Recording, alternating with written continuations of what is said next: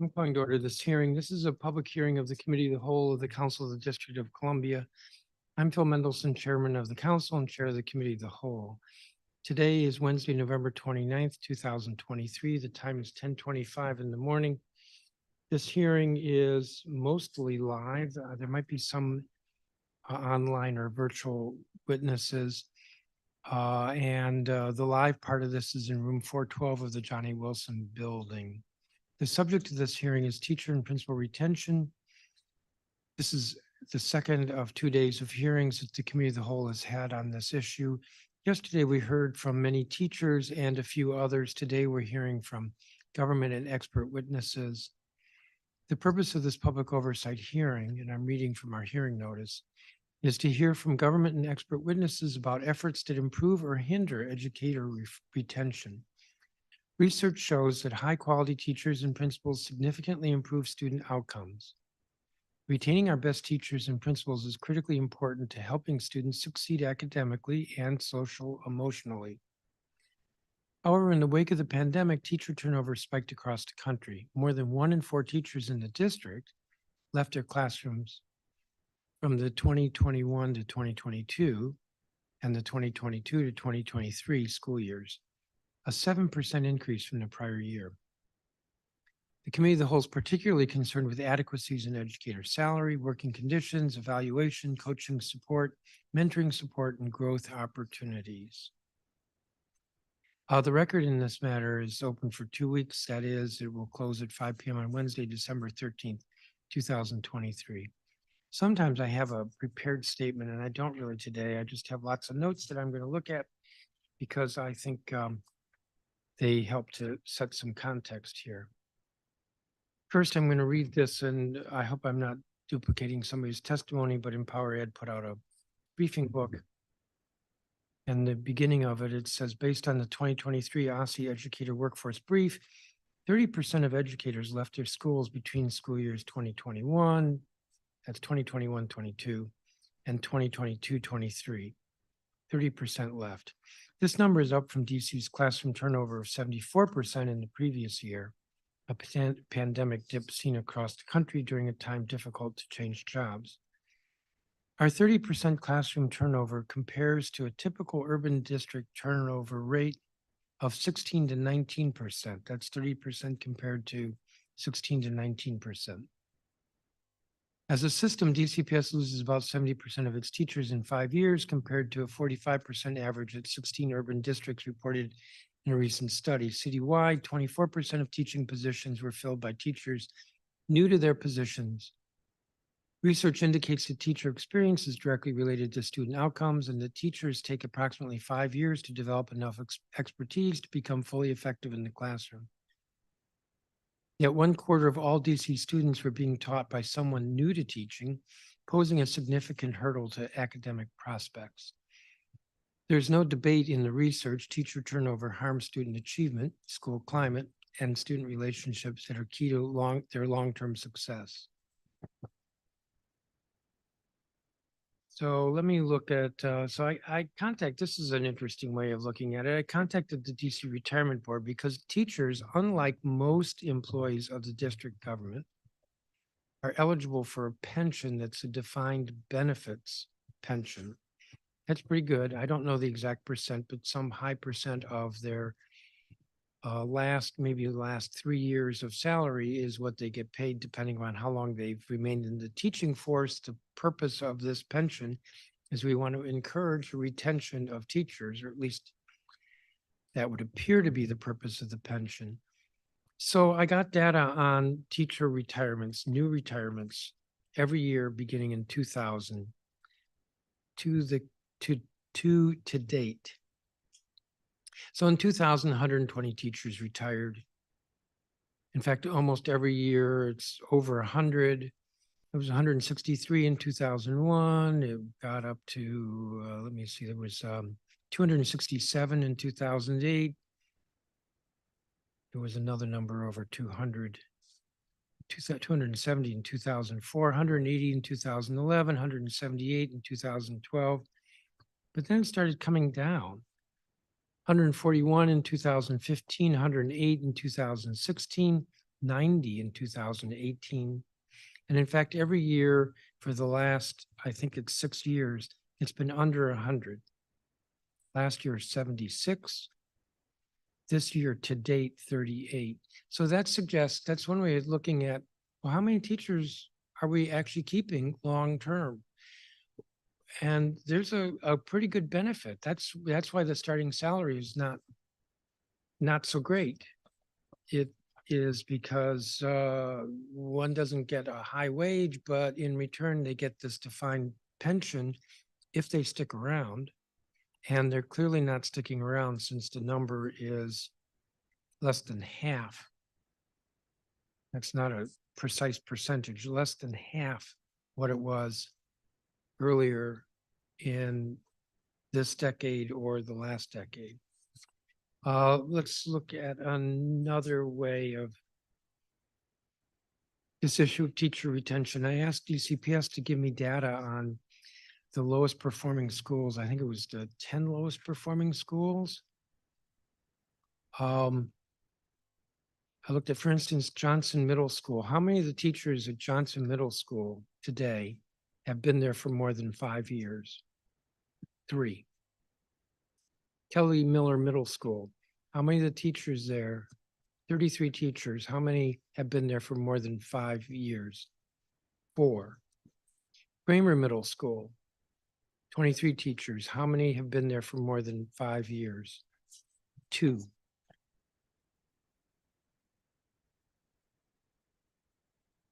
Martin Luther King Elementary School, 27 teachers. How many have been there for more than 5 years? 6. If longevity correlates to academic success, and these are our lowest performing schools, and so few of the teachers are there for more than 5 years, that suggests a problem if we're going to turn that around. I have another piece of data from the Learning Policy Institute.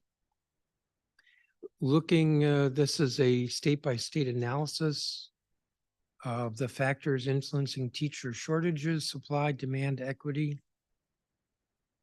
When you compare the district with other states, we are in the top quintile in terms of starting salary. We are just under the top quintile in terms of wage competitiveness. But let's look at working conditions. The bottom quintile in leadership support, bottom quintile in collegiality, bottom quintile in classroom autonomy, almost the bottom quintile in exclusion from school policymaking, bottom quintile in mentoring for early career teachers, bottom quintile for time for professional development, bottom quintile for perceptions of evaluation, bottom quintile for dissatisfaction. That means they're more dissatisfied than other states. A little bit better in test-related job insecurity. We're putting, according to this, we're putting as much, if not more, resources into public education than any other state. But in terms of teaching attractiveness, we're at the bottom, according to that survey.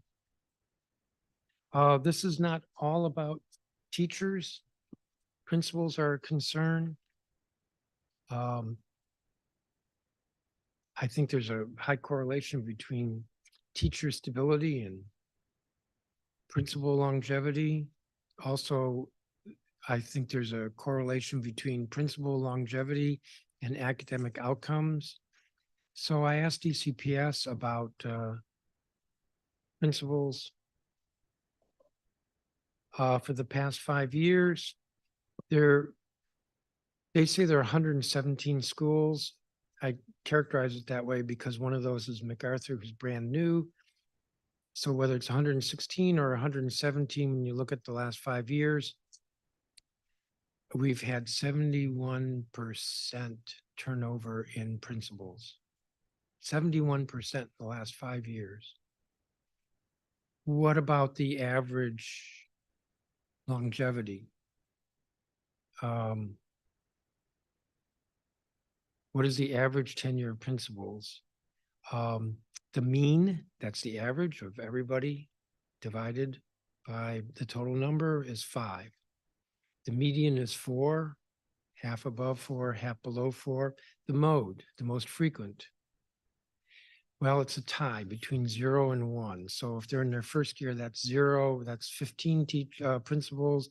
If they've been principal for a year, then that's 15. So 30 out of 117 schools, 0 or 1, the tenure of the principal at their current school. I'm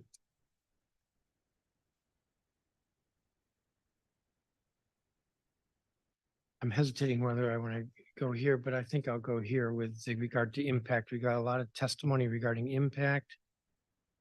This, so we looked at data on impact, and we found that the greater the number of students at a school that are at risk, the fewer the number of teachers who are rated highly effective. So if the at-risk share of the school was under 20%, almost 70% of the teachers were rated highly effective. If the share of at-risk students at the school was over 80%, remember the other number was just under 70%. If the at-risk share is over 80%, 48% of the teachers are highly effective, which suggests a huge amount of bias with regard to impact. So I'd say that, lay all that out there in somewhat of a disorganized way to just set some context for what our concern is with regard to turnover of principals and teachers, and what appears to be a greater than average number compared to other states, but also just a large number on its own. And I don't think that bodes well for improving educational outcomes. Having said that, I think I talked long enough. I've been joined by a colleague. We'll get to witnesses in a second. Councilmember Freeman, do you have an opening statement? Sure, I'll just take a couple of minutes. Thank you, Chairman Mendelson, for holding this hearing. And actually, thank you very much for that review of the data, which is very, very important. You focused on DCPS. I think turnover in the charter sector is even more dramatic. I think in the most recent data, we saw 22% turnover among DCPS teachers, 38% turnover in the charter sector. Understanding what that is about, I think, is going to be a very, very important issue for us. But I also, we have done a lot that's positive on the education landscape in the city, but we have we're also doing things that create a headwind for ourselves. And when you look at performance, the most recent PARCC data, and the PARCC data comes after the pandemic, but I believe it was something like 10% of our Black children were operating at grade level in math, 20% in English, and that's catastrophic. I mean, that is just absolutely catastrophic. And we can't tell ourselves that everything we've done for the last 15 years is right and that's where we're at. That can't be true. We're also spending enormous sums of money on education, and I think we should, but we need to be doing it in ways that are efficient and effective. And we can't be doing that either. And some of the things in this issue of teacher retention, principal retention, and I really want to tip my hat to the State Board of Education, which has focused on this in recent years and done great work and elevated it as the way to see what's happening in our schools.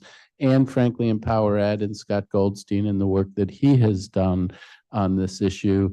This is the window into how we're really going to do the next phase of improving our schools. And I know, Chairman Mendelson, when you spoke about it and you talked about, you sort of asked a question to yourself, do I want to go there on impact? We have to go there on impact. That's on the DCPS side, but the data that you cited, and we've known it for a long time, shows that teachers in schools in very low-income neighborhoods with high levels of at-risk students get judged on in ways that are harsher and result in more turnover than teachers in the community that my children went to. And we have to recognize the challenges that our teachers are facing.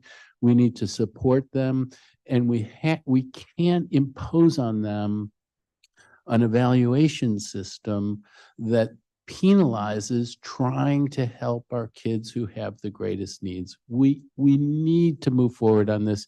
And it's a place that is drenched in ideology. Everybody knows, everybody testifies that when the teachers and administrators come together to craft an evaluation system, that's a resilient evaluation system that improves the performance of the schools and the teachers and leads to the kind of longevity that we want to see.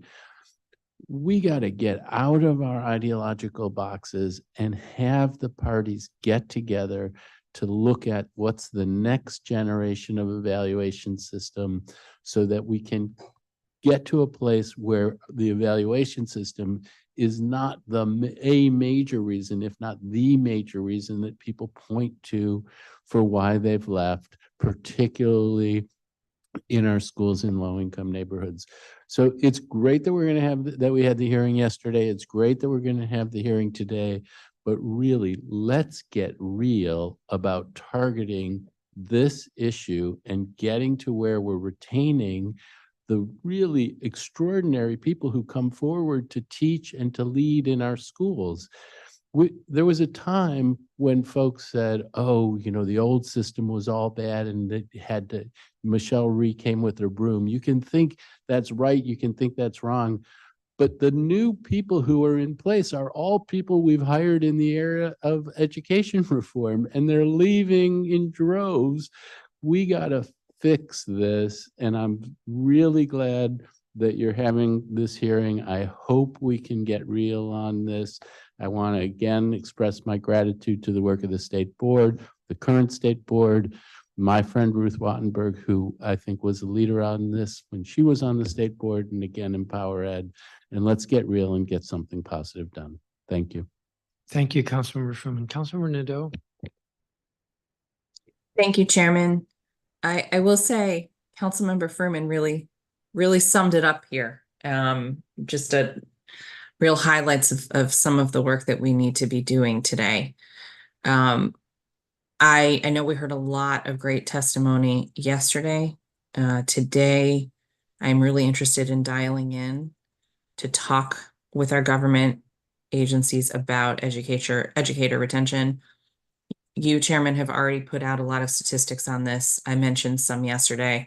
I don't think we need to get into it again today in this statement, but it's clear we have a serious problem, and that problem is having an incredibly serious impact on our children. So I want to talk today with our government witnesses about what we're going to do, what we're really going to do to respond to the needs that teachers have so clearly articulated over and over again. And it can't just be this one fund that we were all fighting over for the FY24 budget. It's got to be more than just a pilot. So let's get into it. I look forward to being here. I'll also be back and forth with the Judiciary Committee, but here for now. So looking forward to hearing from our witnesses. Thank you, Chair. Thank you. I think that's all the council members. So let's go to witnesses. I think I'll divide the list in half. Dr. Richard Ingersoll, who's professor of education and sociology, University of Pennsylvania.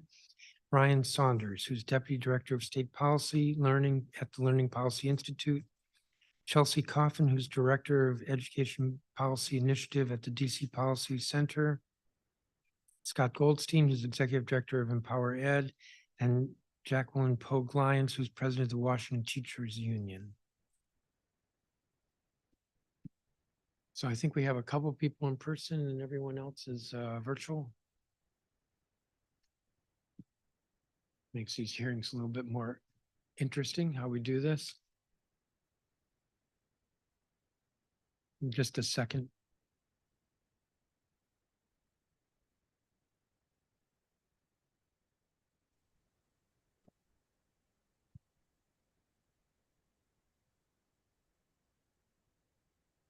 I'm not going to be strict about time limit. My understanding is everyone was told about 5 to 7 minutes. That's what I'm told. They were told. So we'll set the clock at 7. But unless you hear a thump because we're falling off our seats because it went too long, I would say don't feel too stressed over the clock. And Dr. Ingersoll, you're first. Thank you for having me, Chairman Mendelson and members of the City Council. I'm presuming you can hear and see me and that the tech's okay. Yes. Okay.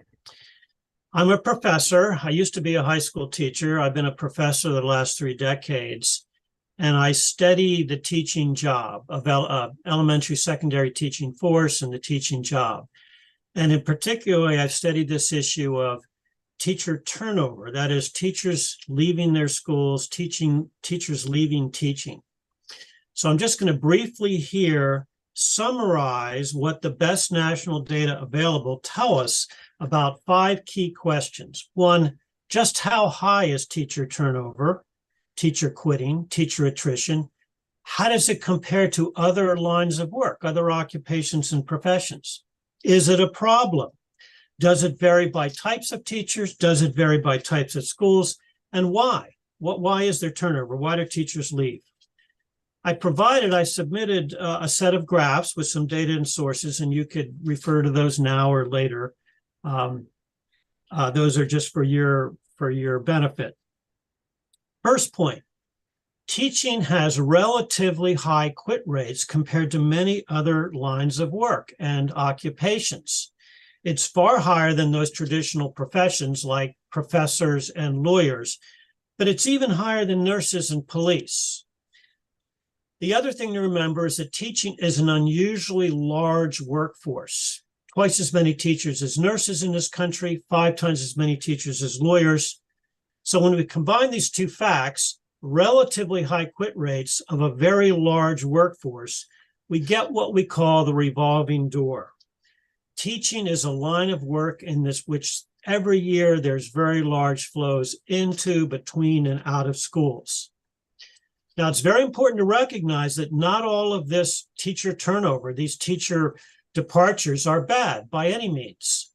There's a lot of research on this, and in general, there's consensus that some degree of employee separations, they're often called, is not only normal, it can be beneficial.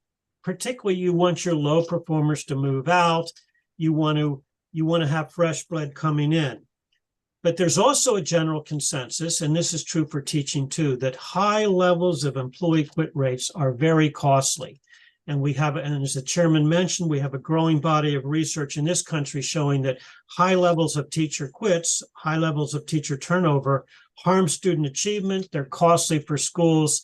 And my own research has showed they're really the main factor behind teacher shortages. It's also important to recognize that the rate at which the revolving door revolves varies. It varies across types of teachers and varies across types of schools. Beginning teachers have amongst the highest rates. And we've repeatedly documented this, that between 40 and 50% of those who come into teaching are gone within 5 years. Very, very high. We've also documented that teachers of color, teachers from underrepresented racial ethnic groups, have significantly higher quit rates and turnover than do white non-Hispanic teachers. In addition, we also, the data show, and you won't be surprised, that there's huge differences in the teacher turnover rates amongst different types of schools. Urban schools have higher rates, high poverty schools have higher rates of teacher turnover, and schools with high percentages of minority and students of color. If we put all these together, urban, low income, high percentage of students of color, those kinds of schools, which are common in DC, often have astronomical rates of teacher turnover. This brings up to my final point, the why question. Why is it that teaching as a line of work has high levels of turnover, employee turnover? And secondly, why are these large differences amongst types of schools? Retirement is a factor, but it's a relatively small factor. And in fact, it's been decreasing. Retirement's actually, the grain aging of the teaching force has gone down in recent years. Another factor is what we call school staffing actions. People laid off, school reorganizations. Another factor is people leave for personal and family reasons. You want to raise babies and you need to care for elderly folks. These are part of life. But the largest, the most significant reasons behind teacher turnover, the high rates, is dissatisfaction. Over 50% of all those who depart their schools every year say they're dissatisfied. What are the sources of the dissatisfaction? Importantly, salaries are not the main factor. That's very important because raising teacher salaries is very expensive. This is a very large workforce. I'm not against it. I'm a former high school teacher who was paid very little. But salaries are not the main factor behind teacher turnover rates. What are the main factors? Accountability and testing, the quality of the leadership in the building, and most importantly, how much voice, how much say do the teachers have into the key decisions in the building that impact their jobs? Quite often, particularly in large urban low-income school districts, it's very top-down. Teachers have very little voice. It's very, very frustrating for teachers. Wonderful reforms come down the pike every year that teachers haven't been asked about, and often they may be a great idea, but they have no hope of succeeding. And this is a significant factor because it wouldn't cost a lot of money, like raising salaries or reducing class size. Those are very expensive reforms, whereas changing the management, the leadership, the decision-making in schools where teachers have more voice, the data show this is very important. And not only is linked with better teacher retention, it's linked with better student achievement. So finally, let me just wrap up here. I think I've used up my 6 or 7 minutes.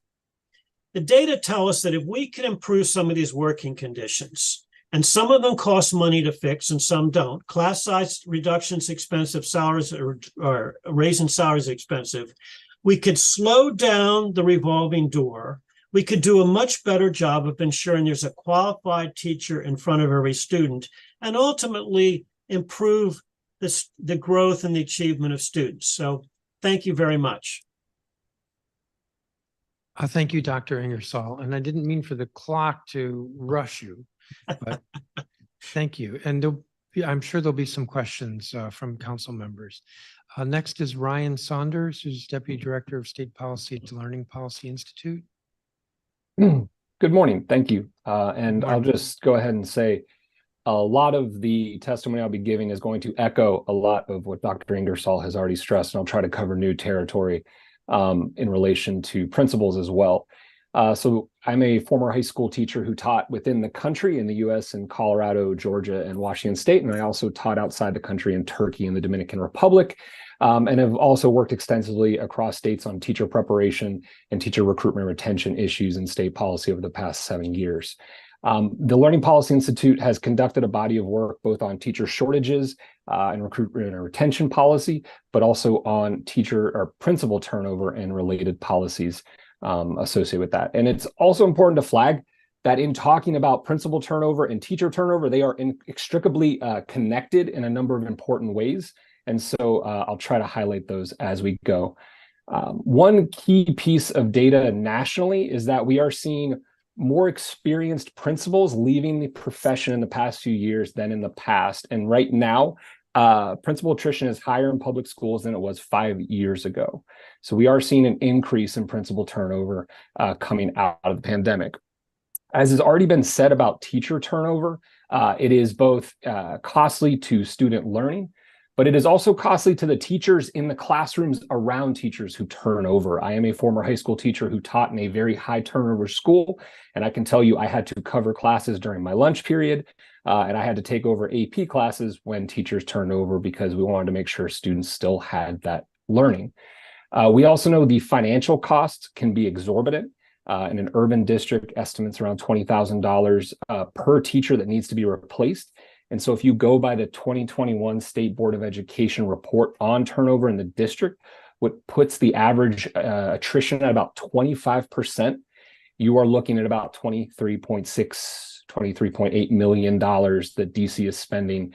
And that is just DCPS spending on replacing teachers each year. So it is very costly and undermines a lot of other efforts that may be made currently to help students recover coming out of the pandemic. So in addition to what we've heard about why teacher turnover is so important, principal turnover also disrupts school functioning, student achievement. Principals, as it's well documented, the second most important school level factor after teachers. Increased principal quality is associated with gains in high school graduation rates and student achievement, and turnover can lead to decreases in student achievement. Studies have found this relationship to be stronger in high poverty, low achieving schools. These are studies at the state level in Texas, North Carolina, and in multiple urban districts have found a clear relationship between principal turnover and lower gains in student test scores across grade and subject areas. Principals also influence teacher turnover. Their ability to create positive working conditions and collaborative supporting learning environments plays a critical role in attracting and retaining qualified teachers, as was highlighted in Dr. Ingersoll's testimony as well.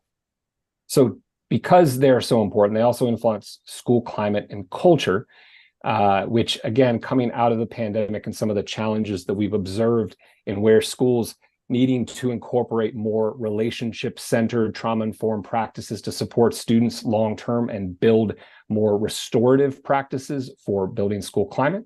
Those are all things that are directly related to the stability of leaders and teachers in schools. So obviously the financial implications for principal turnover are very high, where estimates put it about $75,000 per teacher, or sorry, per principal that needs to be replaced, but that is likely going to be more in some districts. So some of the drivers that have already been highlighted for teacher turnover, we know poor working conditions undermine teachers' interest working conditions. We also know lack of career advancement opportunities and lack of support from leadership. When you look at principals, they've identified their heavy workload as a challenge that often influences their plans to stay in the principalship, especially when you think about the growth of interest in principals as drivers of instructional leadership, on top of already the responsibilities they carry historically. In addition, when you think about the context like DC, the role that principals play in implementing systems like impact teacher evaluation systems and also maintaining school culture and other heavy lift areas for schools.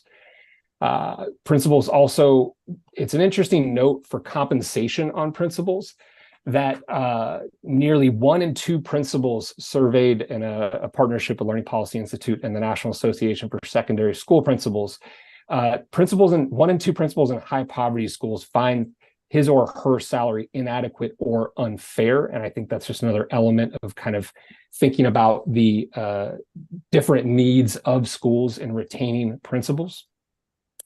We also know that accountability and evaluation both have impacts on principal retention, as well as decision-making and access to professional development.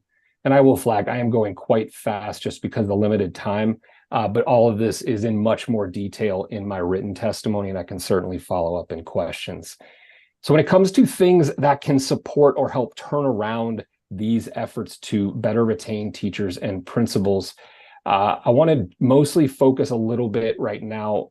When it comes to working conditions, there is no shortage of topics that you all could dig into when it comes to what does it mean to build positive school culture post-pandemic. Particularly in schools that have historically such high rates of teacher turnover. At the same time, when it comes to preparation and thinking about the pipeline of new individuals coming into the profession, I think we have to pay attention to the fact that states, as they have struggled with turnover, have turned increasingly to uncertified or undercertified individuals to fill classes, which exacerbates that revolving door that Dr. Ingersoll was talking about. So when it comes to preparation, we have seen increasing interest, and this covers both principals and teachers, increasing interest in clinically intensive within school learning opportunities and preparation opportunities. So you see interest in apprenticeships, you see interest in grow your own programs that try to tap individuals already working in schools who have a relationship with students to then grow to become teachers, whether they're paraprofessionals or other staff. But it's important to remember that the learning environments that those individuals will be engaged with in their preparation are the same learning environments that we realize have poor working conditions for teachers that are leaving the profession. So until we do something about the working conditions for practicing teachers and practicing principals, a lot of our efforts on the preparation front are going to be undermined in that push to expand access to quality teaching, things like that. So I know I'm well over time. I don't want to go too much further. There's a lot of other things I could say, but I will pause here and thank you all for the time. Thank you very much. Next, we'll hear from Chelsea Coffin. Good morning, Chairman Mendelson, Councilmember Nadeau, Councilmember Fruman, and members of the Committee of the Whole. My name is Chelsea Coffin, and I'm the Director of the Education Policy Initiative at the DC Policy Center, an independent think tank focused on advancing policies for a growing and vibrant economy in DC.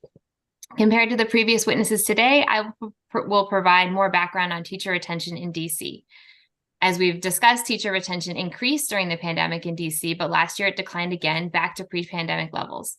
In my testimony, I will focus on 4 findings on these teacher retention trends and offer some recommendations. My testimony is based on an analysis of DC educator workforce data for school years 2021, 2022, and 2022-2023, as well as listening sessions with teachers to inform our upcoming State of DC Schools report. So in the first finding, in the fall of 2022, the average school in DC retained 70% of teachers. This is defined more narrowly as staying in the same role at the same school. This means that schools had to replace 30% of their teachers, which is a large share. However, there was a lot of variation in DC. Half of schools in DC experienced retention within 60 to 80%, but the experiences varied greatly among other schools. 6 schools even managed to retain 90% of their teachers, and 3 schools retained under 30% only. On the second finding, teacher retention in 2022-23 was lower than the previous 2 school years during the pandemic, which teacher retention reached a peak of 81% in 2020-2021. This is likely because fewer teachers changed jobs during the first 2 years of the pandemic when there was a lot of uncertainty. After the pandemic, average retention decreased by 4 percentage points between 2021-2022 and 2022-23. Most schools fell between a decrease of 10 percentage points and an increase of 10 percentage points in retention. But there is a positive story. 50 schools in DC experienced a gain in retention that is higher than 10 percentage points and up to a 33% increase after the pandemic. Out of these schools with that increased their retention, 26 already had high retention, above 80% in 2022-21. And then on the third finding, we looked at student demographics and school year turnover, and it doesn't explain the variation in teacher retention across schools in DC. Retention is not correlated with the percent of students who are at risk in DC, which can be negatively associated with retention, although it is lower at schools in wards 2, 5, 7, and 8, which suggests that some neighborhood trends may have an impact on retention. And principal retention, which can also impact teacher retention at DCPS schools, data were not available for charters, was not associated with teacher retention in school year 2022-23. Ideally, data for more years is needed to know if this trend is specific only to these 2 years of data or longer term trends.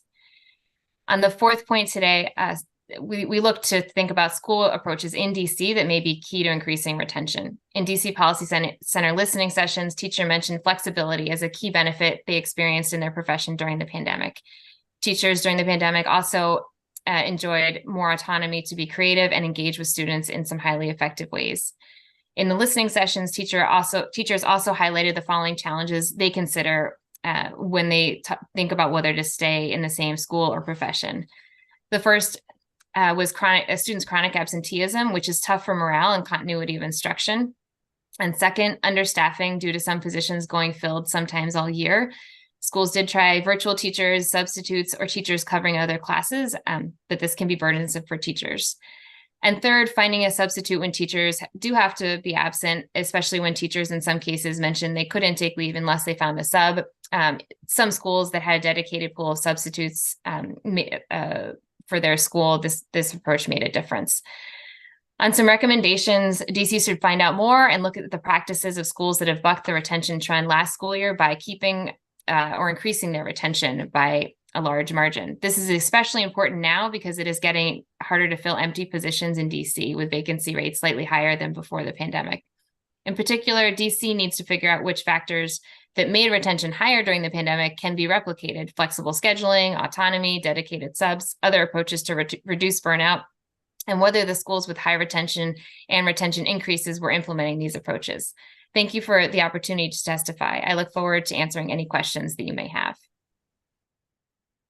Thank you, Ms. Coffin. Scott Goldstein. Good morning, council members and staff. My name is Scott Goldstein. I'm the executive director of the DC teacher organization Empower Ed. I want to start by retelling a story from workplace guru and author Simon Sinek. He was in Las Vegas staying at the Four Seasons, and he went to get coffee in the lobby. The barista's name was Noah. Noah was very charming, so they had a long conversation, and he asked him, "Do you like your job?" Without skipping a beat, Noah said, "I love my job." He found his exuberance unusual. This is what he does. He studies work, and he rarely hears someone say they love their job. People say they like their jobs, but it's rare to say it with so much emotion. So he asked him specifically, "What does the Four Seasons do that would make you say, 'I love my job'?" And he immediately said, "Throughout the day, managers will walk past me and ask me how I'm doing and if there's anything I need to be able to do my job better. Not just my manager, any manager." And then he said, "I also work at Caesar's Palace. And there my managers walk past us and try to catch us when we're doing something wrong. There, the managers always try to drive performance and make sure we hit our numbers. There, I keep my head below the radar, get through the day, and I collect my paycheck. Only at the Four Seasons can I be myself." Sinek notes, this is the exact same human being working in two different companies, and yet our experience of him is profoundly different, not because of him, but because of the leadership environment in which he works. The art of leadership is to create the environment where people work at their natural best. If you want to know why DC teacher turnover is higher than other cities, the number one reason is that our management approach, one that education reform leaders for the last 20 years have been trained to take, is more like Caesar's Palace than the Four Seasons. Instead of walking around the building and saying, "What do you need to do your job better? Can I step down and help you in your classroom?" Or walking in and saying, "You arrived 5 minutes late. You didn't use the right lesson plan template. You didn't. You might hear about a bunch of strategies we take to retain teachers today, but as the saying goes, culture eats strategy for breakfast. Educator retention is at the heart of Empower Ed's mission. For the past 6 years, Empower Ed has focused our full attention on studying and solving this critical problem that undermines student success.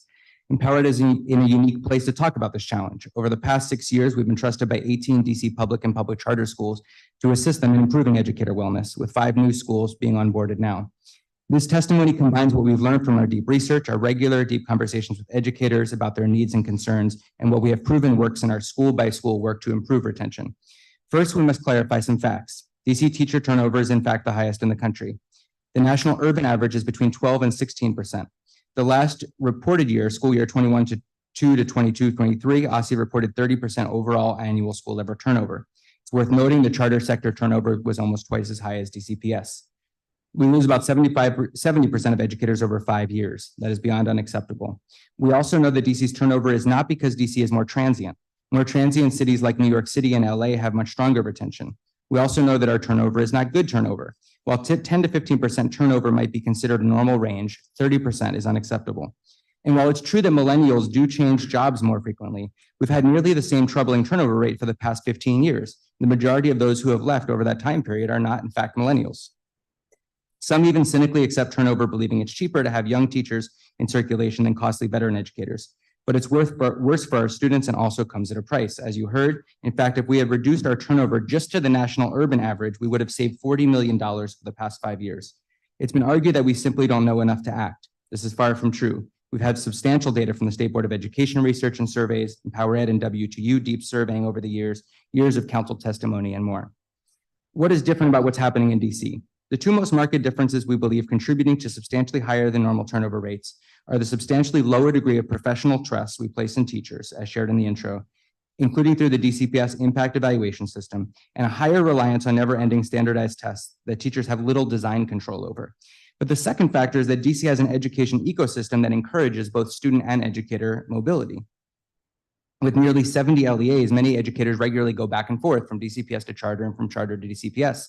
They go from DCPS to charter schools because they want more flexibility and more autonomy in their life. Then they go back from charter to DCPS because they want a union contract and they want higher pay. This is precisely why we need the mayor and the council's help in leveling the playing field to provide stronger retention across sectors and push our system away from the approach over the last 15 years that has been built on distrust for educators and their professionalism. We know why teachers are leaving. We also know this issue is solvable.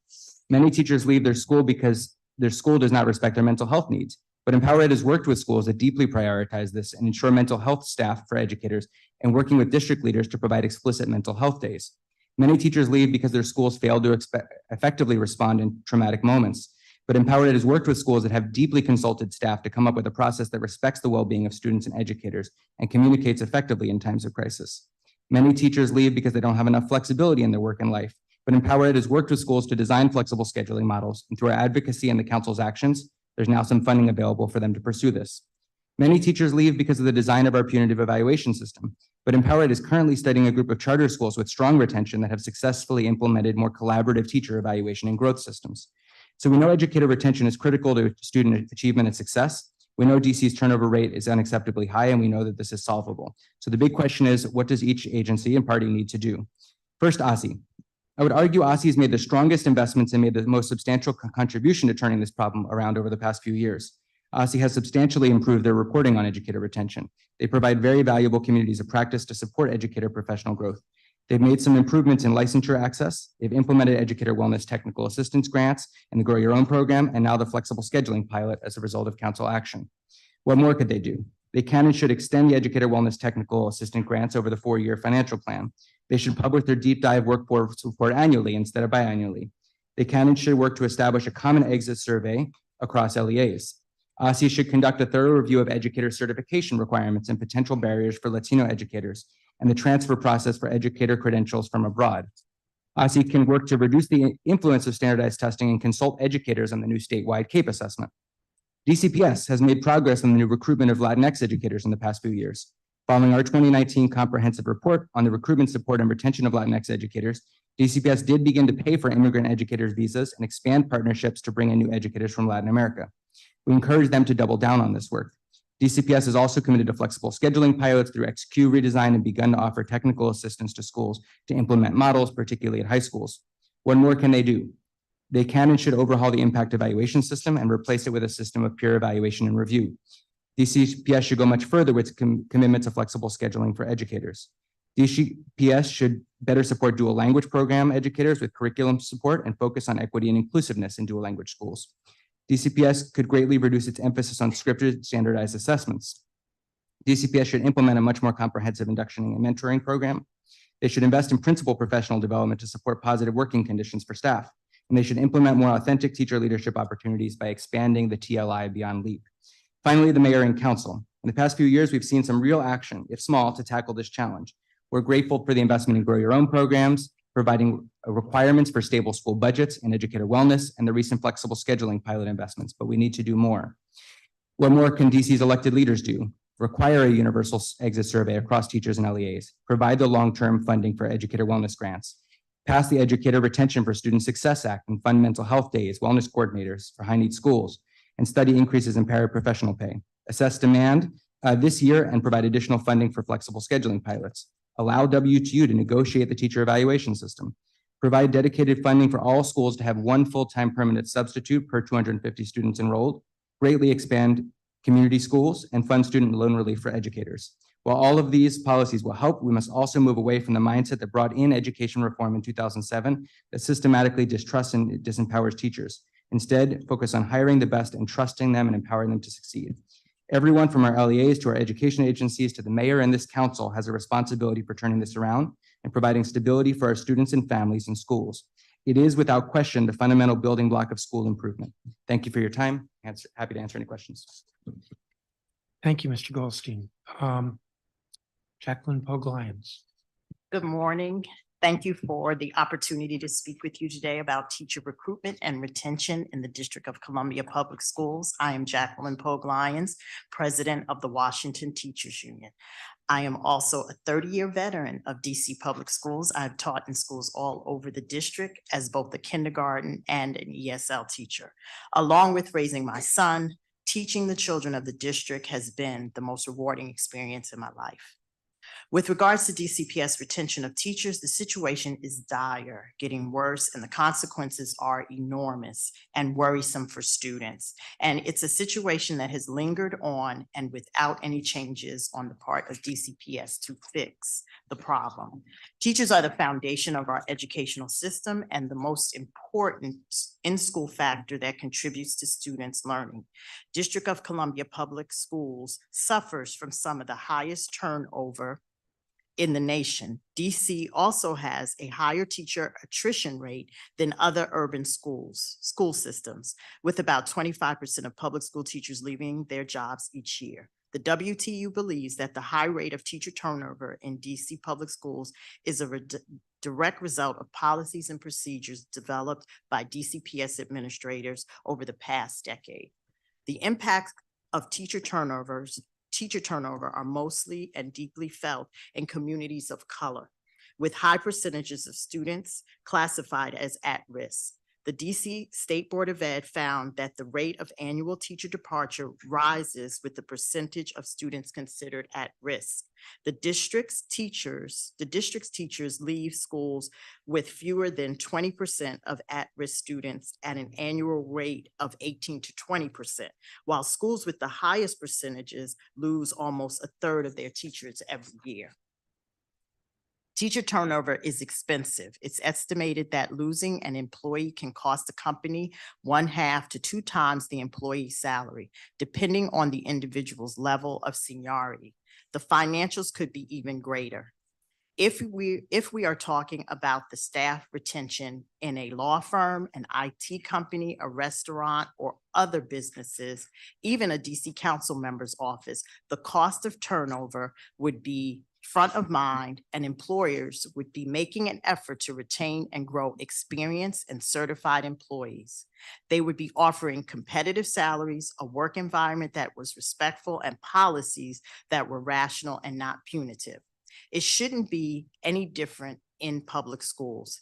And what makes the city's high teacher turnover rate so troubling is the evidence that strong teacher-student relationships are critical to student success. Strong relationships with teachers and school staff can dramatically enhance a student's level of motivation, therefore promote learning. Students, especially students of color who have access to more strong relationships and diverse teachers, are more academically engaged, have stronger social skills, and experience more positive behavior. Teachers are tasked with providing the very foundation for our kids' lives. Past chancellors, Chancellor Rhee and Kyer Henderson, often spoke about how having a high-quality educator was the most critical factor in student achievement, and how their goal was to have highly effective teachers in every classroom. While the WTU certainly didn't agree with many of their policies and statements, we do agree with the sentiment that teachers are the most important factor in student learning, and we believe that our city must invest in our educator workforce. DC cannot grow and develop teachers into highly effective educators if the city is forcing them out of our classrooms and our professions. Sadly, DCPS doesn't feel any urgency or show interest in making changes necessary to improve recruitment and retention of teachers and other school employees. Teachers are burnt out, they work long hours, they deal with stress related to their own health and safety, as well as the health and safety of their students. They are pressured to help kids catch up and make up lost learning. They're required to test students weekly. Under these conditions, we will continue to see teachers leave the profession, exacerbating what is already a chronic problem in the District of Columbia. Additionally, DCPS has been woefully negligent in doing whatever it takes to fill those vacancies. For nearly every core subject, here are the subject areas with the most openings according to DCPS's most recent vacancy list in early November. 33 special education position openings, 16 openings for elementary school teachers, 11 unfilled world language teachers, 9 English as a second language teacher positions, 8 English language arts and reading positions, 6 openings for math teacher positions, 3 science teacher positions. DCPS also has 21 unfilled psychologist positions, 11 social worker openings, 5 counselor vacancies, and 4 unfilled librarian positions. This is a profoundly frustrating list, and it's not simply impacting other teachers who are filling in these classes, giving up their lunch and planning periods to try to fill in for these empty positions. It is our students who miss out on vital learning and vital services. These are positions that serve our city's most vulnerable students, special education and ESL, and positions to help our students deal with trauma, their well-being, and others that assist in the desperately needed help, especially after COVID. These positions, in many cases, have been unfilled this entire year. It's a continuing situation that should have been dealt with long ago. This will set kids back, and it is a tragedy. In addition to providing competitive salaries and enhanced benefits, there are some real solutions DCPS could implement to attract and keep educators and other support staff. Here are my top and the WTU's top suggestions on how DCPS can attract more educators and keep them in our city schools. Reduce violence in or near our schools. This is a crisis that DCPS seems unwilling to face and deal with. A WTU survey released in August found extensive student on staff violence, including assaults, punching, slapping, roping, and physical threats. Students have been shot on or near school grounds. Teachers are experiencing severe anxiety and depression, and nearly a third said they took time off or asked for a reduced work schedule and even considered leaving the profession. Incredibly, DCPS has ignored a proposal, a memorandum of understanding that the WTU offered, which would address these issues with common sense solutions. We should also make an effort to put into place what researchers have found to be effective in supporting teacher retention and preventing turnover. Dr. Richard Ingersoll of the University of Pennsylvania has done extensive research on this subject. He believes that a more comprehensive induction program for new teachers would decrease the high turnover rate for teachers who work in underserved communities. Dr. Ingersoll's research has been highlighted by the Alliance for Excellent Education. He states that a comprehensive induction program combines the following components. 1, high quality mentoring with rigorous mentor selection. 2, common planning time for regular scheduled interactions with other teachers. 3, participation in seminars and intense professional development. And 4, ongoing communication and support from teachers and administrators. Next, do something finally and once and for all about the unfair and racially biased impact teacher evaluation policy. Impact has created an environment that, according to the American University study, is racially biased, with white teachers on average receiving higher scores on their evaluation than their Black and Hispanic colleagues. Previous research by the Al Shanker Institute found that between 2007, when Impact was implemented, in 2011, the proportion of DC teaching force that was white increased substantially, more than doubling from 16% to 39%. At the same time, the Black share of the workforce contracted by a similar amount, from 77% to 49%. American University has also found that Impact also creates a culture of fear and falls short of supporting teacher growth. Impact is one of the terrible legacies of the Michelle Rhee era, and must be scrapped and rewritten with input from educators. As the law stands now, changing the impact evaluation system is not permissible in bargaining for our contract, but you, the DC Council, can change the law so that we are able to negotiate a fair and effective teacher evaluation system that will help assist teachers and students to be their best.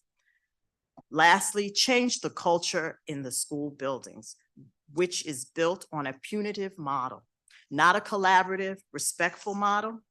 Council members, if DCPS doesn't do what's necessary to attract and keep teachers and other school employees, what kind of public school system will we have? What kind of quality education will we be able to provide? As it stands now, because of the vacancies, we have overcrowded classrooms, inadequate special education, ESL education, and provide far too little social and emotional assistance for our students. This has dire consequences for the future of our students and of our city. And let me conclude with this. DCPS has an incredibly frustrating pattern of allowing our contract to expire before agreeing to bargaining sessions. This is happening right now. Our contract expired on September 30th. This is maddening for every single educator. Educators want to be sure they have a future with DCPS and have the guarantees provided for in our contract. We don't want to hear back. We don't want to hear back from DCPS about bargaining the contract or even memorandums of understanding outside the contract about incredibly important issues like school violence, educators' questions, whether they made the right decision to come or stay in DC public schools. It shouldn't be like pulling teeth to get the chancellor and his team to get to the bargaining table and hammer out a contract. We need to get it done. How many times do I have to discuss recruitment and retention issues with DCPS and come away feeling that nothing will be done? In preparing this statement, I look back at my statements to the council on teacher turnover in December 2001 and October 2022, and unfortunately, very little has changed. We are doing a grave disservice to DCPS students and their families. They deserve better than this. I'd like to thank the council for their support of WTU and our city's wonderful teachers. I appreciate that you raise important issues like teacher recruitment and retention, and also for your support of teaching and learning in DC public schools. We have a long way to go, but working together is the best way to achieve it with our common goals. And thank you for giving me extra time. I appreciate it. Thank you. Thank you, each of you. We'll have one round of 15 minutes for questions. See how that works. And I will start. Ms. Poglyens, you had at the end discussion about the CBA collective bargaining agreement. Is that because it's not as important as the other issues that you highlighted? I highlighted, what I highlighted are all issues that are very important to teachers. I'm just trying to get a sense of ranking here. They're all important. I think school culture is important, impact is important, having the contract signed on time. I keep saying it 100 times. I am like a unicorn. You don't find many people who have 30 years of experience in teaching, who've been in the district for 30 years. It's been the most rewarding thing I've done. But this system is totally different than the system I entered 30 years ago. And what's tragic to me is I know how rewarding it can be, and I know what we can get back to what we were. But our young teachers, our average teacher's 31 years old. We have to prioritize everything that I said in order to get teachers to come and stay. But it would be wrong to infer the collective bargaining, the getting an agreement is less important than the other points. Correct? Agreed.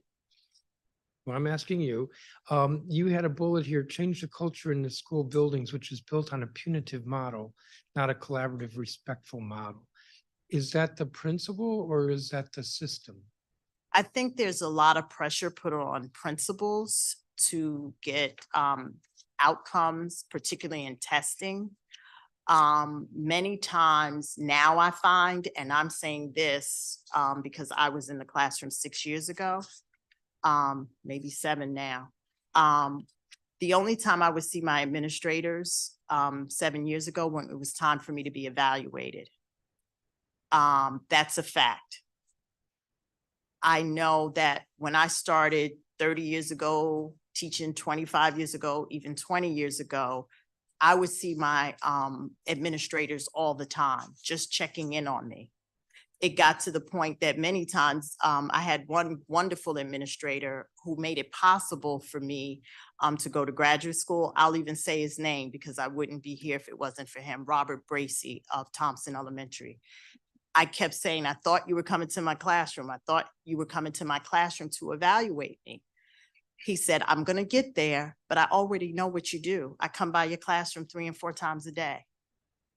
So we don't see that. He would come to the classroom not just to evaluate me, just to check in to see how I was doing, especially if he knew as a kindergarten teacher, my aide was out sick. Do I need to get you something to drink? Who's coming in to support you? It was an interaction so that by the time he came into my classroom to evaluate, he already knew what I was doing. That's gone away. And that's because there's so much pressure put on administrators and there's so much pressure put on teachers. So it's the pressure that's creating this punitive Right. culture. And it's also its impact, because impact, many people don't know, was originally used in corporations. Corporations that felt at one point they had too many people, too many middle management folks, and they didn't know what they were doing. They didn't know if they were producing any product. And they came in, and yes, they did get rid of folks that they say weren't productive. They did get rid of a lot of middle management people, but there are certain things that they found that it stifled creativity, that it created competition between workers, and that at certain points, when you get rid of everyone, you always have to find someone that's not performing and someone that's not going to do well when they're evaluated. And so we know that it's not a fair evaluation system, because even one of our top administrators who left to go to another system said he wasn't going to use it, and he didn't. Let me shift. I want to ask some questions of Dr. Ingersoll and Mr. Saunders. Both of you talked about problems across the country in educational systems with turnover. The turnover is higher in the teaching profession than in other professions. What we're hearing in the district is that the problem is greater in the district than nationally. Do you disagree with that? Dr. Ingersoll? Well, I haven't studied the district, but we've heard today a couple different witnesses say that at the building level, we're talking about an annual departure rate of 30%. That's, if I'm getting that right, that's very, very high. I mean, a third of the faculty are leaving the buildings on average each and every year. That's very costly in all kinds of ways. So yes, DC looks very grim in terms of teacher retention compared to the nation. Mr. Saunders? And I think what I was struck by when I first, what was it, 2019 or 2018, when the state board first produced their turnover report, was just the extreme gaps between schools that had upwards of 30 to 40% yearly turnover versus schools that had more stable workforce. And I think obviously that tracks with a whole bunch of other factors.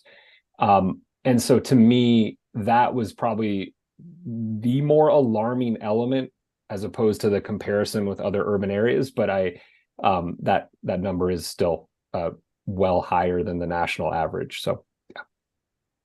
So I just want to kind of emphasize this. It's sort of a point that educational leaders in the district who might be feeling a bit defensive because the council is questioning about this issue of turnover, they shouldn't take solace in what you're saying that we're at the average, we don't have to worry, everything is fine. That's not what you're saying. So unless you disagree, let me move to the next question I have for each of you, which is, so if turnover is a challenge in the teaching profession, whether the district is above average or below average, are there things that can be done to turn this around, to get us from whatever number it is, 30% or 15%, to get it down to 10% or less? Are there things we can be doing? Dr. Ingersoll? Yes. I'll suggest two things here, and this is consistent with what a number of the other witnesses have talked about. First, support for beginning teachers. Teacher quit rates are very high in those first 5 years. We have now a history of induction and mentoring and support programs for beginning teachers. And we have strong data showing that if done well and thoughtfully, they improve teacher retention. Remember those earlier figures, 50%, 40-50% of beginning teachers leave within the first 5 years. Slows that down, improves their classroom teaching, and improves student achievement. So that's one reform, is support induction mentoring programs for beginning teachers. Those do cost some money, but we have research showing that it pays off. Second thing, and I mentioned this earlier, is the issue of who makes the decisions in the building and how much, if any, input do teachers have. This was a strong point Scott Goldstein was making, empowering teachers and giving some teachers some input, having a school level. A number of states have now implemented that every school needs to have a school level team or committee. Administrators are on it, teachers are on it. And these are not just advisory. These committees make the decisions in the building. And we have strong data showing that it works. Not easy to do, but that's a management change that's not it's not nearly as costly as some other types of reforms. So those two things, support for beginning teachers and giving teachers more input into decision-making in the schools. Mr. Saunders? And I'll just echo those and add a few additional items. I think mentoring and induction for principals as well has the knock-on effect for supporting teachers in their work. And principals have expressed challenges in accessing professional development opportunities because of their workload, but also expressed not feeling supported by their districts and by leadership in kind of actively supporting their professional growth. And so that's something where I think for the DC context in particular, digging further on how principals feel about their opportunities to grow and learn and how they are being supported in practice as well as going into the principalship. I will also make a mention of national board certification. There are no shortage of ways individuals, districts, states can support teacher leadership and teacher growth. But if you were looking for an immediate and long-term opportunity to build teacher skill and retention, national board certification is right in front of you and very effective in its as it's been implemented across a number of states. And I'll tack it on to Dr. Ingersoll's point. If you want to build effective mentoring systems, you need effective mentors. And we know that not every good teacher is set up to be an effective mentor right off the bat. You need to develop their skills. National board certification is one way to do that. There is some small scale evidence currently that they have a benefit to beginning teachers that they support. We also know it supports student learning. We know it supports teacher retention. And there's research that looks at the scale of teacher leadership for a growing cadre of national board certified teachers within a school that can support principals in taking some of the responsibilities or some of those leadership kind of pressures that can often fall just to principals. And kind of back to Dr. Ingersoll's point about shared responsibilities, shared decision-making, national board certification sets a lot of teachers up to do more of that. So that's also kind of speaking to what I spoke to originally about the need for advancement opportunities and giving practicing teachers those opportunities, with the caveat that teachers have struggled with burnout coming out of the pandemic. They are struggling in a lot of different ways. And so I'm not suggesting the national board certification saying, hey, do more, learn more, just to kind of get by as the panacea. But I think it's an important consideration when you think about the other pieces that we're talking about. And then I will also just echo Scott Goldstein mentioned peer assistance and review programs. And I think that's another area where thinking about how evaluation systems are implemented, whether they're simply carried out by principals and assistant principals or external evaluators, or done so in many peer assistance and review models where expert teachers within the schools are tasked with supporting individuals in different structures. So again, it kind of shifts some of those power dynamics and is something that we have seen done in different states. One thing I'll also flag about national board certification, states provide stipends to boost compensation for those individuals who both seek it and attain national board certification. And there are stipends in Washington State and California that have demonstrated progress in bringing national board certified teachers to schools that have had higher turnover or a quote unquote high need. And again, that's a key tool to trying to turn back some of the turnover trends in some of those schools. So those are a few other additional things. I did want to ask a question about evaluation systems. Have either of you, again, Dr. Ingersoll, or you, Mr. Saunders, have you seen evaluation systems in other jurisdictions that teachers appreciate? I think I'm looking for a silver bullet here. Maybe that's a little unfair, but you could say, you know, Clark County, Alabama has a great evaluation system. Dr. Ingersoll, do you want to start first? I can. You're muted, Dr. Ingersoll. Okay, thank you. I'm not sure I can hold up a specific place, a specific district, because this is a moving train. There's a great deal of experimentation, both good and bad, around how to fairly objectively evaluate teachers and separate the really great from the good, from the fair to the terrible. And there are good models out there. And one of the other witnesses mentioned earlier that it's very important when you design these instruments, these evaluation systems, that you bring the teachers into the discussion. This is not just true for teaching, it's across the economy that evaluation systems that the employees don't believe in don't work very well. So you need to sort of bring them into the discussion and design something that's fair and objective. And yes, it's possible to do this. So there's models out there, and hopefully one of the other witnesses can give you a specific place.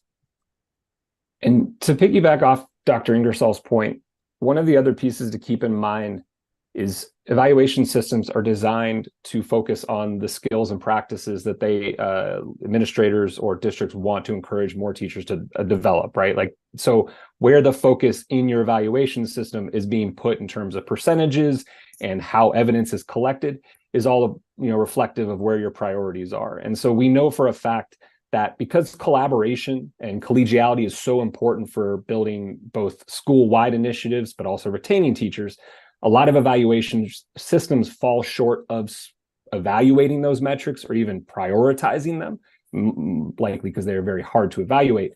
But we have seen movement in states like New Mexico, who recently underwent a whole process of revising their evaluation system. West Virginia is an interesting system which continues to be in flux, but has a lot of different ways it collects evidence from teachers to demonstrate their progress.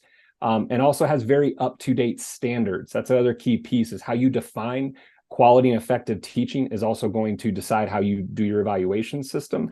And we know a lot of states have not revised their state standards or teaching standards in a decade or more. And we have a lot of research on the science, learning, development, how relationships are built, and where we hope teachers would incorporate those practices into their teaching. That we don't necessarily see an evaluation system. So those are two that I might point to. There are some others that we can certainly, we have a few other examples from Dr. Linda Darling-Hammond, who is the president of the Learning Policy Institute. Thank you. Thank you, and I'm out of time. Councilmember Fruman. Thank you very much, Chairman Mendelson. Ms. Coffin, I'm going to start with a few questions for you, and one of them is a little bit off topic, although it was raised. Do you have a sense of how much money we are spending per student compared to other places around the country? I know that would be adjusted for cost of living, but I think there was a comment that we spend a lot, and I made the comment that we spent a lot. You look at this data in the district and perhaps relative to other places. Do you have a sense of what our spending looks like? Thanks very much for the question, Councilmember Fruman. I know that our spending is higher, especially compared to other states and some urban districts.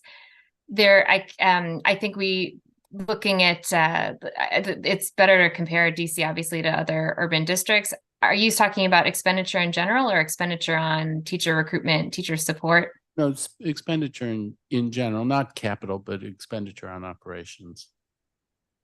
Yeah, I think we could definitely get back to you with some more some better comparisons to other urban districts, but DC does spend more than other states per student. So, and in more back on topic, when you describe the things that lead to teacher dissatisfaction, and I guess I interpreted it as why teachers would leave, it was different than the things that other people spoke to. You didn't talk at all about some of these internal school I didn't think you talked about the internal school culture stuff, and or the impact evaluation system or evaluation generally. I think when the state board did their survey, that turned up a lot. Is it that you didn't hear that, or help me understand why I wasn't hearing that in your testimony in the same way? Do you think it's not the case that it's a source of teacher departures? Thanks very much. So when we spoke with teachers for these listening sessions, we asked them kind of what was leading to their decision to stay at their same school or continue. And this is at a different moment, I think, than the State Board of Education survey, where it was this moment where the pandemic was in a very different place. And I think teachers were focusing on issues that were kind of more specific to that time in education. But we didn't hear from teachers in these listening sessions that impact rose to the top of the list for them. We heard a lot about flexible scheduling and about autonomy. And I think and I think in general, thinking about DC as what is different about DC in terms of teacher retention and teacher practices and schools compared to other districts that have success, and what is different within DC schools that's allowing some schools to increase retention after the pandemic is really important. And I think when you see so much variation within DCPS, for example, all of DCPS schools implement impact, but what's different about some DCPS schools that do have persistently high retention and were able to increase retention, whereas most schools saw this kind of reverse in trends back to the average pandemic. So I think those are some things that I'm interested in, and also how DC has a different teacher population compared to other districts and where I think this could be it could be interesting to look at where teachers go after teaching. Are they more likely to go to policy jobs, or are they more likely to go back to school than other districts? Are we recruiting different types of teachers in DC than other districts are recruiting, and why? I think those are some of the questions. Why is, or is it just that the school conditions are so different in DC than in other districts that have high retention, especially in the area where there's a high cost of living and so on? I think those are some of the questions that I'd be thinking about. We didn't hear so much about impact in our listening sessions. I mean, it is striking because everywhere I go, I do hear it, and in other surveys it turns up, and to some extent, like, there may be differences in levels of retention in different schools. I think in the schools that my children went to, I think retention was always very high, and I think the impact was less, because you see what the effect of impact is in different parts of the city. So the fact that there could be some places inside of DCPS where retention went up and some places where it went down doesn't mean, oh, that means impact has no effect on retention, because impact has different effects in different parts of the city. I guess the reason that I started by asking about the dollars was that I wonder how you think we're doing, because we're 16 years, 17 years into what I think of as the education reform experiment, and some of the data that I see, the recent PARCC scores, and again, obviously affected significantly by the pandemic, very, very troubling. You did the report a little while ago where I think you said 8 in 100 of our ninth graders were likely to finish college in 6 years. I mean, given the spending that we're undertaking, how are we doing? And are you content with the operation of the education reform model over this last 17 years? That's a really big question, and I think it's a really important one for DC. You have 50 seconds. Okay, I'll try. No, I'm So- kidding. I'm kidding. It's so important for DC to continue to grapple with where and how we are doing the best for our students, not just. And I think it's important to remember a few things. I think I won't in the next 50 seconds have an evaluation for you ready on the last 15 years of school reform in DC, but I think it's really critical to think about the impact that the pandemic has had on students in DC, where DC schools did stay fully virtual for much longer than anywhere else in the country, almost anywhere else in the country. And I think when we look at statewide assessment, when we look at PARCC, I don't remember the exact years, but the outcomes on PARCC are kind of 5 and 7 years behind where we were before the pandemic. We really saw a huge drop after that disruption in learning and everything else that impacted student well-being. And I also want to surface the high levels of chronic absenteeism that we're seeing post-pandemic. I mean, these are real issues. And I think that the next, 3 to 5 years are going to be critical in DC for reestablishing norms around a lot of things. And I think getting those foundations in place on the student side for chronic absenteeism and enabling conditions for learning, also related to teacher quality and morale. But I don't think that, I think I feel like that's something that we really stay focused on at the Policy Center now, is how schools are recovering for the pandemic. And again, where they're doing the best for students and more hopeful for this school year. So I'm gonna run out of time. I guess I have 6 minutes, so a little bit of time. Sticking with you, Ms. Coffin, the numbers for the charter sector are enormous. And I think when you talked about the data that you looked at, you weren't looking at the charter sector data, but what is your take on the data that we see, I think in between 21, 22 and 22, 23, it was 38% turnover in the charter sector. And there was some reference to some of the charter LEAs that actually are doing quite well, which would mean that a whole bunch of them could have even higher than 38%. So what's your take on turnover in the charter sector, or your explanation for it? Yeah, that's a great question. I think it will be really informative to hear from some school leaders later today on the CPS and charter side. I think this is another, it also makes me think of the impact of impact. And if charters have a much higher turnover, that's not telling the full story on some of these, or that maybe some other evaluation systems are kind of to look what's going on there.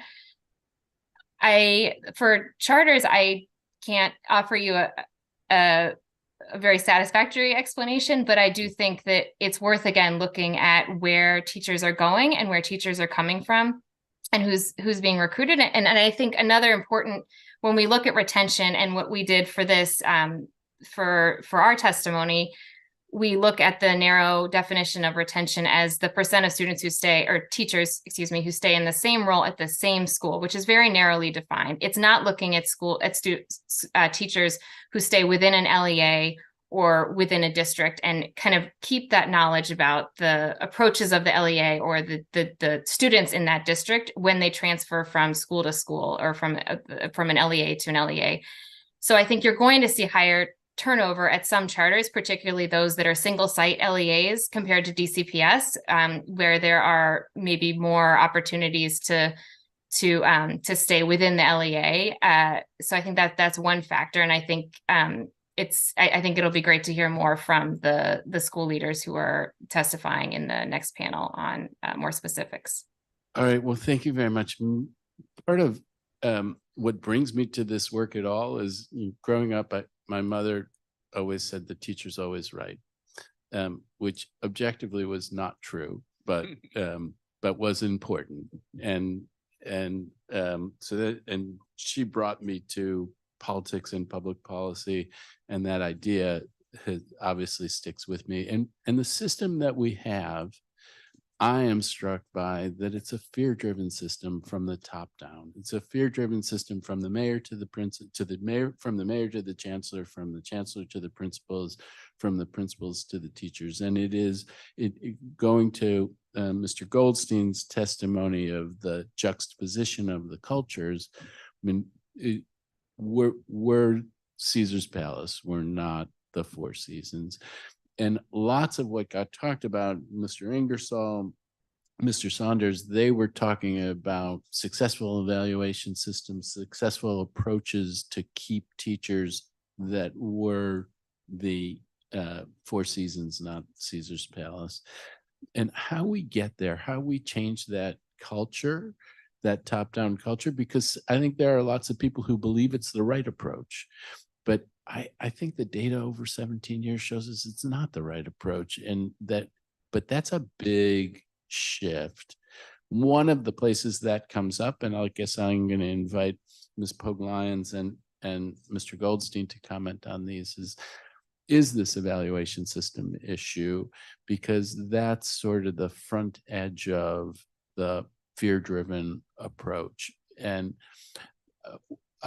to what extent have you, either of you, been able to have meaningful conversations with leadership at DCPS about differing views around evaluation? I know it can't be a topic of the negotiation, but it doesn't mean it can't be a topic of any kind of conversation.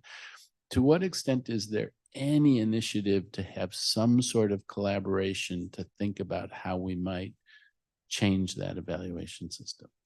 I'll try to be quick so that Scott can respond, but when we found out about American University and their research, the fact that it is biased and racist, particularly against brown and Black teachers, particularly those who work in underserved communities, we were coming together with DCPS, which what we thought was to make some meaningful changes and tweaks to impact, but it was all superficial and on the surface. By the time it took us a long time to actually get the research from DCPS. And then actually when we sat down, they had already decided what decisions they were going to make to tweak and change impact, which we felt it wasn't going to change anything. And I'm saying this particularly because I'm a woman and I'm Black. It affects me. And at the time where I was having the most struggles with impact after being a veteran teacher was when I was teaching in an underserved community. So what really also I felt was hurtful is that we should have been at the table when we were addressing bias among administrators, and we weren't invited to that table. We don't know what DCPS is doing to address that bias that exists among white administrators and also among Black administrators. So I'll let Scott answer. Well, obviously, impact is the domain of the union and should more be the domain of the union if they were allowed to negotiate it. So I think that's one thing that you can do. I do want to say, though, there are things you can directly do to change the kind of culture you're talking about, right? When we work with schools, there are very specific things we implement that turns around that dynamic between principals and teachers, both in charter schools and public schools. We mentioned this about the culture before. So one thing we do immediately is talk to the principal about what we call extra set of hands, which is, do you walk around and just pop into the room and say, hey, could you use an extra set of hands? Routinely. Does the principal do that? Do your APs do that? Do you just pop in for no other reason than to say, can you use help? Can I assist with some students right now? And you start to develop a relationship between the principals and teachers that is different and counteracts that culture. And there's a whole lot of things that we do with school partners to try to build that, and it can be done. And it's one of the reasons I've emphasized so much the need for the wellness grants to continue, because schools need support in figuring out those strategies and how to implement them. And it has to be school by school. There's a lot of policy stuff we can also do, but you do have to work school by school and figure out what it is that needs to change and work with them and their teachers to do it specifically in their school. Can I also add, if you want to see evaluation systems that work, the Washington Teachers Union has done a lot of work with Cleveland. We've done a lot of work with Pittsburgh. And I would even say you don't have to travel far. You can go to Montgomery County in Maryland to look at evaluation systems that people, the teachers and the administrators are pleased with. Thank you very much.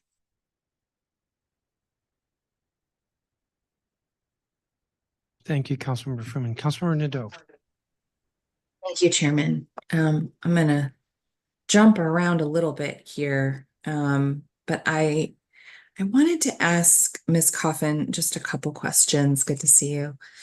In your research, you talked about how flexible spending was a big thing, but that you didn't hear about impact as much. Am I getting that right? That's correct. And I will say this was through listening sessions, so it just depended on what came up in conversation. We weren't specifically probing on evaluation systems. Got it. I'm curious, just based on, since it was listening sessions, you probably have the conversations were probably a little more flexible than just sort of a survey. So I'm curious if you think whether impact is considered a proxy in some ways for flexibility or if we're strictly talking about scheduling. That's a great question. I can explain a little bit more about what we heard from teachers on what they valued in flexible scheduling. And I know that Mr. Goldstein and Ms. Poglyans will have more detailed information. Yeah. But what we heard was that teachers really valued I think this idea, and we've looked at this a little bit with attendance, like what has shifted during the pandemic to make attendance so different. So thinking about teacher retention in this same vein, what shifted during the pandemic and after to make retention different? What can we gain from those years? And I think teachers, when they were virtual for so long, had more flexibility in their daily lives. And that sounds like a small thing, but it's huge. And I think now, especially after the pandemic, when a lot of their colleagues who maybe also are college educated, kind of their peers in other professions have continued to have a lot of that work from home flexibility, or it's harder, I think, to go back to a more, from what we heard during these listening sessions, day that's rigid, schedule where it's harder to make time for yourself for things that we all need to do from time to time. So I think that's what we heard, and that this kind of thinking about flexible scheduling as something that some schools are piloting and some schools are continuing in a different way than they did before the pandemic to kind of make that space for teachers in some instances in a more structured way as a positive, if that helps. Yeah, that makes perfect sense. And I noticed one of your charts showed that the retention was actually better during the pandemic, which you would think would be the time when people would really be losing their minds over just trying to instruct things remotely. But it does make sense when you put it that way. I also noticed you talked a bit about, lack of coverage for absences and subs, and that's been sort of an ongoing issue that they relate to adding to their stress. And this may be a question for someone else on the panel, but I was wondering if we have the right standards in place for subs, for are they too high, or is there something we should be looking at there? And I know during the pandemic, the substitute teachers were trying to get pay increases, and we worked with them a little bit on that, but that is also a factor in our recruitment for subs. That's another great question. I can't speak to the standards for subs, but I do think that this is, I feel like came up in the listening sessions this year and last year for teachers as just something that would really make a huge difference in their day-to-day. I think some schools, teachers mentioned, who had dedicated pools of subs on hand, which costs money and to maintain, but having that sense of more guaranteed coverage, but also substitutes who know your school culture, who the students know, who aren't coming in maybe for the first time to the school, and that was a really promising approach. And time again, this is not new to anyone on this panel, but teachers really mentioned how challenging it was to be asked to cover for other teachers. And so I want to just surface that point, because when you're pulled away from what you are doing, or you need to take a planning period away to cover for another teacher, it's stressful for you, it's burdensome, and it doesn't come, so it doesn't, so anyway, I think that's another, just thinking of more strategically about the substitute pool is really important. And whether that means having different credentials or higher pay, I think those are really critical questions to improve the work-life balance, especially where some teachers mentioned that it was difficult for them to take leave unless they sort of needed to find their own coverage. Again, these are anecdotes. But yeah, that to me is wild. The idea that you'd have to find your own coverage in order to take leave, which ostensibly is owed to you. I'm not sure the extent to which this happened across the system, but it came up, and I don't know if it was formal or informal, but this idea that that it's challenging to find a sub and it can impact, your ability. Again, this is an anecdote. Sure. For the places that had a dedicated pool of subs, so those are DCPS schools? It was a mix of schools, definitely some charters, and I think in some cases seemed to be a new approach during the pandemic. I'm not sure if it was an approach that was funded through ESSER funds in some cases, or how that works. But I that definitely had some charters that were mentioned as having. Certainly sounds like it would require some sort of flexible funding like ESSER. It's not necessarily part of the underlying funding formula that you would have, for example, at a DCPS school. Yeah, I'm not sure. Yeah. It's Oh, not. well, definitely interested in hearing more. So thank you for that research, and I appreciate it.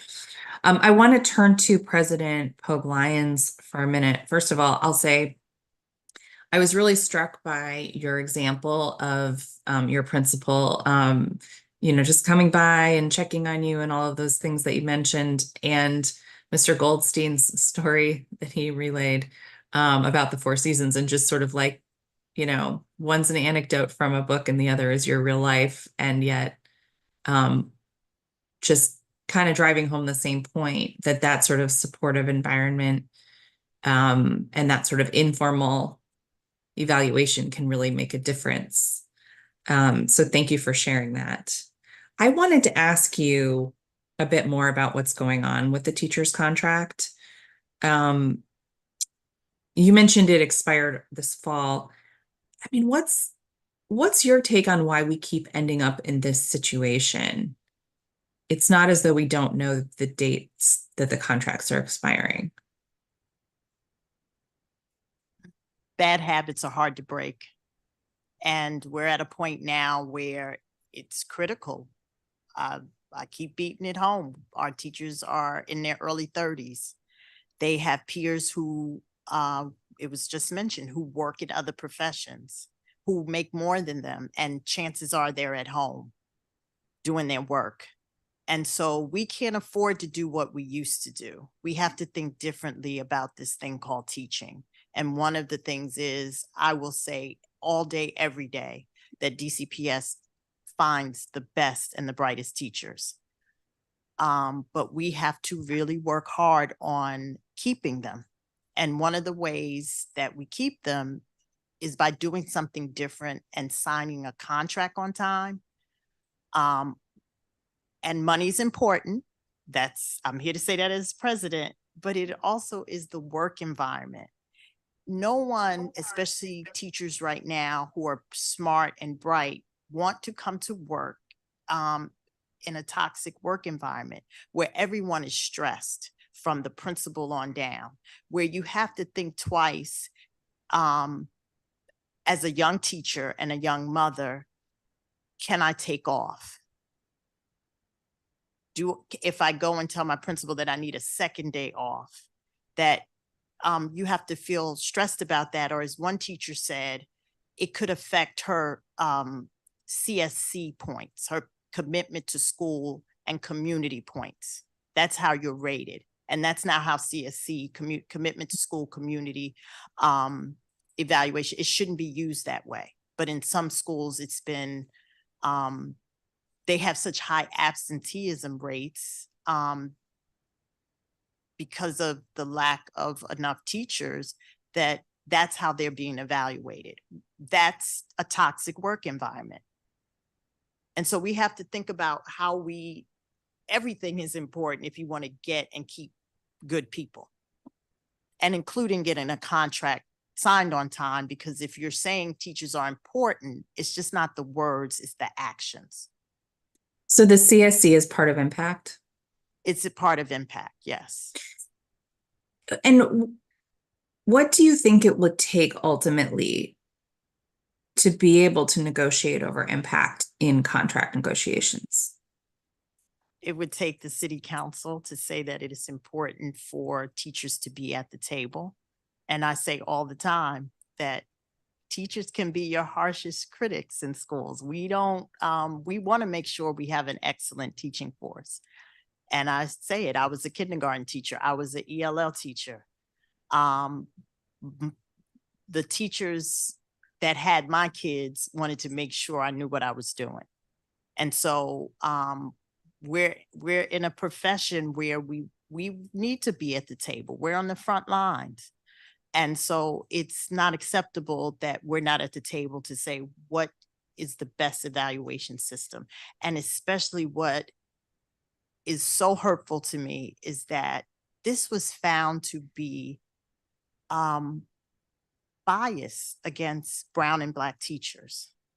And so we know that this city primarily right now, it's changing, but most of our teachers are women and Brown and Black, and that many of them are heads of households responsible for making things happen in their families. And for us to sit here and find this out 3 years ago, and we're still debating it, that this is wrong, it's not acceptable.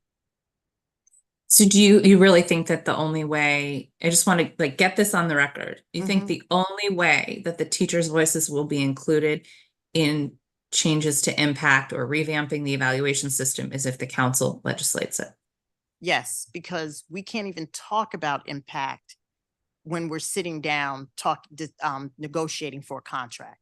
We can't even get close to it. The only way that we're going to change this is for the city council to change it. Got Change it. the law. Thank you. I appreciate you putting that on the record. Thank I you. want to turn to Mr. Goldstein for the remainder of my time. It does feel like from your testimony that we are slowly moving in the right direction around teacher retention initiatives. The data has not caught up, but some of the pilots we're putting into place seem promising. And I, like my colleague, Councilmember Fruman, do credit EmpowerEd for a lot of that. So thank you. I think my big concern is really whether or not there's the right buy-in. You noted some encouraging work at OSSI, but what's the buy-in right now at DCPS, which of course is our largest LEA? Yeah, I mentioned in my testimony, and other people have mentioned this. Every superintendent, every chancellor, every deputy mayor of education that DC has had since 2007 has gone through the same training program, the Broad Center at Yale. And there is a mentality that is trained, and you can read their curriculum, about a corporate approach to school management. What I think we're not changing is the underlying approach, the culture, right? Which is why the problem is still persistent. But I do think it's getting better because we are starting to change policy a little bit, right? And small, right? These are little pilots and little things. I think the executive testimonies are saying later that we improved a little bit from last year to this year. Exactly what I would have expected and hoped for. It might just be a couple points. It might be where we were pre-pandemic, but we should be moving in the right direction. When the flexible scheduling pilot was passed in last year's budget, we have an email list of 9,000 teachers. So, and we see their stats on, emails that we send out. I recounted to some, we have never had an email more opened, more read, and more responded to than when we emailed teachers and said that that was funded. Teachers want hope that things are going to get better, and they will stay if they feel enough hope that things are turning around. And so just for the council to take that action, I think improved teacher retention. I think just for some of the things that OSSI started to do over the last couple of years has improved teacher retention. And so I do think it's going to get better if we keep doing those things. We have to change the culture too. We can't leave that out. We have to change impact. There's some big rocks, but our mission is to improve teacher retention. So we better see it improving. That's what we're trying to do. And I do think the council has started to listen to some of those things. I think the agencies have listened a little bit. I think DCPS has a ways to go in some of those things, and that is mostly about culture. But I do think if the council and mayor can do more on what they did last year and continue to listen to these things, like permanent substitutes for all schools, which will be a budget advocacy for us this year, like continuing the funding for flexible scheduling and deepening it, then we'll see teachers feel more hope and start to stay. We do have to address the underlying culture and the foundational things. We do have to take on impact if we're going to get to where we should be. But I do think if we continue to do some of the things the council started to do, we should and are going to see the numbers move. And those are both legislative and budgetary things the council should be doing? Yes, and school by school. So I want to I say again and again that their council should do things, OSSI should do things, DCPS should do things, but ultimately principals and teams of people at schools have to change their individual approaches, and that's possible. Thank you, Councilmember Nadeau. Thank you, Chairman. Member Parker. Thank you. I'm going to start with President Pogue Lyons. It's great to see you again.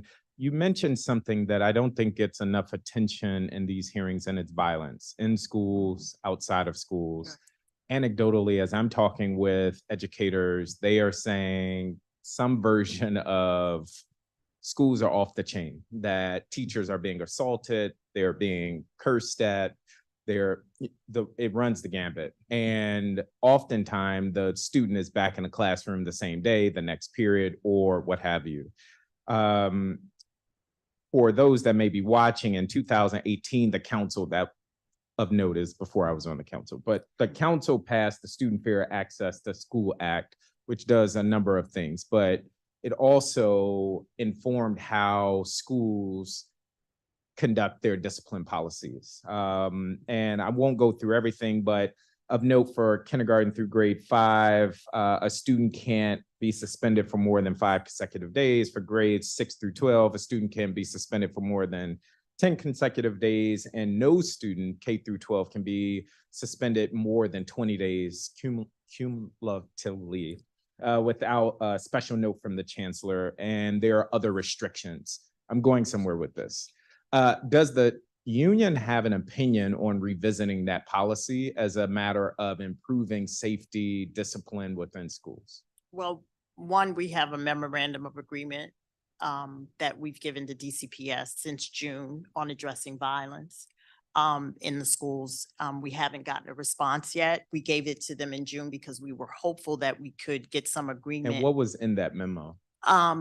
Giving out a survey, because we don't know what we need to fix if we don't know what's really going on. We sent out a survey and on violence in the schools. We got about 800 of our teachers who responded, and they responded because we sent out the survey because we were getting a lot of anecdotal word And I'm about what was persuaded by going on. that a large number of your teachers are saying, yes, violence is an issue. Is a problem. So now getting to the solution. And so for solutions, we got our bargaining team together and said, these are the things that should happen. One, expand safe passage. 2, give out a survey every year so we know exactly what our teachers and staff are putting up with as far as violence in the school and the surrounding area, getting information from that. Then setting up a committee where everyone comes to the table to say, what are the solutions that we have now that we have the knowledge? One thing that we haven't gotten a response from DC, but right now we're constantly pushing our teachers in our schools to have the behavior management teams, where again, this is part of our contract. They should have these teams and committees where the school leadership, teachers I come got you. together about that. Respectfully, I'm not hearing an answer. Right. So, No. and the answer, So and in the the- answer may be that the WTU has not taken a position. No, we need to revisit it. But then how do you revisit something if you don't have enough related service providers, meaning the psychologists, I the got social you. workers, the counselors? And you're not addressing the fact that our kids have gone through a lot. Our families have gone through a lot since the pandemic, Understood. many things that we don't know. And So I would something- say revisit it. Yes, something also you mentioned about safe passage. I completely agree. Mhm. We need to expand that program. Those are conversations that are actively happening Right. behind the scenes with now the Deputy Mayor of Public Safety. Mhm. But if you could engage the union on revisiting that policy, I know there are discussions underway. And I want to underscore, the goal is not to suspend kids, Right. because the premise of the policy was to ensure more kids were in schools, in classrooms, in seats learning. Well-intentioned policy. What Mhm. we know is happening on the flip side, and I'll tell you, I won't mention the school, but one of my high school principals in Ward 5 said, oh, kids have to do short of killing someone to be held accountable for something. And so what we're seeing is our students understand, in some respects, not much is going to happen. Right. And that too is informing teacher retention. So I really appreciate you elevating that. I do want to just very quickly run through a number of other questions on contract negotiations. Since we last talked, has anything changed in terms of DCPS and the union negotiating? I received a text from the chancellor this morning as I was coming in here saying that I would get a proposal from OLRCB by the end of the day. That's a big news. And a proposal for what, just to be clear? I would, let's just say this, it was a text, a response to our proposal. I So got you. it was a text. I don't know what that means. And are there ground rules for the negotiations between the union and DCPS? Yes, there are, and we delivered our ground rules very early. It took them, I believe, 45 days to respond, and I got you. everything was crossed But out. there are So- there agreed upon ground rules between the union and DCPS? No, we decided to move on because it was taking too long to get a response from DCPS. And we as a union said, if we keep this up, we're never going to get anything done. When We you have had district laws. When you passed the previous contract, were there agreed upon ground rules? I believe, yes, I believe there were, but So- knowing I didn't start out, I was not at the bargaining table when we first started got you. bargaining. I came on a year and a half later. So as of this date, it's my understanding the union sent your ground rules. There was no response, and the train is still moving, although there are no agreed upon ground rules, because that is going to be a significant step if we are to have a contract. We made it very clear to DCPS that the district has laws on negotiating contracts. And since we're not getting a timely response from DCPS, we will fall on what the district says we should do by I got law you. in negotiating. Okay. On impact, I wanted to go Mhm. here as well, and then I'm gonna get to some of our other panelists. CSC, we heard about this yesterday, and I'll admit it was my first time hearing about this section of the impact analysis where schools can create their own inputs. And so for one school, it may be how often a teacher is showing up to school. Another school, it may be a range of other things. Does the union have any data on the CSC inputs and or how teachers are faring in that section of impact? And I'm going to ask DCPS the same question. It's a sore point in many schools. We particularly find it a problem in many of our underserved communities So where what are some of the inputs that, from your experience, you've seen in that CSC section? what we tell our members, if they are not pleased with the CSC core professionalism task, they need to come to us. But what are because some of the things that teachers are being evaluated on in that section? let's say this, you should be able to show your community school commitment during the school day. Knowing that we have very young teachers, you can't expect teachers to come in, stay late on Fridays, come in on Saturdays, come in on Sundays. So if you want to evaluate somebody on their CSC, you should have a wide range of I got you. opportunities. So I'm hearing you say that for some schools, that CSC evaluation is for things outside of the school day. It can be, and we try to work with schools to norm it so that it's equitable for everyone. I got you. Okay, my time is ticking. Mr. Ghosting, did you want to jump in there? I saw you. Very quickly, so the Yeah. main complaint about CSC that I hear often is that it is things outside of the contract times. And so parents, for example, who are teachers, feel penalized by that. But it also is Can a you way give to an example? Is incentivize. that like parent-teacher pickup? Or is that what, like when you say outside of the school day, what are you talking So about? are you attending school engagement sessions or the PTO meetings or things that Got happen it. outside of the Got it. time? But I'm a parent, so I can't. I have to be with my own kids.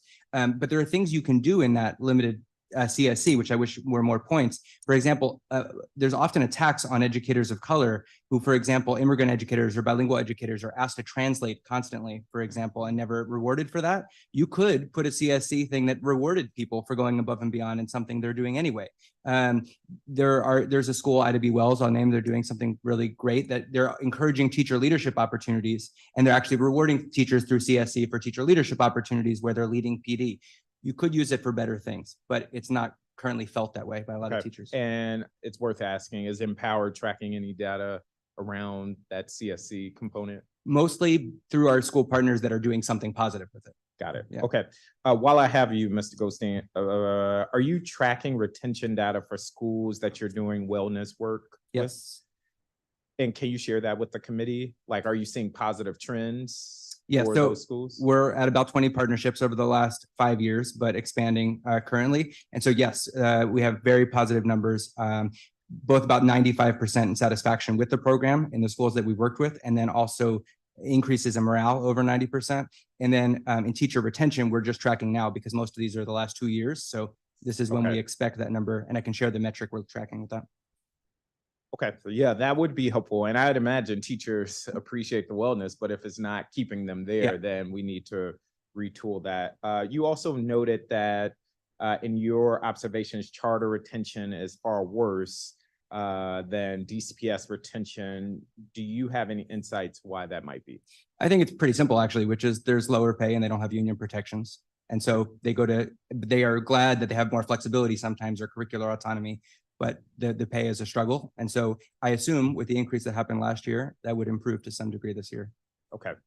Ms. Coffin, I would ask a similar question. Do you have any insights why charter retention may be far off from where DCPS retention is? That's a great question. I don't have much to add, although I think it's worth looking at where I just would reiterate where teachers are going when they leave. I think, as Mr. Goldstein said, if charter teachers are mostly going to DCPS, if they're going to other districts, if they're leaving their profession entirely, and I think and how that compares to DCPS teachers, and also the kind of the recruitment strategies, I think, for charters and who charters and DCPS are recruiting. Like differences in the teacher pool, I think could be another side of the coin, in addition to school environment factors. You also mentioned that chronic absenteeism may contribute to retention issues. Can you elaborate on this? I thought that was interesting. One, I think that can inform school culture. And I think you said in your testimony it may impact morale.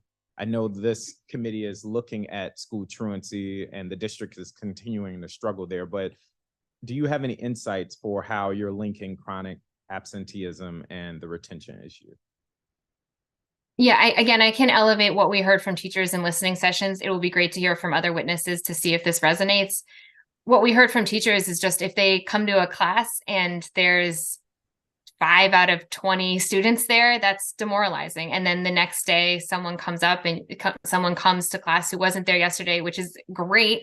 But now, as a teacher, you are moving forward with those 5 kids who were there yesterday and the 1 student who missed yesterday and maybe missed all of last week. And you have to now be doing more differentiation. You have to be, and I think teachers also being, in some cases, more responsible or having ownership over kind of encouraging students to come to school. This could be in formal ways or informal ways, but this has another kind of responsibility. I think like an all hands on deck to get students back into the classroom. You know that chronic absenteeism has skyrocketed, almost doubled after the pandemic, and especially true in high schools. And just the kind of that I think it impacts teacher morales as they reported in these listening sessions, kind of just kind of how it impacts the classroom, but then your additional responsibilities around improving attendance. I think that's a really intriguing point. The chairman and I were just having this conversation yesterday.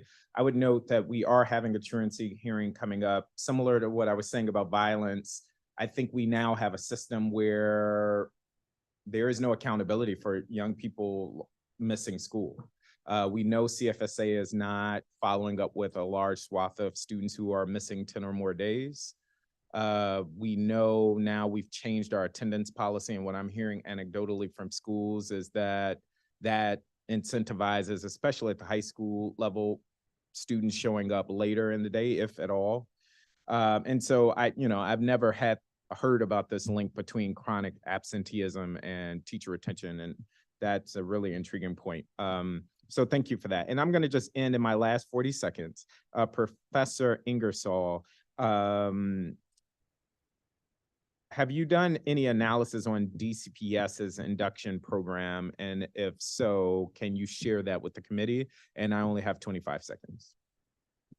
No, I have not done any analyses of the DPS induction mentoring program, so I can't speak to the details of that. I've done lots of research on induction mentoring, what forms it takes, how many teachers get it, and does it make any difference, but not specifically on the program you have in the district.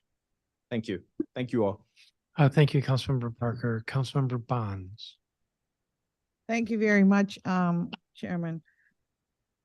I have a few questions, but I wanted to start with our teachers union president, Ms. Pewlines. Good to see you. Good to Thank see you you for too. being here.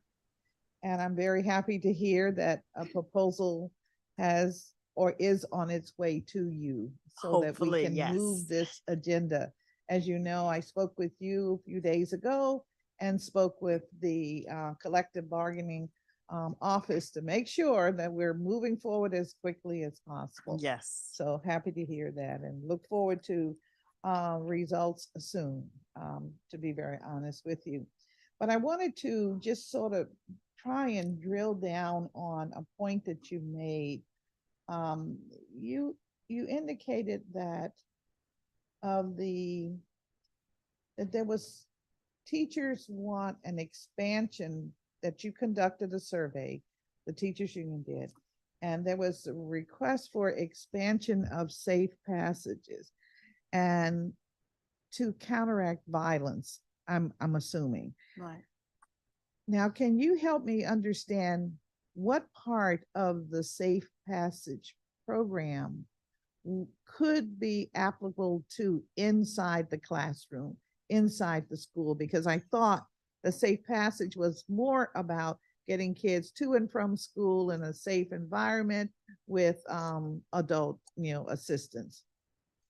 Well, I think when teachers said they wanted to expand, in talking to teachers all over the city, they feel like there are certain areas of the city where they don't have enough of the safe passage folks working. And there's an assumption that because it's this side of town, that they don't have to have as many people working to make sure kids get back and forth to school safely.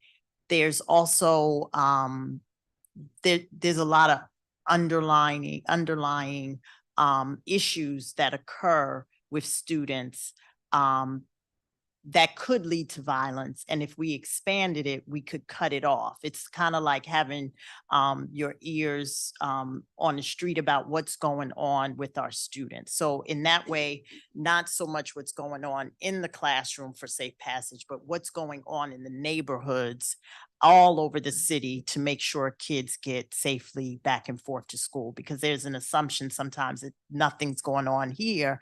But I've had even teachers who have kids who go to some schools where you think there wouldn't be any violence, but there is, and their kids have been, have suffered from it. So that's what we mean by expansion, and then putting in, giving out surveys to find out what's going on with our teachers and staff, then having committees to come up with real solutions for what's going on outside in the community as well as in the school.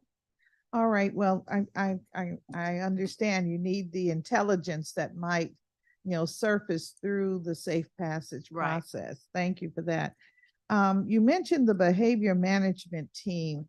Who is on the behavior management team in your estimation on a school by school basis? I'm assuming you're thinking of it at that, micro level, or is it more citywide?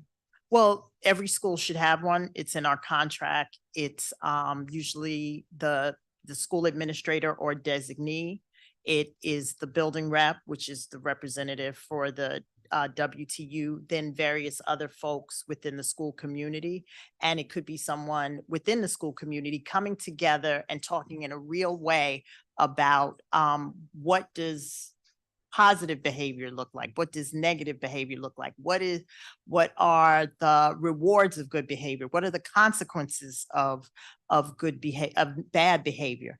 And sticking to, this is what we are going to do when rules, procedures, and protocols among students is broken, All and right. sticking to that. All right, and it's in your contract, Mhm. so does the contract language indicate who should be a member of that body? It It does. include, let's say, representatives from community-based organizations? Does it include MPD? Does it include, what does it It could include? include people from the community who interact with the students on a daily basis, but it definitely should include a school administrator or the school administrators, say the principal or the designee, and definitely someone, the building rep. Okay, and would it also include teachers? Yes, definitely. Okay, do you have a model that is suggested in the contract? So Well, that we it- give detail of what it should be, and we definitely have schools around the city where it is working. And we tell people constantly that you might not think you need the behavior management team in September, but I can promise you, you'll need it by March. All right, give me 2 examples of where it's working, if you, I would say at Deal Elementary School. I'll put that up first. I'd have to check on the other folks if they would want me to put them out there, but I'll say at Deal, we've had a lot of success with them. And largely because of, they have wonderful building reps. We had Okay. one who's the building rep last year, another one who was this year, and they continue to work together. all right, so you're And with saying, the administrators. all right, so this is deal, Deal, all right. Deal, did I say Deal Elementary? Deal Middle School, middle excuse me. school. I'm- Yeah. They're gonna I was hurt me gonna if ask I, about that yes, next. please, I Okay. gotta get it right, Deal Middle School. All right, okay. And And it's a lot of work. I'm not saying it was easy. It's a lot of work, and it's a lot of conversations between administrators and between teachers, building reps on what we value as behavior. all And so right, that we're Well- not always on the same level with that. well, thank you very much for that. Thank you. Ms. Coffin, I wanted to just ask you a little bit about the survey you conducted, your organization conducted, and about the really, what was the ranking of the primary reasons for DC struggling with teacher retention? And this is from the viewpoint of the teachers. I think you mentioned flexibility of scheduling, reducing student absenteeism, and of course, the impact teachers' evaluation. I would think in reading your report that those are the 3 major areas. Am I correct, or is there something else that we need to especially pay attention to now? Maybe we lost her. I'm so sorry. Was that question for me? My internet went out. Yes, it was. Yes. Did you, I'm trying to examine your survey, the survey you did of the teachers regarding their reasons for why they would like to see retention of teachers in our system. And what were some of the causes they believe are why we are struggling with teacher retention?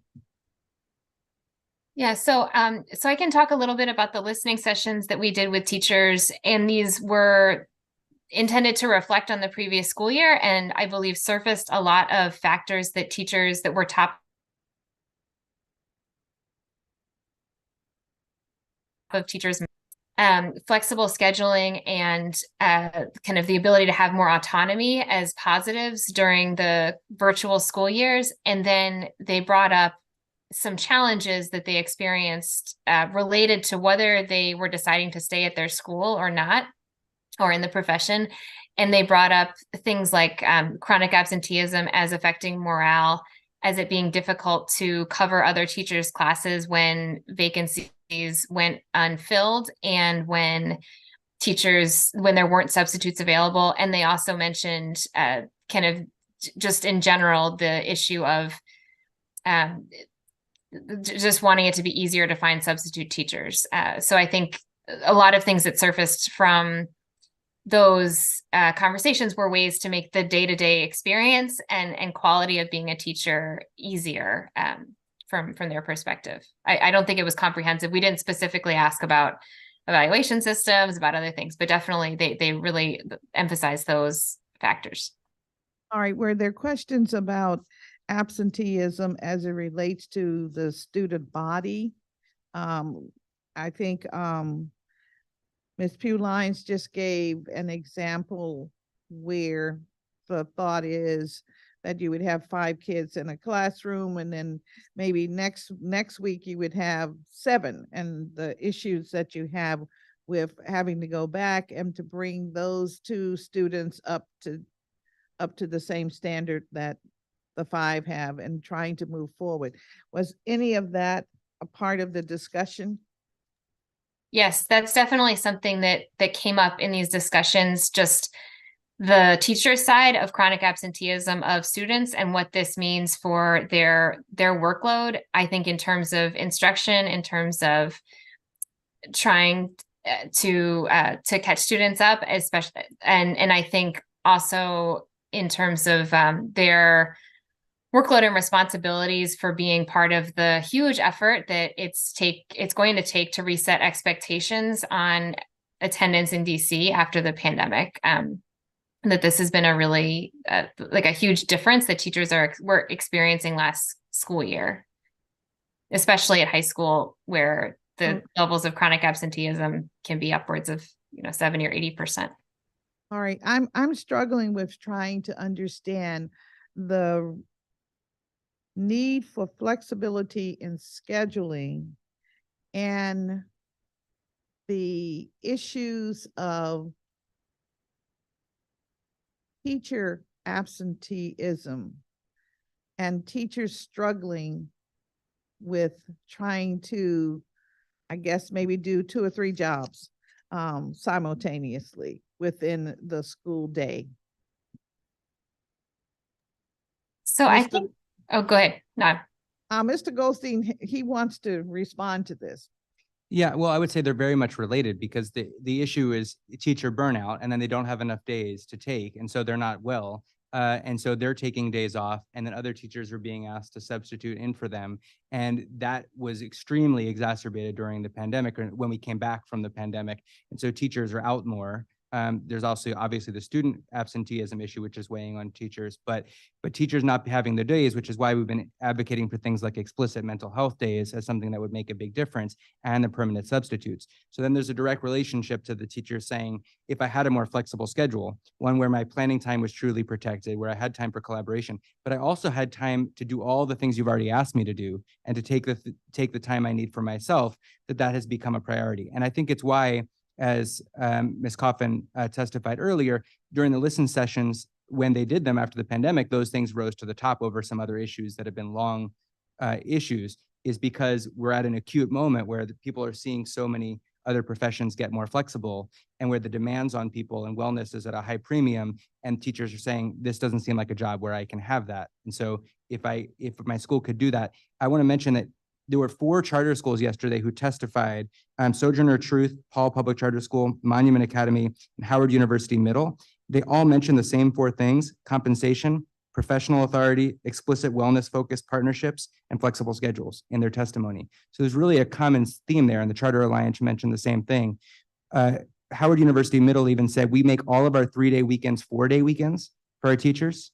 My wife, who's a teacher, was sitting across from me at the time, and she was like, I would work for that school forever. So those are things, right, that we can do, and there's consensus that would improve teacher wellness and retention.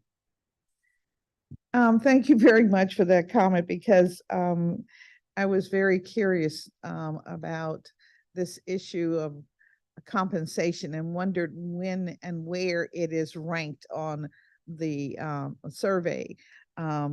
And we had not really talked much about it. My colleague, Matt Fruman, he mentioned it to some degree. earlier, but I find this all very interesting.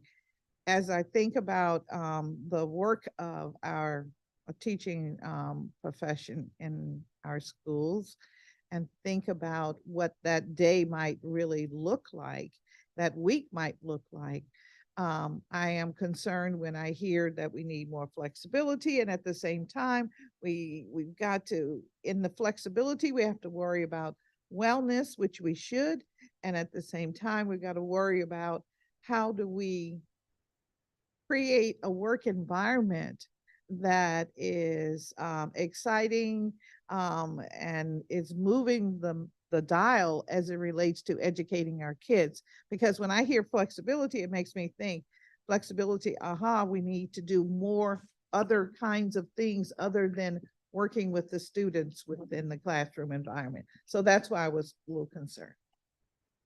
Thank you, Chairman, for the minutes Thank you. that you have given me. Thank you, Councilmember Bonds. That's going to conclude the questioning from members. I want to thank the two of you who are here in the chamber. It's beautiful to see people in the chamber. That's not a slight on those of you who are virtual, but thank you for your testimony as well. So you all are excused, and I'm going to turn to the next 5 witnesses. And I will say this testimony so far has all been very helpful. So the next 5 are Ebony Rose Thompson, who's president of the State Board of Education, Shannon Hodge, who's president of KIPP DC, Patricia Brantley, who's CEO of Friendship Public Charter Schools, Dr. Clarice Mendoza Davis, who is CEO of Maya Angelou Public Charter School, Dr. Tracy White, who is CEO of Paul Public Charter School. And in person, and therefore gets a gold star, is the president of the school board.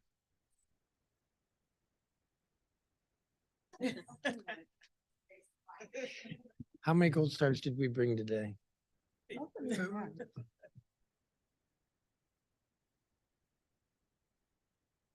Now, I don't have statements from everyone.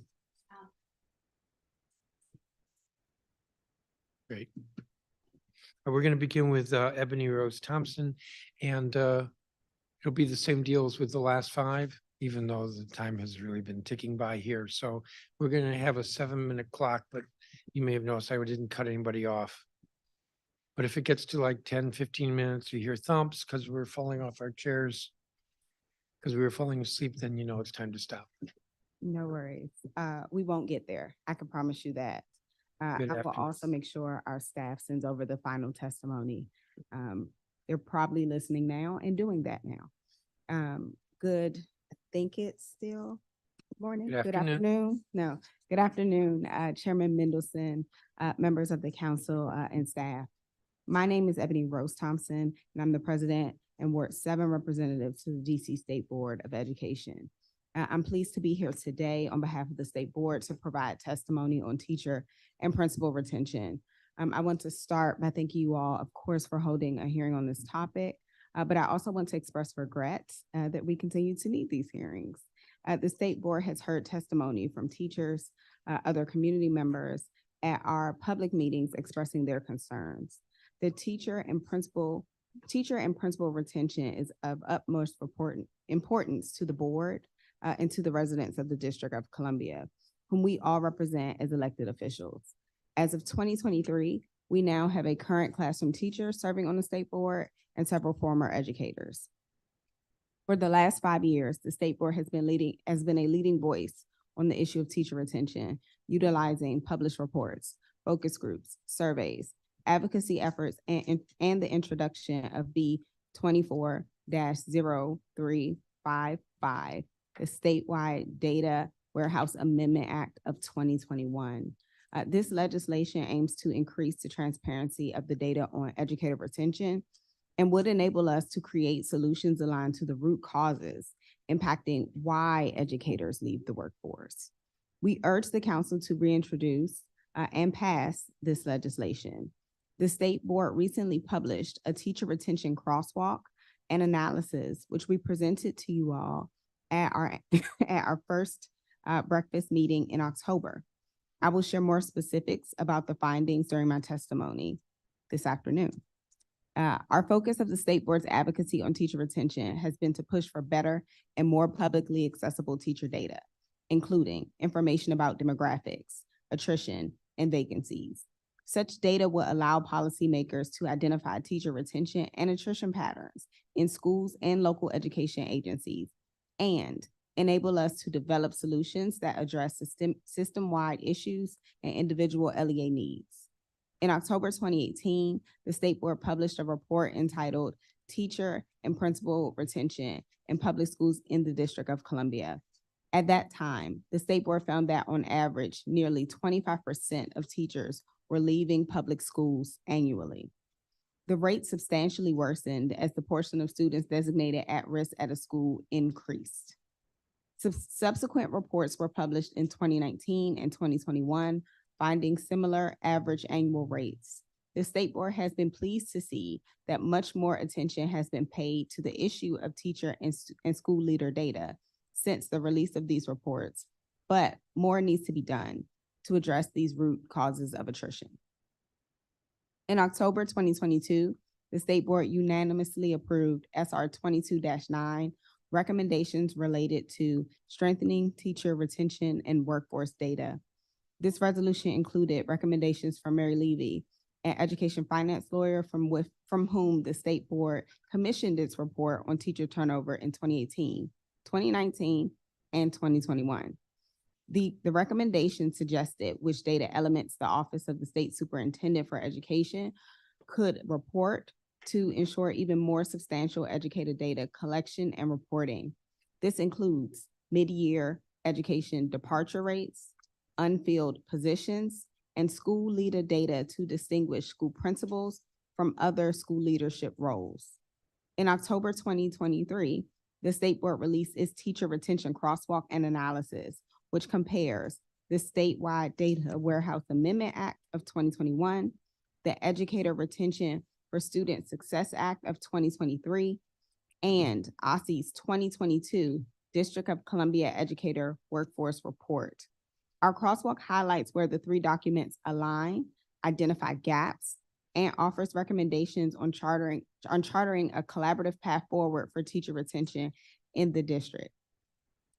We commend OSSE for improving its data collection and public sharing of teacher data over the past year between 2022-2023 Educator Retention Brief and the Educator Workforce Data Files, which include more disaggregated data. The crosswalk focused on the Educator Workforce Report because it provided the most comprehensive overview of DC's educator workforce. The State Board found a few points of overlap between the documents, but really there should be more. We have attached a comparison table in the appendix, which we will send, and policymakers could consider possibly having one comprehensive piece of legislation that captures all data requirements related to teacher retention or ensuring that data elements about teachers and principals' mental health and emotional wellness are separated. We also found many more quantitative data requirements than qualitative data requirements. Other than the DCPS exit survey requirement in the Educator Retention for Student Success Act, there are no requirements for OSSE to collect qualitative data to help leaders better understand why teachers left, their position, the school, the District of Columbia, or the teaching profession entirely. Another gap that should be addressed is the lack of reference to public charter schools in the Educator Retention for Student Success Act. Within the crosswalk and analysis, the board presents 4 recommendations for collaborative next steps. First, ensure that all local education agencies, including public charter schools, are included in all aspects of legislation on teacher retention. Second, identify which teaching positions have the most vacancies and what state-level interventions could be enhanced or implemented to reduce them. Third, take measures to reduce job creep in teachers. Job creep is when a professional is gradually asked to take on additional responsibilities outside of their day-to-day job requirements. Teachers are often asked to take on tasks that create an additional burden, which worsens as more teachers vacate the classroom. Fourth, consider perspectives from school leaders and others responsible for hiring and retaining teachers. Many principals and school leaders are former teachers and could provide valuable insights on what supports they need, which hiring practices and processes require strengthening, and which gaps exist. At its June 2023 public meeting, the State Board hosted a panel of experts who provided public testimony on educator growth and development. Panelists spoke about the critical role of school leaders in ensuring a positive experience for teachers at all stages of their careers. One panelist from the National Center on Teacher Quality highlighted some of the gaps in DC's existing teacher evaluation policies. For example, there are no requirements that struggling teachers be offered improvement plans, which could result in more teachers quitting. Other panelists were more critical of DC's existing teacher evaluation policies and urged policymakers to consider revising them.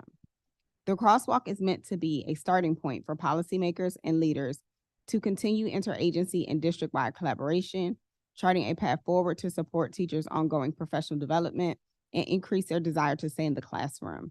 The two bills examined in our crosswalk have not yet passed. The State Board believes legislation is necessary because of the importance of data to families, to schools, to LEAs, and to the district as a whole. Much teacher and principal data remains publicly unavailable and only provides a snapshot. The State Board continues to advocate that as OSSE's data sets grow, OSSE should provide the public with year-over-year data that would support analysis of longitudinal retention rates for educators. Such multi-year data would also enable informed action to address teacher and principal attrition issues.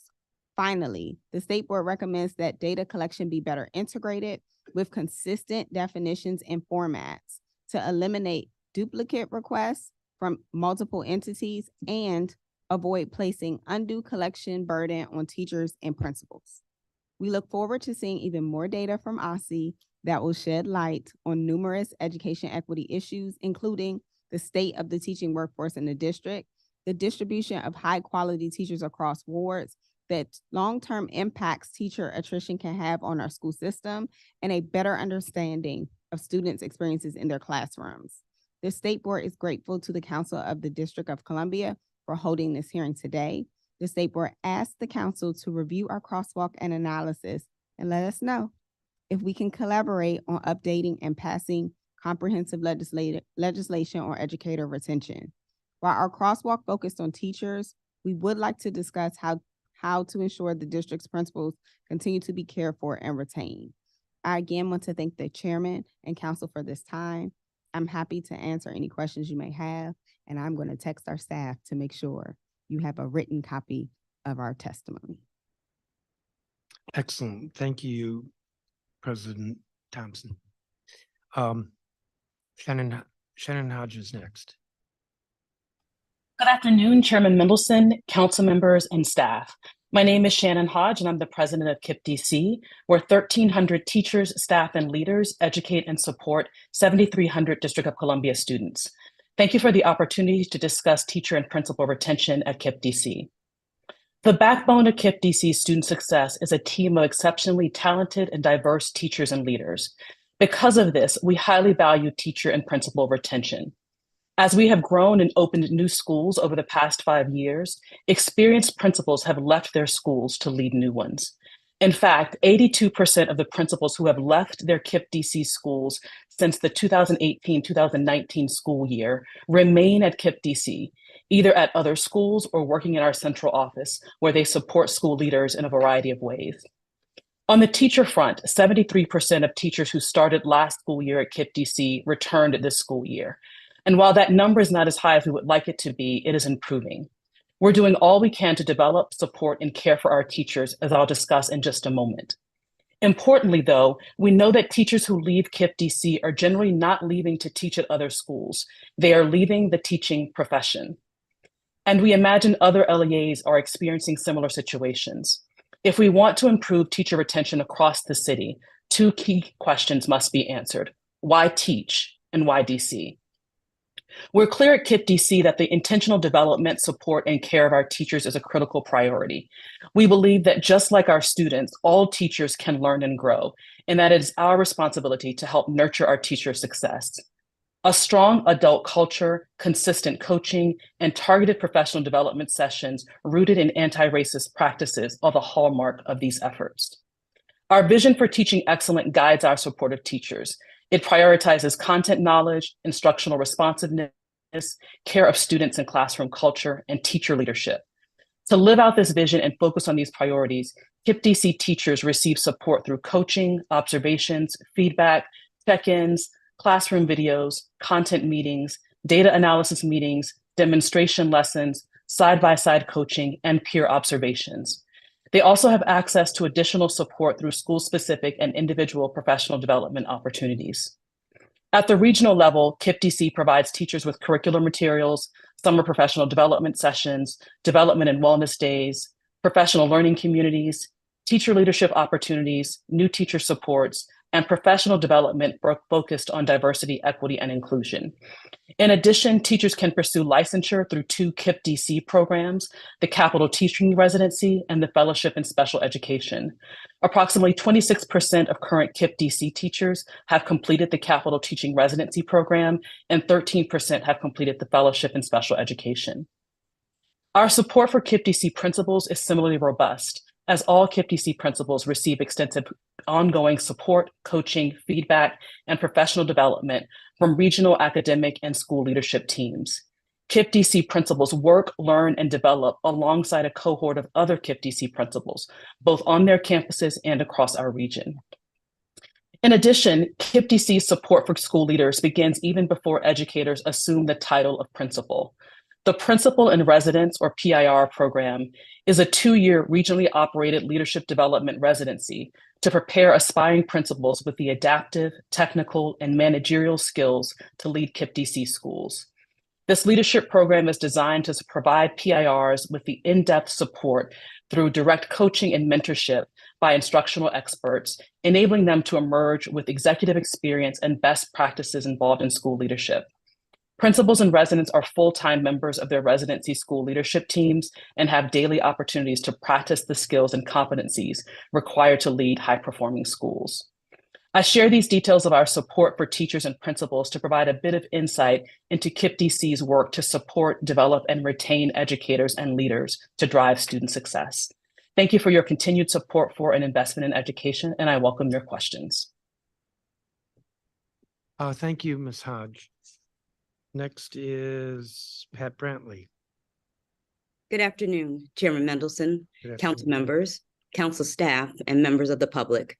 I am Pat Brantley, CEO of Friendship Public Charter School. On behalf of Friendship, thank you for keeping attention on the quality of education in the District of Columbia's public schools. I am providing brief testimony today to offer information on our efforts, successes, and challenges to retain great teachers, leaders, and support staff. Friendship Public Charter School currently employs more than 1,000 team members. Our largest group, at 43%, are teachers of record.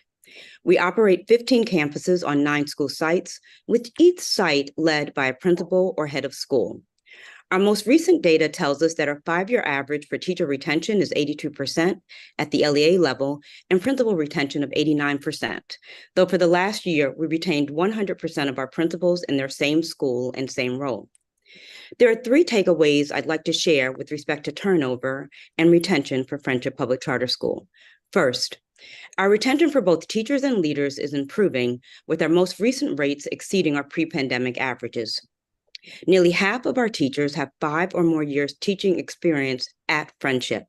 70% have more than 5 years of teaching anywhere. 6% of our teachers are classified as new. Second, the strategies that we believe most contribute to strong retention are those that address climate and culture, compensation, and workload. Third, while we expect to continue to see strong retention of our stable core of teachers and leaders, we are concerned that the ending of ESSER will exacerbate turnover for many LEAs, including Friendship, that are using ESSER resources to bring more supports to our classrooms. For this looks like the ending of resources for several teacher roles, including full-time substitute teachers, acceleration teachers, and assistant teachers. Let me end with this. We believe that there are a number of strategies that have helped to improve retention. These include creating communities of practice that strengthen relationships and collaboration among educators, having full-time substitute teachers to cover classrooms and provide breaks, incorporating wellness days for all educators, focusing on administrator training, particularly in the areas of norming, observations, and feedback, adding teacher assistants to support small groups and other in-classroom activities, and increasing resources for recognizing educators and the great work that they do each and every day. These strategies did not only improve retention, they are the reason that Friendship Educators delivered such a strong rebound from the pandemic, particularly last year, where our results showed that students returned to pre-pandemic learning levels in ELA and nearly closed the gap in math. Ultimately, while I'm encouraged by our progress in attracting and retaining excellent educators at Friendship, I am also well aware of the degree to which we have room to grow and improve. Thank you for your time and attention. I'm grateful for the opportunity to testify and to answer any questions you may have. Thank you, Ms. Brantley. Dr. Davis. Good afternoon, Chairman Mendelson, Councilmember Fruman, Councilmember Nadeau, Councilmember Parker, Councilmember Bonds, and members of the Committee of the Whole. Today, we've heard from experts who have cited elements of teacher and principal retention that are often intangible: culture, trust, and respect. So I'll start this afternoon with a note that I received from one of my colleagues, a teacher who has served at Maya for the last 4 years. Their words are proof that seemingly small adjustments can have an immense impact on the lives of the educators in our care. Dear Clarice, I'm writing to extend my gratitude for the recent positive changes implemented in our workplace. The introduction of the new vacation time policy and the addition of the upfront vacation readout will have significant impact on the overall work environment at our schools, and I cannot express how much it means to all of us. The senior team's dedication to listening to your staff's needs and advocating for their well-being is truly commendable. It's evident that you understand the importance of taking care of your employees, and we are incredibly fortunate to have such a supportive and caring culture in our organization. The upfront vacation readout will provide staff with an invaluable tool for planning and organizing our time effectively. Having visibility into our vacation days well in advance enables us to plan family vacations, personal commitments, and relaxation time with much more ease and certainty. This level of transparency fosters a sense of trust and understanding between management and employees, further enhancing the positive work culture that the organization has worked so hard to cultivate. Thank you for being an advocate for the well-being of your staff. Your commitment to creating a healthy and thriving workplace is truly appreciated by each of us. I'm Clarice Mendoza Davis, and I have the privilege of serving the scholars, family, and staff of the Maya Angelou Public Schools and See Forever Foundation as our Chief Executive Officer. My service in that role, actually, I first joined the Maya team back in the summer of 2016 as the organization's Chief of Schools. My service in that role included a period as interim principal for nearly a year at one of our campuses. I've also served as a principal for several years in a charter network in the Midwest. In turn, supporting and uplifting the challenging day-to-day work of our teachers and school leaders across our network of 5 schools, 3 of which are housed in the city's youth and adult detention facilities, is essential to our ability to deliver on the Maya mission. In fact, we believe that this issue is so fundamental that it is an explicit priority in our organization's 3-year strategic plan. This priority asserts that Maya will continue to recruit and retain talented education professionals, investing in their capacity to carry out the complex work of serving opportunity and justice-involved youth here in the nation's capital. Our theory of change around principal and teacher retention follows similar logic. If we ensure that the education professionals across our organization teach, counsel, and lead with the unique needs of our specific student population in mind, then we can deliver on the commitment to ensure that every Maya scholar thrives both now and in the future. Thank you for inviting me here today to share a few of the best practices we have continued to implement and some of the new strategies we're trying out to make the work of leading and teaching at Maya both joyful and sustainable. Like all of us here, we're learning every day, and I'm proud that we've developed an organizational culture where our colleagues feel comfortable sharing, either with their direct supervisor or directly with me, what's working and what's not working in terms of the support and professional development we aim to provide. That said, we're still working through a number of challenges, some of which I'll detail here. From a data perspective, Maya's teacher retention rate at this point in the school year last year was 88%. This year, we are performing better, retaining 95% of our teachers to date. The improvement, while fairly small, is hopefully still a testament to our retention efforts across our organization. My share out is grounded in the major teacher and school leader retention domains that the chairman and the council of the whole seek to better understand. In the interest of time, I'm going to focus on working conditions, compensation, and growth. My teacher and school leader colleagues define working conditions as their physical safety on and around campus and in the city's detention facilities, along with broader community safety. They have also cited the importance of psychological safety, given the multiple strains of the public education profession. In turn, Maya has done the following. I'll start with psychological safety and emotional well-being for this reason. At least twice a month this school year and every week for the last 6 weeks, including Thanksgiving week, we here at Maya have had a colleague in serious crisis, impacting their mental, emotional, and/or physical health. This underscores our decision to stand up an on-the-ground employee assistance program. We call it the Maya Wellness Way, where teachers and staff can access in-person ongoing mental health support in real time at their campus. Staff in crisis have cited difficulty dealing with the constant loss of current and former Maya students to violence out in the community. Others have cited the challenge of grappling with mourning the loss of a beloved student while also having to care for the young person who ended that student's life at one of our secure site campuses.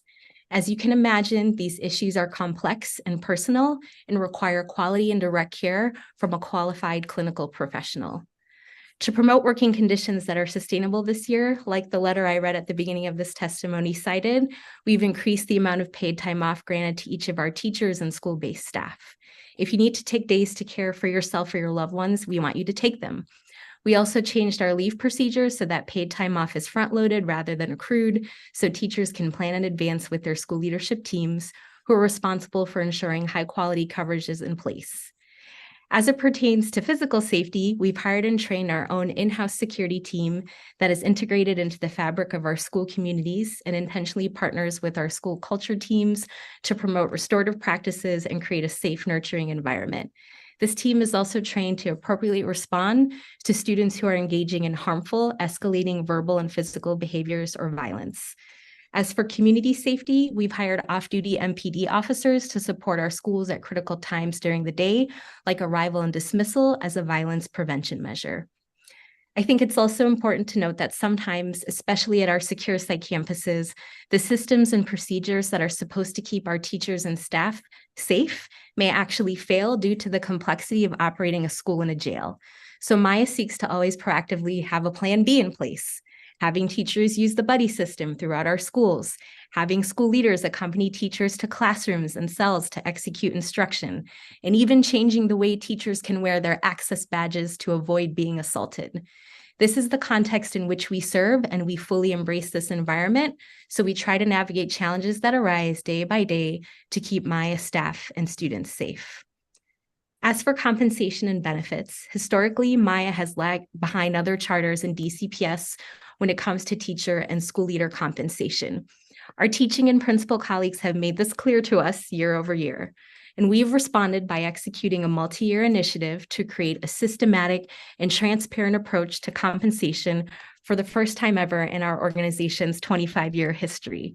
We are in year 3, what we plan to be the last year of this project, and are finalizing salary bands for teacher, school leader, and student support positions, and adjustments to current school-based staff salaries accordingly.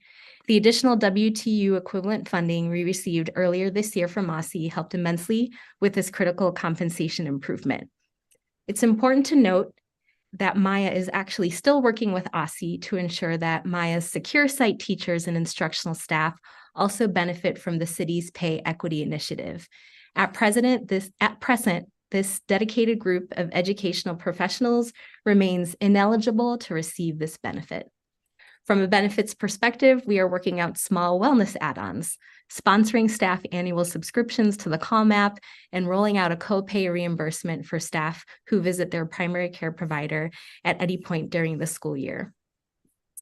In terms of professional growth, through the New Teacher Project's Insight Survey over the last several years, the #1 area of improvement in our network's overall instructional culture score is creating and offering more opportunities for professional advancement, with an emphasis on advancement, as some teachers have cited wanting to move out of the classroom at some point while still wanting to serve students in another school-based position in our network.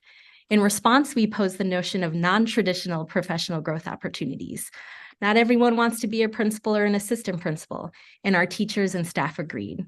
Some of these non-traditional opportunities we currently offer include network-wide staff working groups with me, the CEO, to ensure teachers and staff and school leaders shape and drive the creation and execution of Maya's strategic plan, the refresh of our mission statement and core values, and our approach to professional development and staff support. We even have a strengths-based learning working group that is reading several texts together this year. We've created a community of practice with colleagues from across the org regarding addressing deficit thinking and biases in our own practice. This year, staying true to the spirit of the charter school movement, we are also piloting a teacher innovation grant. About 15 teachers or school staff applied for a grant to try out a new idea, strategy, or program at their campus that promoted rigor and student achievement. Ultimately, we selected 8 grant winners who will share their project and student progress with the entire organization at our next network-wide professional development day in December. For our principals, we believe so deeply in autonomy for our school leaders. We support them in making evidence-based decisions that best meet the distinct needs of the unique alternative, young adult, or incarcerated youth populations at their individual campuses. As you can see at Maya, we're operationalizing a number of strategies to support both teachers and school leaders.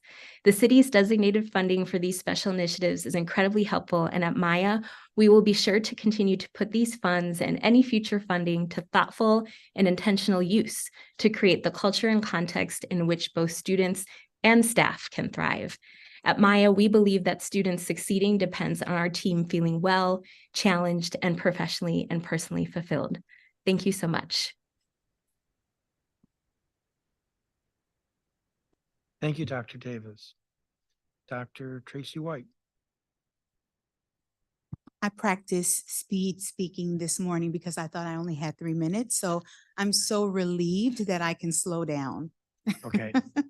All right. Good morning, or sorry, good afternoon, Chairman Mendelson, fellow council members and staff. My name is Dr. Tracy White, and I'm the proud CEO of Paul Public Charter Schools located in Ward 4. I appreciate the opportunity to serve on this expert panel to discuss possible solutions to this major challenge. I want to thank you all for raising it as a major challenge. But I want to briefly qualify myself by sharing a little bit about my own experience serving children and educators both locally and across the country. This is year 28 for me, working in the world of education. I served for a number of years in the District of Columbia Public Schools in the capacities of teacher, school-based social worker, assistant principal, and principal. After those 12 years of service, I transitioned and joined New Leaders for New Schools as an executive leadership coach responsible for the development and delivery of resident principals preparation experiences. Simultaneously, I consulted for Research for Better Teaching and KIPP National, where I work with teachers and leaders across the country to develop them on best practices for building strong school and classroom communities and environments that would move the needle on achievement and really focus on the connection between neuroscience and learning. In 2010, my work led me into the DC charter space as a C-suite leader, and I've worked in this capacity now for the last 13 years. So when it comes to understanding what is ailing educators and causing them to leave schools and or the profession altogether, I have seen a lot, I have heard a lot, and I have felt a lot. The problem is huge and very complex, way larger than any of us can fully convey in this setting alone. I say this because I, along with my colleagues, understand that the core of the issue is rooted in many dated beliefs and tightly held concepts that non-educator deciders sometimes hold about what schools should be responsible for and how we should operate. And what typically has happened in the past when we start to look for solutions is we stay in the box and we shy away from rocking the core. And that keeps us trapped marching around the same mountain. I am encouraged, however, that the council is out of the box and exploring non-traditional means to keep teachers and leaders in place, because nothing impacts student outcomes more than what teachers know, believe, and what they're able to do. And the only secondary impact to that is what leaders know, believe, and what they're able to do. So we have to keep them in place. That said, I have a few ideas and strategies, some non-traditional, but not earth-shattering, many of which we're implementing here at Paul, which has helped us to increase our retention rate, especially post-pandemic. I believe that these will help not only retain educators, but really start to get at attracting more young people and career changers into the field. And even as I share these, I have to say that the problem around retention will be with us always. And we have to accept that it doesn't need to be with us to the degree that it is, but this work is exceptionally hard. It is difficult, and doing it for decades is difficult. And so there will always be, hopefully, a smaller percentage of individuals who make the decision to transition out. But I do think that there are things that we can do, ways that we can improve working conditions and compensation so that attrition is slowed down and the rate of attraction increases. So here are a couple of thoughts. The first, and none of these are new given what my colleagues have shared this morning. The first is that we must deeply embrace the need to transition the work of educating children into a model that allows significantly more flexibility in terms of teachers and leaders' work schedules. Period. We just have to do that. Paul has piloted last year and actually adopted on a more permanent basis a virtual Friday program where our students and our staff are on site 4 days a week. On Fridays, our students, with the exception of those who we have found are better served by being in the building, but our students and our teaching staff teach our students remotely. So they're virtual. They have a 4 days on-site and a 1 day off-site schedule. That has been incredibly helpful in reducing the attrition rate and increasing the attraction rate. We also work to make sure that our teachers are only teaching one prep to reduce the amount of hours that they're spending preparing materials for multiple different classes. We also implement a partial leave policy where if our teachers or staff members need up to 3 hours of leave, they can take that leave with no penalty to their actual leave balance. And we have an early release day every Friday where our teachers engage in approximately 3 hours of either professional development, record keeping, just having the opportunity to get caught up. And because it happens on Fridays, they're already virtual and they don't have to brave traffic or any of the other obstacles or barriers associated with getting into the building. The next thing is that because we cannot take most of the time-consuming administrative tasks off teachers' plates, like grading, we need them to grade papers, developing assessments, curricular materials, participating in grade level team meetings, participating in content level team meetings, participating in response to intervention meetings, returning phone calls to parents. All of those things are important parts of making sure that our students are receiving a high quality education. We can't take those things off of our teachers' plate. And so we have got to increase the amount of non-student facing time that teachers have on a daily basis. We've accomplished this at Paul Public Charter Schools by ensuring that all of our teachers have a minimal of 2 planning periods every single day.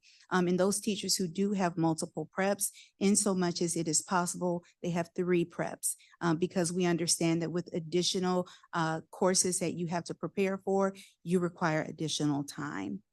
Next, we have to get really, really serious about the provision of content-specific coaches who are not stretched across schools or whole districts. And we also have to provide coaching support to our teachers to grow their efficacy. This does 2 things. One, it pulls us out of this conversation that I've heard a lot about both last night when I was watching and today around evaluation. There is no tight correlation between the process of evaluating a teacher and actual outcomes for children or actual improvement in their performance. Evaluation does not change performance. Coaching changes performance. And so if we want teachers to feel good about this work, if we want them to feel like they're growing and developing in their skills, then we have got to get really serious about providing coaches for them. The second thing that it does is this: it relieves principals of the burden of managing and improving all aspects of operations and instructions. It takes on average about 2 to 3 hours to prepare for a strong, impactful coaching session for one teacher. If you are the lone principal or evaluator in your building with an excess of 30 teachers, where do you find that time? The answer is you don't. And so you default to evaluation, and all of the teachers feel the impact of that decision. Last two things. We have to change the concept of what school leaders are responsible for and how that responsibility is executed in their roles. We can do this by developing organizational infrastructure that supports and not burdens our school leaders. And finally, we've heard a lot of this, but we really have to take this to heart. We have to keep the door open in every educational setting to have honest dialogue and receive honest feedback from our educators about what they need to best do this work. And when we cannot accommodate those requests, we have to explain to them why. It can't be because we said so. They're adults. They deserve an explanation. They deserve a rationale. And we have to make sure that the door is open for those conversations to take place. And then we have to commit to adjusting wherever possible in response to this feedback. I have more, but I think these represent a solid start. Happy to expound in the Q&A. Thank you. Thank you, Dr. White. You and several others, we don't have copies of your statements. Shannon Hodge, Dr. Davis, and you, Dr. White, if you would make sure we get your statements. Yep, 'cause will that do. Would be helpful. I had a few questions. What's that? 10. We'll try 10 minutes. I'm looking around to see. Where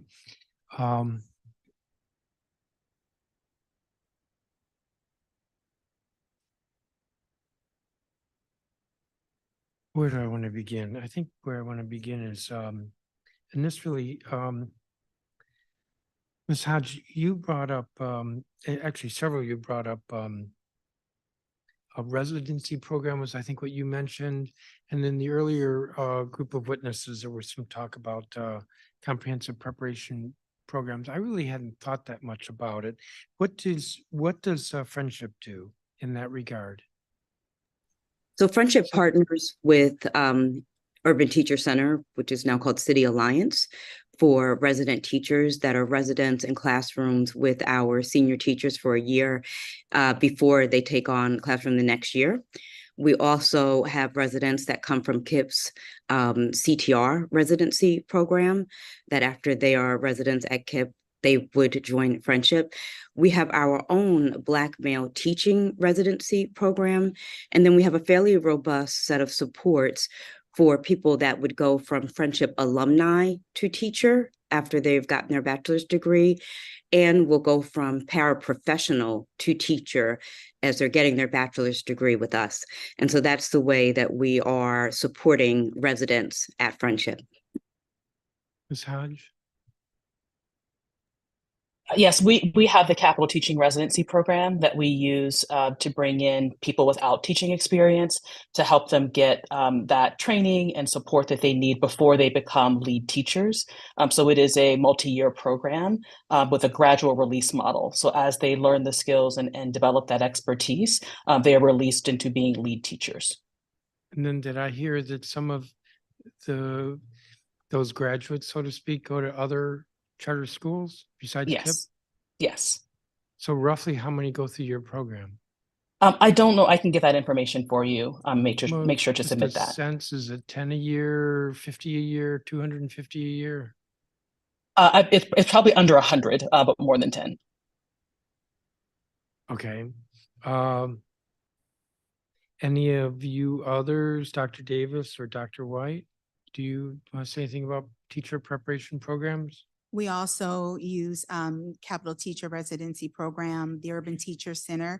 We also have a partnership with NYU where we have 3 teacher residents who will be with us for a year. They're receiving support from the coaches who come out of NYU. That's a new partnership for us this year that's been working really well.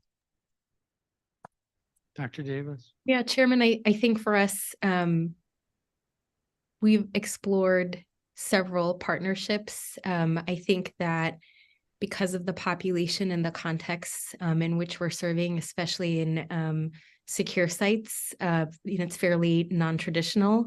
And so we've had that's kind of been a barrier for us to be able to secure like a residency partnership to date, but definitely still exploring for sure.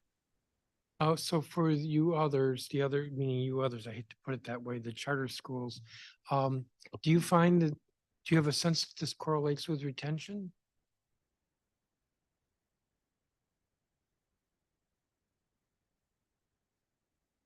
Your mic's on. Is You're that on. better? Okay. It does correlate with retention. I think some of the residency programs have higher rates of retention than others. I think that there's a correlation between the level of support that they receive during the residency program from the residency program and their decision to stay longer. We have had, because of the way that the Urban Teacher Center was previously structured, it was a longer residency program. And so retention was longer, and we typically saw that those teachers stayed in place longer and actually transitioned into other roles within the organization after they finished between 3 to 5 years of teaching. Let me add, it does contribute to retention, but it also contributes to higher quality in that first year as a standalone lead teacher in the classroom. We have found that our own programs of Friendship alumni or paraprofessionals teachers has the longest retention. We are also finding, though, that the formal teacher residency programs it seem to be reducing the numbers of people that they have available. And so we are feeling the sense of shortage, whereas, for example, in some of the teacher residency programs, we could have up to 30 people a year. We now might be getting anywhere from 7 to 10. So let me ask this question of the charter representatives here. There was testimony earlier. The data seems to suggest that turnover is higher in the charter sector than in DCPS. Why? Who wants to jump on that? Ms. Hodge? Yeah, I'll get started. I think one thing that's important to do is to look at all of those data points. I believe that the stat is coming from the OSSE Educator Workforce Report from school year 22-23, which has a teacher retention for DCPS of teachers staying in the same role in the same school at 78% and at charters at 62%. But what we actually aren't talking about is how similar DCPS and charters are in that. 15% of DCPS teachers and 20% of charter teachers are leaving DC public education altogether, which is much more similar than the retention in the same school and same role numbers might suggest. The difference there is, if you look closer, is that 12% of charter teachers are teaching and remain in teaching in DC in a different school, compared to 7% of DCPS teachers, and 6% of charter teachers are staying in DC public education in a non-teaching role, compared to 0% of DCPS teachers. So while we're focusing, I think, a lot in the hearing yesterday and today on teachers staying in the same role in the same school, where there appear to be differences between DCPS and charters, I think what's really interesting is that the similarity is that 15 to 20% of teachers in DC, in DCPS and charters, are leaving DC public education altogether. And that's the number I think we have to change. And I think there are more similarities than differences in how we approach that. If I might add to that, what's very clear at Friendship is that we have teachers that will loop with their students, which has significant impacts on student achievement and growth. But if you are at a Friendship site and that site is shared by both an elementary and a middle school, and you loop from the elementary to the middle school, the students have the same teacher, but they are considered turnover in the system and the definitions that we have for reporting. I'm not suggesting we change the definition, but only that people need to look at the nuance. Also critical, if you go into a Friendship site, our academy directors or assistant principals, our specialists, our interventionists have served as teachers in our schools. But when they move out of the classroom teacher role to interventionist, to specialist, to somebody who is supporting teachers, they are considered part of the turnover and churn. And I can tell you, it absolutely makes a difference when our leaders have taught in our classrooms, when they know the struggles, the challenges, the successes of teachers, and when they've been in our context. And so, again, I am not suggesting that there need to be any changes to definitions, but we need to look at the nuance and understand that we have teachers that are advancing. And at Friendship, those are primarily African-American teachers teaching in high at-risk schools. And so we don't want to stymie their advancement because we are misreading the data. That is a really important point, and that that data looks it can cause the turnover data to look really bad for any school, but especially single site schools. And so when we received the ESSER funding after the pandemic, many schools created a number of positions to support the needs of the students and the staff. Paul was one of those schools. And so if we created about 7 new positions and backfilled all of those positions with people who were teachers in the classrooms, then it looks like they left. But they didn't, they're still there. Our head of schools was our middle school principal for 5 years. But if you ask me about turnover in the middle school principal position, I have to say, yep, she turned over, but she turned over to the head of schools role. Now she's managing the leadership teams of both schools. And so I think that all of those points that both Shannon and Pat brought up have to be considered because they do impact our turnover numbers. Well, the point you just made is pertinent to a single site LEA. It's pertinent to any LEA. So the way that Pat described it, it's pertinent to Friendship as well, even though she's not a single site. It's still capturing turnover numbers. Yeah, DCPS is not a single site. They have 116, 117 sites. But when the first grade teacher keeps leaving Smothers to go to another DCPS school, that's turnover at Smothers. Right, but So when a first grade teacher, maybe not first grade, the assistant, whatever the position was you just said, at Paul, moves to a different leadership position at Paul in the same site. Right. That's just different. May I offer, I mean, this is one of the reasons I think the state board has taken an approach that we need data to be better integrated, but also more consistent. We need consistent definitions and formats, and in some instances, we need different data sets. So yes, we should have data on when teachers leave the classroom overall. Yes, we should have data on if people are staying in a district or a LEA. We should also have data on if people are leaving the teaching profession altogether. And right now, I'm not so sure we have a comprehensive set of data with all the data points that we need and consistent definitions and formats, especially given the amount of LEAs we have.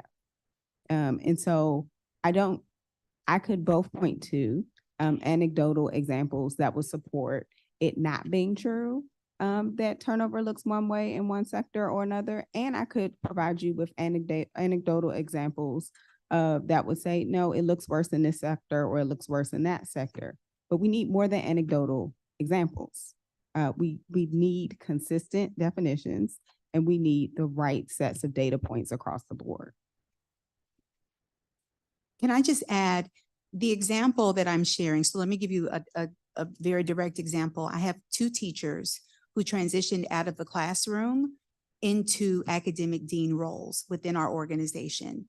When our turnover numbers or our attrition numbers are gathered, those 2 individuals who left the classroom stayed in the organization to take on a leadership role. They're reported as leaving the classroom, which they did, but that's not regrettable, right? That's a good thing. It's a good thing that we were able to create these new positions internally. It's an even better thing that we were able to backfill those positions with individuals who had been in the organization for quite some time. But that nuance is not captured when we report the data out. All right, I'm over my time and I've been joined by 2 colleagues. So Councilmember Fruman, if you have questions. Yes, thank you very much. Yeah, this is an interesting discussion, and I was looking at the DCPS testimony that will be coming up in a short while.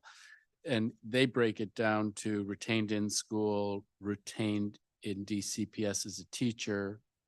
Equivalent would be retained in the LEA in the charter sector, retained at DCPS, period, could be moved up into an administrative role. And I agree with you that growing your leadership out of your workforce shouldn't be seen as a negative thing.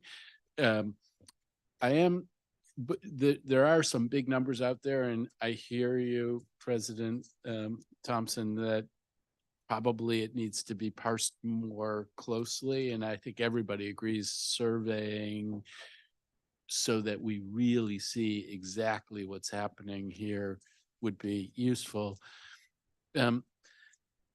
I wanted to ask, and maybe it's been done already, Pat Brantley at Friendship, in your testimony, I think you said 82% retention at the LEA level. Which of these categories is that? Is that at the LEA level in any role, or is that as a teacher at Friendship? That's as a teacher, but you may have gone, if you looped with your students, from the elementary school to the middle school. Because our campuses, because of real estate, share a site, you're still with the same group of students. That's as a teacher. And do you have a figure? Would the difference between in the LEA generally and at the school level, how big of a delta do you think that is? How many of those teachers were teachers who stayed as a teacher in the LEA but went from one Friendship to another? It varies across years, but it's generally a 5 to 10% difference. 5 to 10%. So when I see 38% for the charters generally, and let's just call it 7%, Sure. Then if you're 82% inside of the staying as a teacher inside of the LEA and 7% moved inside of the LEA, the in-school might be like 75% retention, the same teacher staying in the same school?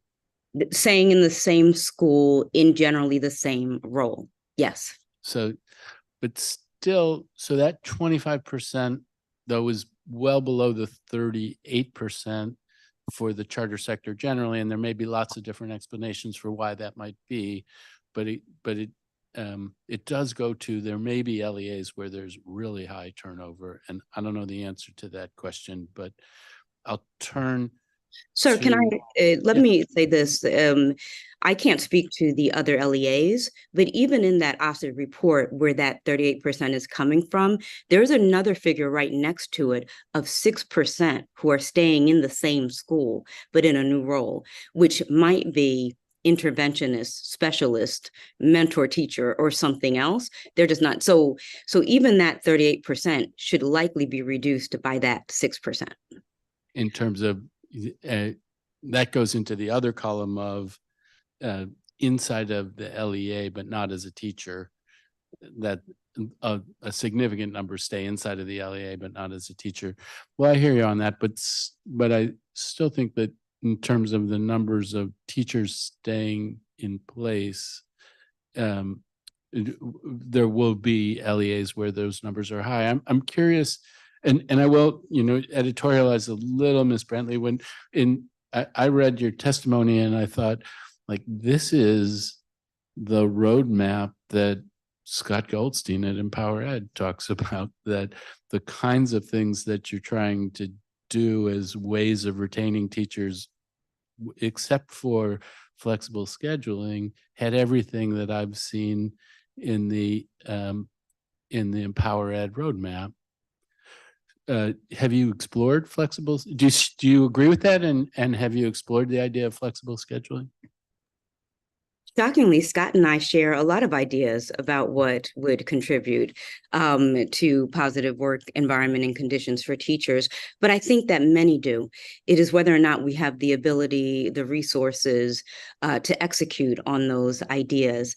To that end, when we think about flexibilities, that generally, when you have good working conditions, a high level of respect and collaboration between administration and teachers, and among teachers, you see more flexibility. A few years ago, the Friendship teacher, the DC Teacher of the Year, who happened to be at Friendship, gave testimony where she said, you know, my principal realizes that I have these childcare responsibilities, and they're willing to meet me on a Saturday so that I can practice my lessons, or, you know, they allow me to come in late. And so what we see is that the autonomy that schools and school leaders have allow flexibility. And so while I didn't mention it very specifically, I don't think that there is a one size fits all flexibility where we can say, you know, 100% of teachers can have flexible hours. It really does depend on the school site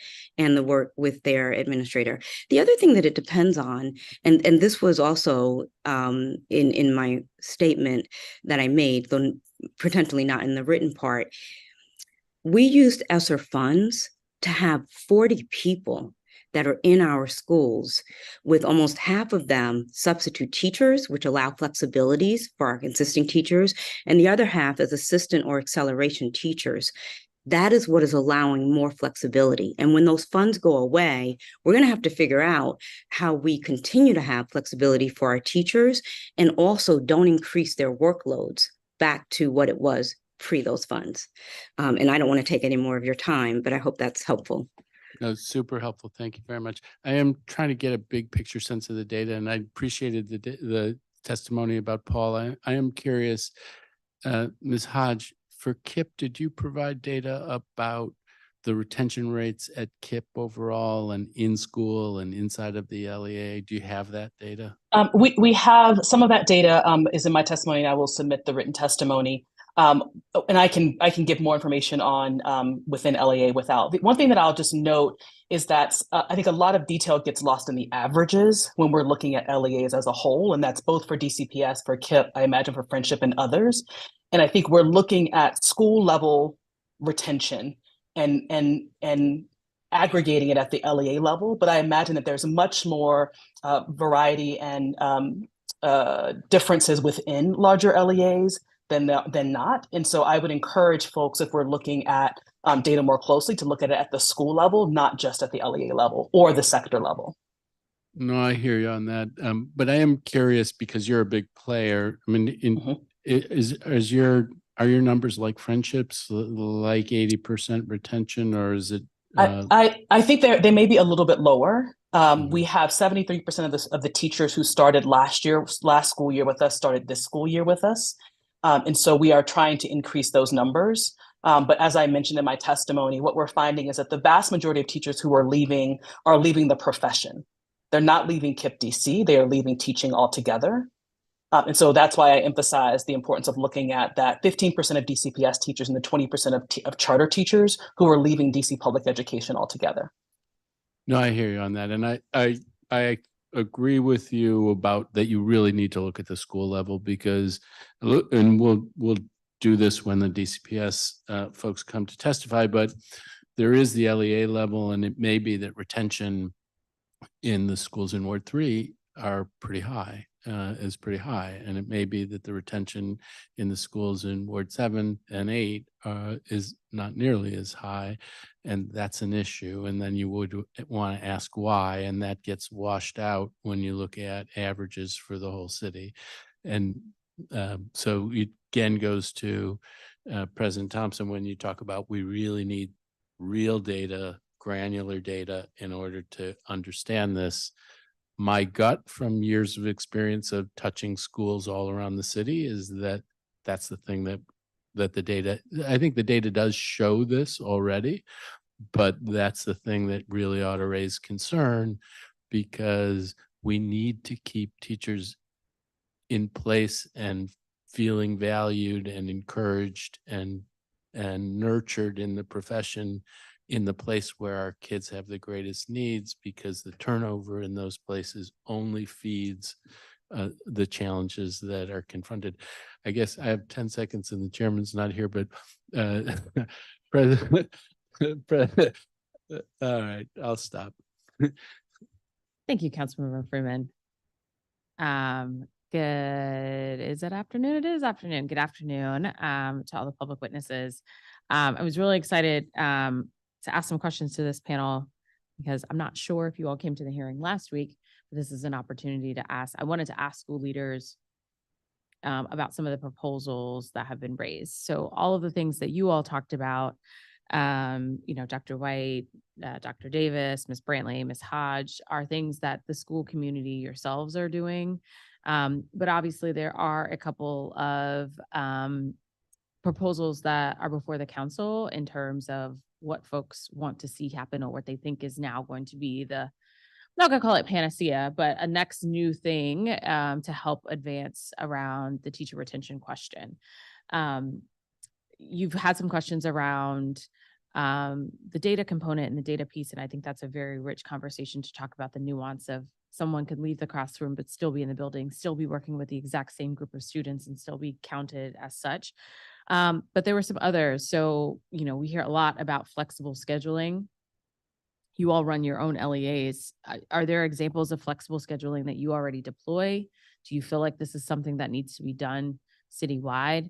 I imagine that you probably feel like you don't want flexible scheduling to be legislated, but I want to give you an opportunity to go on the record about some of those things. Dr. White? Do not want flexible scheduling to be delegated or relegated or an outgrowth of some sort of policy, because it has to be an outgrowth of what your particular school community needs and what they can implement and sustain. What we can do as a single site LEA at Paul Public Charter Schools is very different from what KIPP may be able to do or Friendship. We adopted a pilot last year where we have virtual Fridays. So our teachers and our students, with the exception of those children who either their parents wanted them to be on site on Friday or because of their ability to learn in the virtual space, we believed it would be better for them to be on site to get support. They come in on Fridays. Our teachers, however, are remote. Our administrators, our culture staff they come to the building. Students are placed in small groups and pods. They still receive instruction virtually, but that day is virtual. And it's also an early release day for our students. Our staff have approximately 3 hours after the students are released to work on record keeping, professional development, return phone calls from parents. Sometimes they have content meetings or grade level team meetings, but that has, it is proven to be very helpful in service of attracting and retaining our staff. And also our families love it. They love it. And I think that is the piece that sometimes people are most surprised about. Before we adopted virtual Fridays, we did a ton of surveys, a ton of small groups. We had a whole design committee. Okay, so that's something that's still going on this school year. It is still going on this school year. Okay, I want to give the others an opportunity to weigh in as my time is ticking. I can't see you guys, so just wait. So just I can't see you. So just jump in. I agree with Tracy in that we do not want flexible scheduling to be legislated, but I do think it's worth taking a look at regulations and laws that create guardrails that make it difficult for flexible scheduling. So looking at things like seat time, number of days in a school year, et cetera, that are mandated, that may get in the way of flexible scheduling that schools will want to do. But again, not to legislate flexible scheduling. Okay, I guess, and to expound upon flexible scheduling, I believe that there is another proposal around a required number of mental health wellness days that everyone would need to provide. Ms. Brantley? I can't see you, so I'm just guessing. Thank you. So first of all, we do have flexibilities built in. We do an early release Friday, which allows our educators to have time, and they have appreciated that as part of the flexibility. We also have wellness days that are built into our calendar for all of our educators. And so I don't necessarily see the need to have legislation that goes to it, to the flexibilities, because I think that LEAs are looking at both their school communities, what the families need, what their students need in terms of the day-to-day support that they have from teachers, and also what their educators need. As far as building in mental health days, I think that if there is funding to consider it, funding that allows LEAs to expand the number of days that teachers have off. I don't feel that a teacher should have to say, hey, I'm using a mental health day versus I'm taking a personal day versus I'm taking a sick day. Like, they do not have to tell us the reason for their illness or their need. They have the days. They should be able to take them without having to disclose what the subject might be. But if we are going to think about adding any days, whether it's 2 or et cetera, I'm going to use a Friendship example. There are 400, there's a little bit more than that, but let's call it 400 educators at Friendship. 2 days, that means 800 days. That's 800 substitutes that I probably have to, substitute days that I have to deploy at whatever average amount that you want to say for that, $125 a day, $200 a day, it varies across LEAs. And so I'd like to think about what the resources are to be able to do that, because I do believe that to the extent that we could increase the benefits for our teachers, and by benefits, I mean adding more days, then we also have to figure out how we're going to continue to have instruction for our students. And I don't know whether or not you heard it, but I did describe that it's ESSER funds that allow us to have more full-time substitutes. And so we need to either add more ad hoc or contractual substitute days or add more full-time substitutes in order to pull it off. Yeah, thank you. Dr. Davis? I obviously Maya Angelou is very unique in its model. I don't know if you had any thoughts on this. Sure, yeah, I agree with my colleagues here around not having flexible scheduling mandated or legislated in any way, but even within our own network, our adult charter campus, we do continue to operate flexible scheduling for both students and staff there, and it works fairly well in terms of student and staff satisfaction and also academic outcomes. And we're able to do that there because the requirements for seat time and instructional hours, et cetera, are different for an adult charter. Whereas at our high school and certainly at our secure sites, we don't have that flexibility. So that site by site sort of based decision making is really helpful, I think, for us as charter LEAs. And then earlier on in my testimony, we had, because in listening, in getting feedback through focus groups and meetings and town halls, listen to staff saying precisely that I need a mental health day. I need more time to care for family members or my own kids. And so, of our own volition, we added 3 to 4 more days for various categories of school-based staff and front loaded those. That's been helpful. And we've just called it paid time off, to Pat's point about not having to, explicitly. Yeah. I mean, I kind of feel like that idea that somebody would have to say, I need a mental health day versus like, I just need a day. I could be taking a doctor's appointment. I could be I need to clean my house. I need to, whatever it is. I don't know if an employer needs to know specifically what it is you're doing with your time off, as it is your particular time.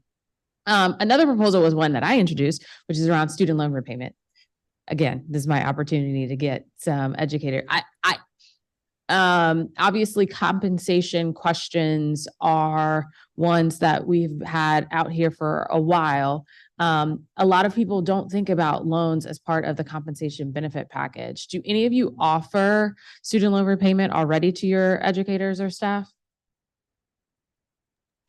No. We have done some, but not consistently. And I thank you for raising it, because I just want to say it is the number one thing that I think there is full support for at least from Friendship, to do more to decrease loan payments.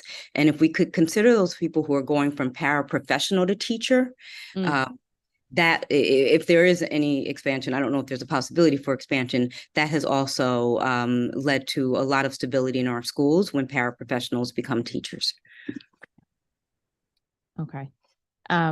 Kip, do you, I can't, again, if y'all are shaking your heads, no, I can only see the people at the table. So I don't know. Do you guys offer any We do student loan not. repayment? We do not offer student loan repayment options. I think would fully support it for the right population of educators. I will note that there will be an administrative burden to that. And so just trying like building up the expertise internally to know what information to request, how to process it, how to process payments, how to handle all that may not be a skill set that is in every charter, but certainly recognize the importance of student loan repayment. Right. I think the proposal wasn't that each LEA would be responsible for doing that, but that it would be centrally done, perhaps through the CFO's office. But the chairman has returned. But I appreciate, thank you so much for being here for your testimony. Thank you. Thank you, Councilmember Henderson, Councilmember Fruman. Thank you, each of you. Those of you who are in the chamber, you get gold stars. Everyone else, you get gold stars too. Thank you. All the testimony has been helpful. We're going to turn now to the executive witnesses. We have two. Elizabeth Ross, who's the Assistant Superintendent of Teaching and Learning, and Dr. Joanna Bay, who is Deputy Chancellor for Social, Emotional, and Academic Development in the DC Public School System.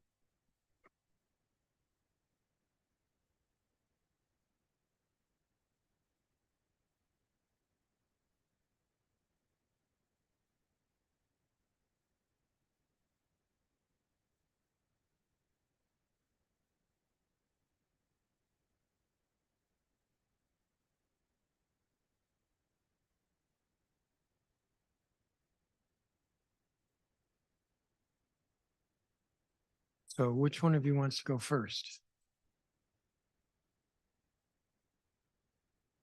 When you're ready. Thank you. I'm happy to take the lead. Can folks hear me? Yes. Great. Good afternoon, Chairman Mendelson, members of the Committee of the Whole, and staff. My name is Elizabeth Ross, and I am the Assistant Superintendent of Teaching and Learning for the Office of the State Superintendent of Education. I am pleased to join you today to discuss the important topic of teacher and principal retention in the District of Columbia. Educator retention matters from a systems level as well as from an individual level, and I share this council's interest in ensuring that DC continues to attract, support, and retain talented educators throughout their careers. As I have shared previously with this council, sitting in this seat is quite meaningful for me. I began my career as a third grade teacher here in DC at Simon Elementary School. Teaching had a profound impact on me. I regularly call upon my experience leading a classroom, as well as my decision to leave the classroom when working with educators, policymakers, and my colleagues across our educational system to develop and implement policies to promote educator retention. When I was a teacher, the ability to engage in and support systemic solutions to persistent challenges in our education system would have been pivotal in supporting and motivating me to remain in the classroom. However, just as I am cognizant of what would have supported me in remaining in the classroom, I am simultaneously aware that I am an N of one. My experiences are unique, just as the experiences of every educator are unique. There's power in personal narrative, and it's a true privilege to learn from educators about their experiences. It guides and strengthens our work across our educational ecosystem. Yet considering individual experiences in isolation without quantitative data or research-informed practices does a disservice to our educators and risks focusing on short-term Band-Aid solutions rather than sustainable systemic supports with broad impact. As we engage in dialogue today, it is important that we ground ourselves in empirical evidence so that we can more fully understand teacher and principal retention for the district's approximately 13,000 educators. There is a solid evidence base that on average, teacher and principal effectiveness increases with teacher experience, and that experienced teachers benefit their less experienced colleagues. Research has also found that teacher turnover is highest in urban districts and school districts serving high proportions of students from historically marginalized groups and students furthest from opportunity. I appreciate district policymakers' focus on developing and supporting a robust educator workforce in DC. Very few jurisdictions in the country annually publish citywide census data on teacher retention. Massachusetts is the only other state educational agency of which we are aware with current published district-level teacher retention data that is comparable to what we publish in DC. OSSI is incredibly proud of our data collection, particularly given the substantial improvements that we have made in recent years. It is this work that enables today's conversation to be grounded in evidence. Because of the limited number of jurisdictions that publish teacher retention data, it is not possible to make grand pronouncements about DC's relative teacher retention rate compared to a national average. But we do see that DC's retention rate is largely comparable to the largest cities in Massachusetts. Between the 21-22 and 22-23 school years, DC, across all LEAs, retained 79% of its teachers, while Worcester retained 80% of its teachers, Springfield retained 81% of its teachers, and Boston retained 84% of its teachers. Principal retention numbers are similarly comparable, with 79% of DC principals retained compared to 81% in Boston during the same time period. Data also demonstrate that DC's teacher retention rate is relatively consistent. Prior to the pandemic, 81% of teachers remained in their roles in public education in DC, and an additional 3% transitioned to new roles within the district, such as Dean of Students or Assistant Principal. With the transition to remote teaching during the pandemic, teacher retention numbers in DC went up, similar to what was observed in other jurisdictions. With the return to in-person learning, teacher retention has returned to its pre-pandemic norm, with DC retaining 79% of its teachers and an additional 3% transitioning to new roles during the last school year. We also know that LEAs make strategic decisions around hiring and retention, and DCPS can be proud that it retained 9 out of 10 of its effective teachers last school year. I am pleased to share that preliminary data from the current school year indicate that teacher retention in DC increased. These early data are promising, and OSSI looks forward to publishing final teacher retention data for the 23-24 school year in early 2024. OSSI supports teacher and principal retention in myriad ways. To increase principal preparedness and success, OSSI is working closely with DCPS and 2 DC educator preparation providers, Howard University and George Washington University, to implement programming designed to build and support an equity-centered teacher pipeline. This programming includes hosting affinity groups for current and aspiring school leaders of color, which provide community and support to help sustain existing and future school leaders. We are also providing targeted coaching support to more than 200 school leaders, who are in turn better equipped to support thousands of teachers across DC. And we are providing science of reading informed literacy training to dozens of local administrators. We are excited to continue to support our school leaders with evidence-informed training and coaching support, because we know that great school leadership is second only to great teaching in terms of positively influencing student learning and lives. To further support DC's teachers, OSSI has significantly leveraged federal and local resources to provide high-quality professional learning in a range of content areas. We are currently standing up a new coaching initiative for early career teachers to help sustain them through their challenges in the first 3 years of their career as a teacher. In addition, this year, OSSI is stewarding more than $73 million to LEAs to increase teacher pay in support of the Public Charter School Teacher Compensation Emergency Act of 2023. We are glad that DC teachers earned a well-deserved 12.5% pay increase over school year 2019-20, and that we in DC have nationally and regionally competitive compensation, an important recruitment and retention lever. We also know that a key component in supporting a robust educator workforce for the District of Columbia is building strong pathways to the profession. Within the division I lead, the Division of Teaching and Learning, we work to catalyze a strong pipeline of future educators and then build their capacity from pre-service to in-service through targeted, sustained, high-quality supports. In spring 2022, OSSI launched DC's inaugural Grow Your Own Teacher Preparation Program grant to help paraprofessionals and high school students earn the needed educational credentials to enter the teaching profession in DC. Building on this work, in fall 2024, OSSI aims to launch our Registered Teacher Apprenticeship Program to provide approximately 100 individuals the opportunity to pursue a tuition-free education degree while engaging in on-the-job learning in DC schools. This earn and learn pathway will eliminate cost as a barrier to pursuing an education career. Additionally, in 2021, OSSI launched the DC Futures Program. This program provides last dollar scholarships, tuition, fees, cost of attendance, coaching support, a small stipend, and access to emergency funds to low to moderate income DC residents who are pursuing their first college degree in a high demand major at 3 local universities: Catholic University of America, Trinity Washington University, or the University of the District of Columbia. The DC Futures program has proven to be a valuable support for residents pursuing a teaching career. Over 130 paraprofessionals have enrolled, and education is the second most popular field of study, with 26% of DC Futures students pursuing education degrees. The through line for these 3 OSSI-led investments is that they all support teaching pathways for local DC residents. We know that Black and Brown students benefit from having access to teachers with shared backgrounds. By strengthening the teacher pipeline for homegrown talent, OSSI is making the educator workforce more reflective of the rich diversity of DC's student population. OSSI looks forward to continuing to provide these supports to further strengthen our pipeline of future educators, alongside existing educator workforce supports in the coming years. As Council contemplates how best to support teaching and learning and the issue of educator retention in the district, we strongly encourage you to focus on foundational supports.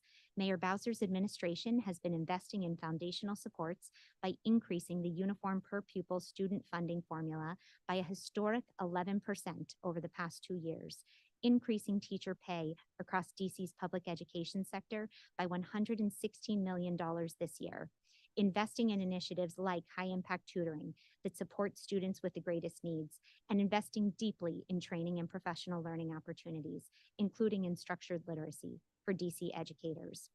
The reasons why teachers choose to leave the profession are almost always complex and vary widely based on individual experience and preference, but I have never met a teacher who exited the classroom because they were paid too much, felt too prepared, or too well supported to be successful. I am proud that the policies and programs that we have underway in DC are designed to ensure that more teachers have access to the compensation, preparation, and support they need for sustained excellence. Thank you, and I look forward to answering your questions.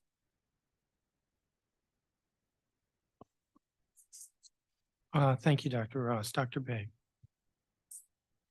Good afternoon, Chairman Mendelson, council members, staff, and members of the public. I am Dr. Joanna Bay.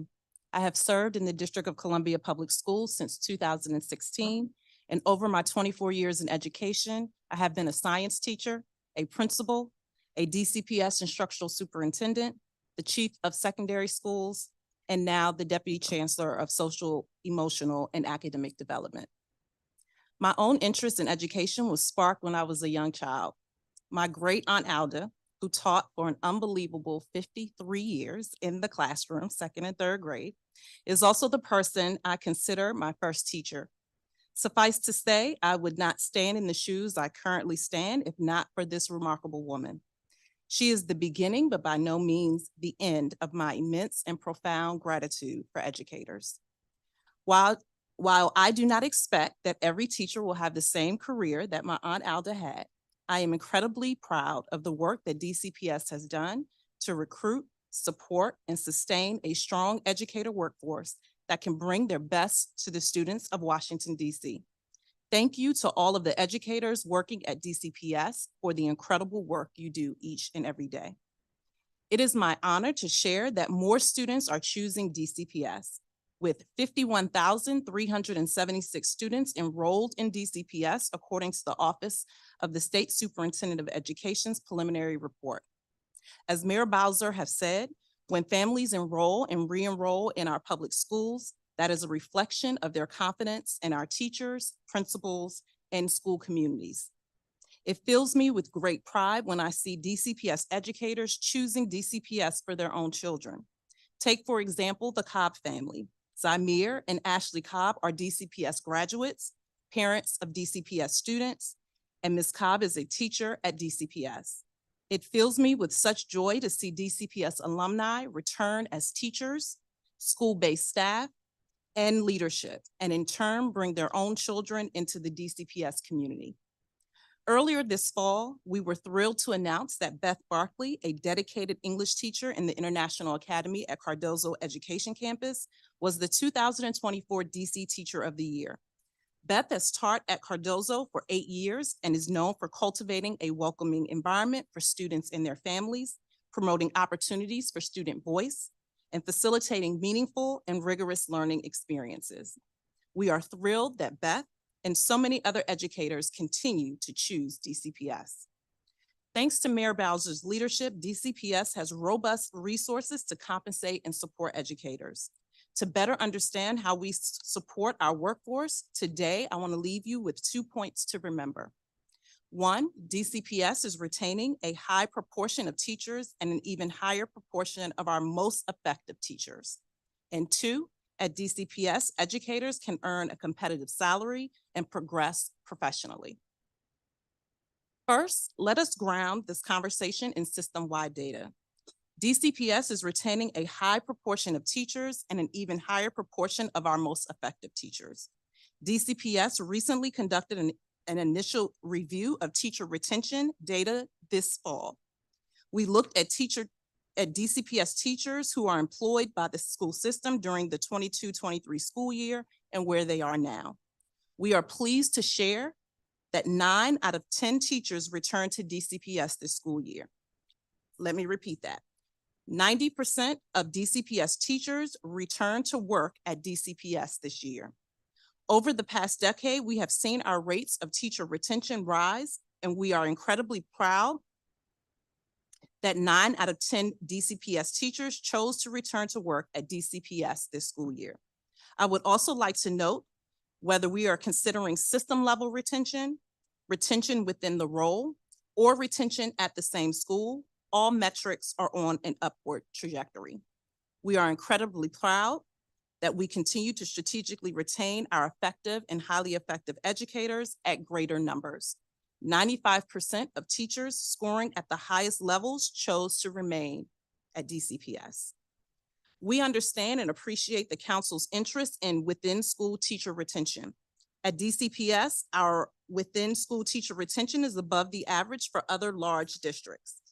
Education Resource Strategies released a report analyzing data from the 22-23 school year, the most recent year with data across school districts in multiple states. During that year, DCPS retained 77% of its teachers within the school, outpacing the average for other large districts by 5 percentage points. This fall, our numbers improved, and 8 out of 10, 79% of teachers were retained within their school. For more information on teacher retention levels over the past 5 years, please see the tables and chart included in this testimony. In addition to the strong teacher retention data, we are excited to share that 88% of DCPS principals returned to lead their schools this fall, and that 96% of DCPS principals return to a role within DCPS. Please see the data below within the testimony for data on principal retention over the last 5 years. Second, at DCPS, educators have competitive salaries and robust opportunities to develop professionally. Teaching is a demanding profession, and thanks to Mayor Bowser's leadership, we have robust resources with which to compensate educators. DCPS provides a higher starting salary than any surrounding county. DCPS's starting salary is also $1,000 above the median starting salary for local education agencies within the district. DCPS is committed to providing educators with robust development opportunities such that they can make their careers at DCPS. Take, for example, the career of Gwen Payton. Gwen began her DCPS career as an elementary school teacher. Following 14 years of teaching in DCPS, Gwen led Beers Elementary School for 17 years, where she expanded early childhood education opportunities and supported students with special needs. After this distinguished career, Gwen was eligible for retirement, but decided instead to become an instructional superintendent within DCPS. She now supervises 12 principals, including Principal John Roll. Principal Roll is in his first year leading Garfield Elementary School, having previously served DCPS as a dean and an assistant principal, and recently completing DCPS's internal principal preparation program. Gwen and John's careers speak to DCPS's investment and commitment to growing our own through meaningful support and development. While both Garfield Elementary and Beers Elementary have new principals this year, they are also examples of two schools where we have intentionally developed principals to take on new leadership roles.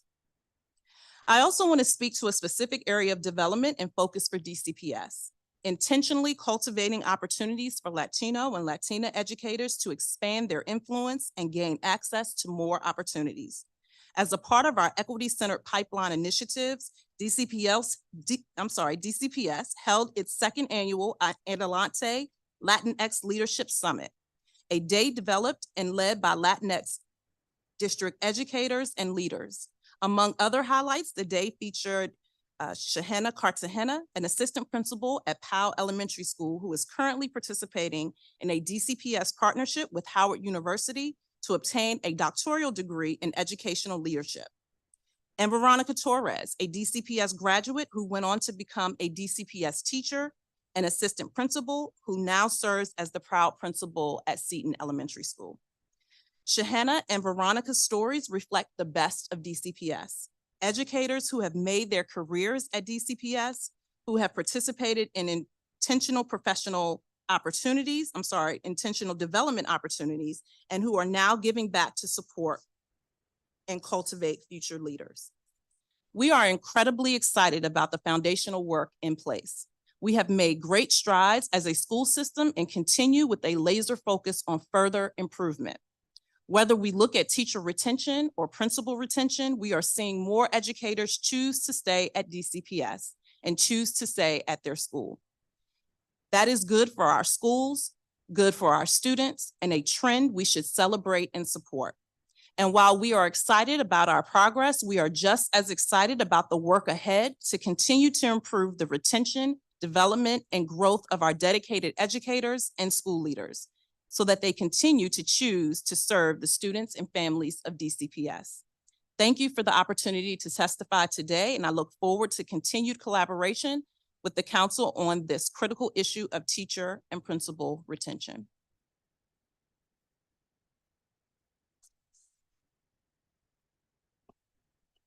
Thank you, Dr. Bay. Thank you, each of you, for your testimony. 10 minutes.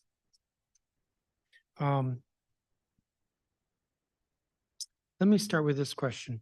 How many years does a teacher need to teach to become effective? Are they good first day, the first year? I don't think so. How many years? I'm happy to take the question and of course, welcome Dr. Bay to chime in as well. There is a fairly solid research base that teachers do continue to improve in their first 5 years of teaching. And in general, in the aggregate, there are of course differences and outliers depending on the individual level of training and support that a teacher has. And then there is a plateau once teachers hit 8 years, 10 years in terms of increasing effectiveness. But also we do see that many teachers at that point in their career are able to take on additional duties such as mentoring younger teachers and supporting newer teachers in for example, as a cooperating teacher under a student teaching model. Do you agree, Dr. Bay? Yeah, thank you for the question. I think it depends on the teacher, as was indicated. Well, let me put this way, do you disagree with what Dr. Ross said? I think it depends on the teacher. I believe that all teachers continue to improve as they have more experience in the way in which we define effective teachers and highly That effective answer is teachers. not going to help me here, and I now have 8 minutes left. But I'll move on. I mean, I'm looking for answers as opposed to avoiding an answer. So generally, there is a view that so many years and a teacher becomes pretty good. but they're not as good in the first year. So that's what I'm getting at. Dr. Ross answered the question pretty well. How about principals? Is there, how many years does it take for a principal to become a decent principal? There's significantly more research on teacher quality than on principal quality because principals are a much smaller pool of individuals. I'm not aware of a well-recognized number of years that a principal needs in order to be effective. But similar to the point that Dr. Bay was making, I would expect this to differ by individual, the level of resources and supports that they have access to, the aptitude and attitude that they bring to the role, I think would vary significantly in terms of their effectiveness in leading their school. Oh, sure. Every individual's different. Dr. Bay, do you have anything to add to that? I do not. Okay. What is your takeaway from today's and yesterday's testimony, Dr. Bay?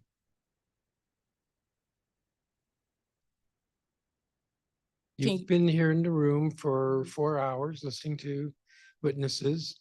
I don't know if you watched yesterday's hearing. I hope you did. What's your takeaway? Thank you for that question. My takeaway is that teacher retention and principal retention remains a top priority for all of us, for DCPS, for our charter schools, and for all of our stakeholders. Dr. Ross? Similarly, I was so pleased to hear from so many educators first last week and then again this week, more than 80 individuals, many of whom were educators, the vast majority of whom were educators, signed up to provide testimony last night. I was also struck by the unique and varied experiences that the individuals brought before this council. It was fantastic to have the opportunity to hear from those individuals. And then I really appreciate council grounding this conversation in national research with Dr. Ingersoll, and Ryan Saunders this morning, bringing many charter LEA leaders to provide witness testimony and of course the opportunity to speak here today with So Dr. Bay. your takeaway was fantastic to hear from so many folks, and your takeaway was that retention remains a high priority. What about the fact that there were 80 people, mostly teachers, who came out yesterday complaining? I don't think there was one witness who said that they thought that working conditions were satisfactory and that it was driving departures from schools. Neither of you heard that? Dr. I Bay? heard significant variations in the testimony, and that's one of the things that I really appreciated. The opportunity to hear from so many individuals about their motivations for coming into the classroom, about the challenges that they were facing, about the successes that they were facing, and so I really appreciated that opportunity.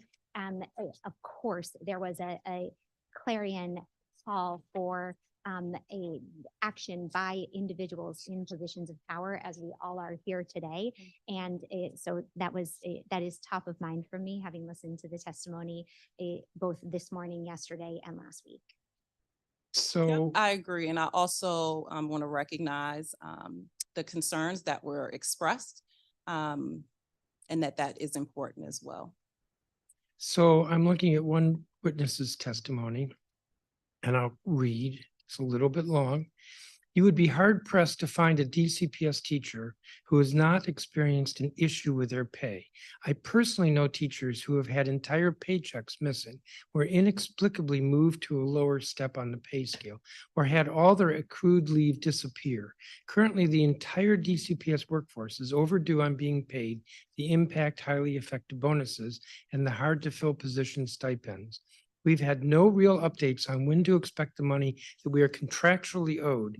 I have personally experienced this financial instability twice in my teaching career. I fought DCPS for almost 2 years to receive payment for home visits that I completed through the Flamboyant Foundation, missing due to a processing error. I am currently fighting to be paid $1,700 in administrative premium pay that I am rightfully owed from services rendered in October 2022. I sent 7 unanswered emails to the compensation department and chancellor before getting union leadership involved, suddenly getting a response. I'm also waiting to receive my $2,000 highly effective bonus from the 22-23 school year. Currently, DCPS is negligent on $3,700 of wages to me personally. We cannot get in contact with central office. It is nearly impossible to get a prompt response from someone in central office. Most emails go unanswered. You can't place a phone call as most central office staff are still working remotely. The phones just ring and ring. In my first year of teaching, DCPS misfiled my teaching license coming from Virginia and accidentally sent me a severance packet in the mail. I could go on. Does that not bother you? And do you think she's the only teacher? So we take payment issues very seriously. And it bothered me to hear that teachers' account of what. Okay, and do you think she's an isolated incident out of the thousands of teachers? She's the only one? Yeah, well, we stay in regular contact with our union leadership. And so when there are issues that arise, we prioritize and make sure that we handle those issues as we receive them. So your takeaway from the hearing last week, you may or may not have paid attention to because it was on some bills, and the hearing yesterday and the testimony this morning was that retention remains a high priority, not that there are a whole lot of teachers who are upset.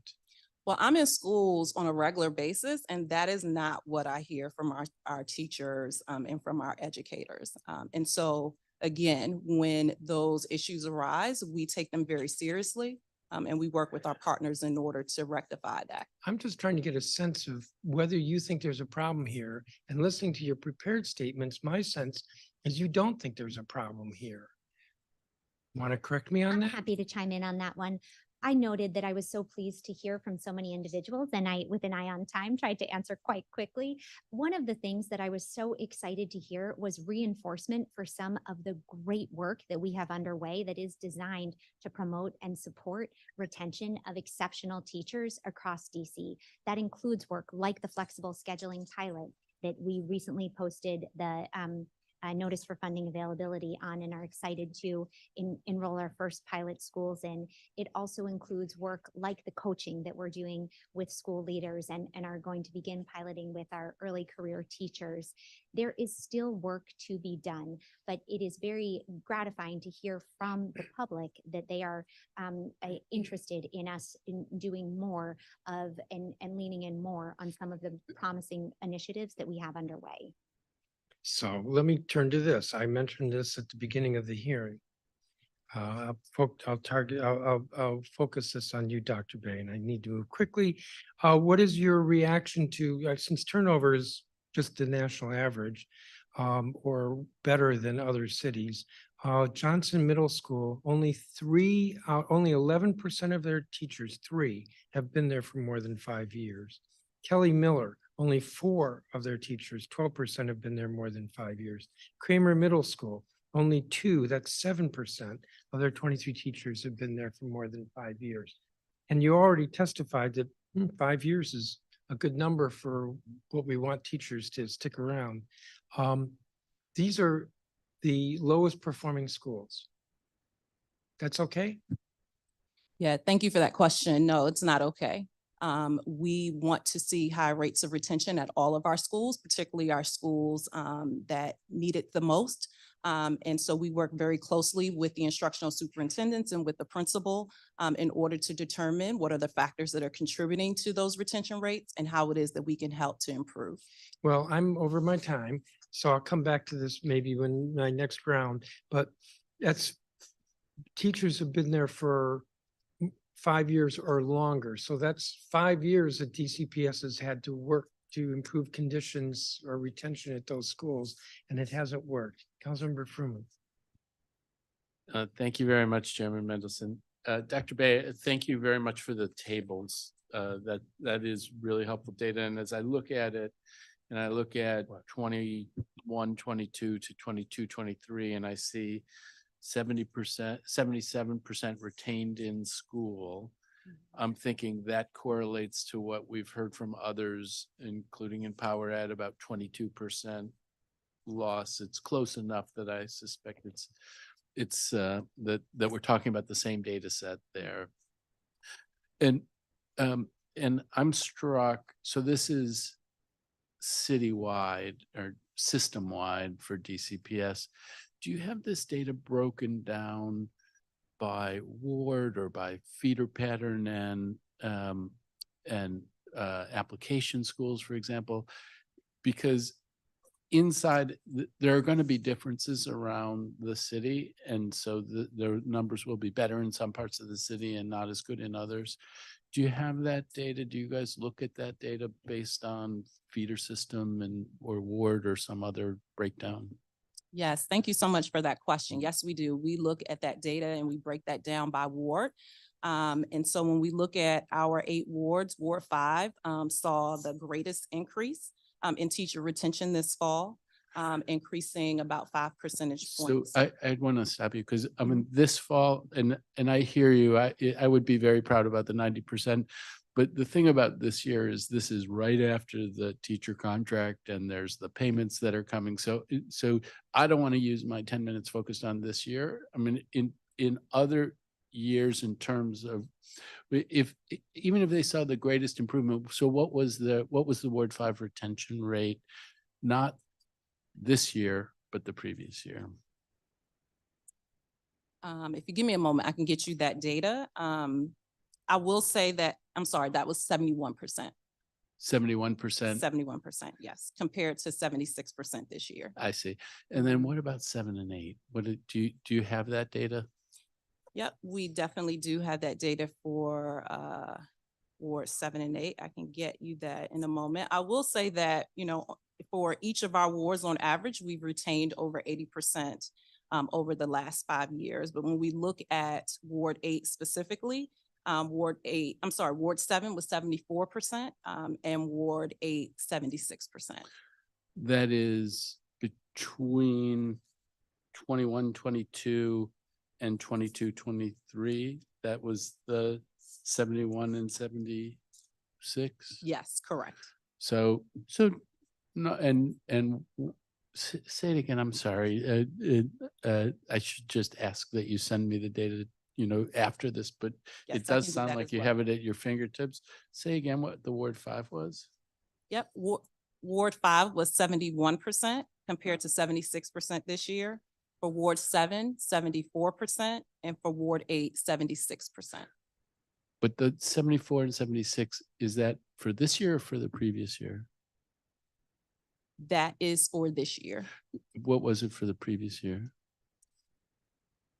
I can send you that. I can send you the complete Okay, because breakdown for all wards. I mean, that's the thing. I mean, when you say 71% compared to 76 and then Ward 7, those Mhm. numbers are similar, but I'm wondering whether what we're seeing, so 77 is the system-wide average and 5, 7, and 8, if those looked more like 71% or 72%, and then other places would be higher.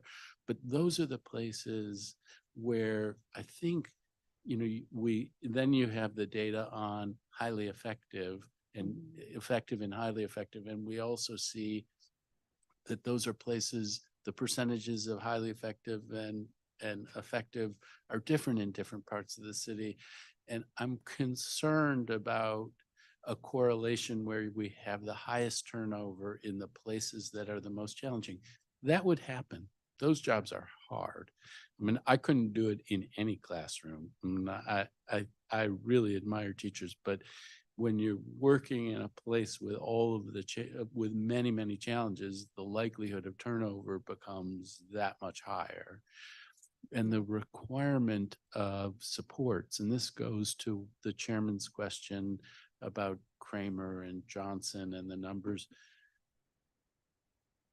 Do you guys spend time thinking about, well, why is it? Why would we be having this? I expect higher turnover in we can call it underserved communities. What's at work here and how do we respond to it? How are you thinking about it granularly by feeder pattern, for example? Yeah, thank you for the question. So just a couple of data points that I do want to clarify. When we're talking about national urban districts, 72% retention within schools is pretty much the norm, right? And that's what we're seeing across all of our wards. So I'm going to send you more detailed information to show the difference between last year and this year. But I just wanted to make sure that that is surfaced. Also want to acknowledge that for our schools, our Title I schools, we pay teachers more, right? They have more opportunities as it relates to the bonus structures and things of that nature. And so we recognize that the work looks different. And so we compensate and provide coaching and support in order to make that distinction. I also want to just acknowledge that for many years, within school retention of our highly effective teachers at Title I schools has been on par with our within school retention at non-Title I schools. And that's unlike most urban school districts. And so I do want to acknowledge that, and I'm super grateful and incredibly proud of the work that teachers and educators do both in our Title I as well as our non-Title I schools. I mean, I guess the numbers that were cited before about different cities, elsewhere I've seen numbers about Los Angeles and New York where the retention rate is much higher, but I wasn't hearing numbers for those other cities that were at 28% of students leaving, which is what 72% would be. And I hear you about retaining highly effective in our Title I schools, but the difficulty to get to be found highly effective in Title I schools, I think it's a smaller number there.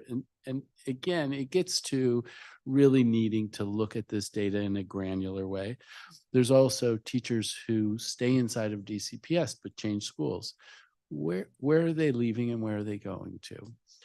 Is the migration more to schools in my neighborhood where the retention rates are higher and away from schools in low income neighborhoods? I don't know the answer to that, but I have a gut sense of it. And there is this question, and I think we all need to really be grappling with it, because I hear you that you feel good about where things are at, but our children with the greatest needs, I mean, none of us can be content with our Black children at 10% at grade level for math and 20% for English. We can't be content with that. So what is it? What are those things that are making it more challenging in the schools that serve our kids with the highest needs? And I hear you, it's less about money because we are paying a higher dollars for it. But what is it that's making it that we're doing that's making it harder to keep teachers in those schools, and what could we do that would make a difference? Internally, when you guys think about it, what kinds of things do you think about? Yeah, so I agree with you 100%. When we talk about the reading levels of performance, student outcome data for all of our students, but particularly our students of color, it's not acceptable, right? We know that our students, all of our students can achieve at very high levels. And so I think about equity, I think about achievement every single day, right? And particularly for schools in Ward 7 and 8 and our Title I schools. And so that's why retention of our principals and our teachers matters. The strategies that we employ as it relates to professional development and coaching and supporting of our teachers and our educators and our school leaders is the core of our work. And so when we think about how we need to support our schools, whether we have schools that have unique challenges or not, we really have to get, and we work to remain at a granular level to identify like what are the specific strategies for specific schools, because not every school is the same. What are the specific strategies that we employ to support those schools? And it's both for teachers as well as for our school leaders. All right, well, my time is up, so thank you very much. Thank you. So Dr. Bay, we left off where I was asking about these schools. So I looked at the lowest performing schools that the OSCE's identified for participation in the federal program. And those schools include Johnson Middle School, Kelly Miller Middle School, Kramer Middle School.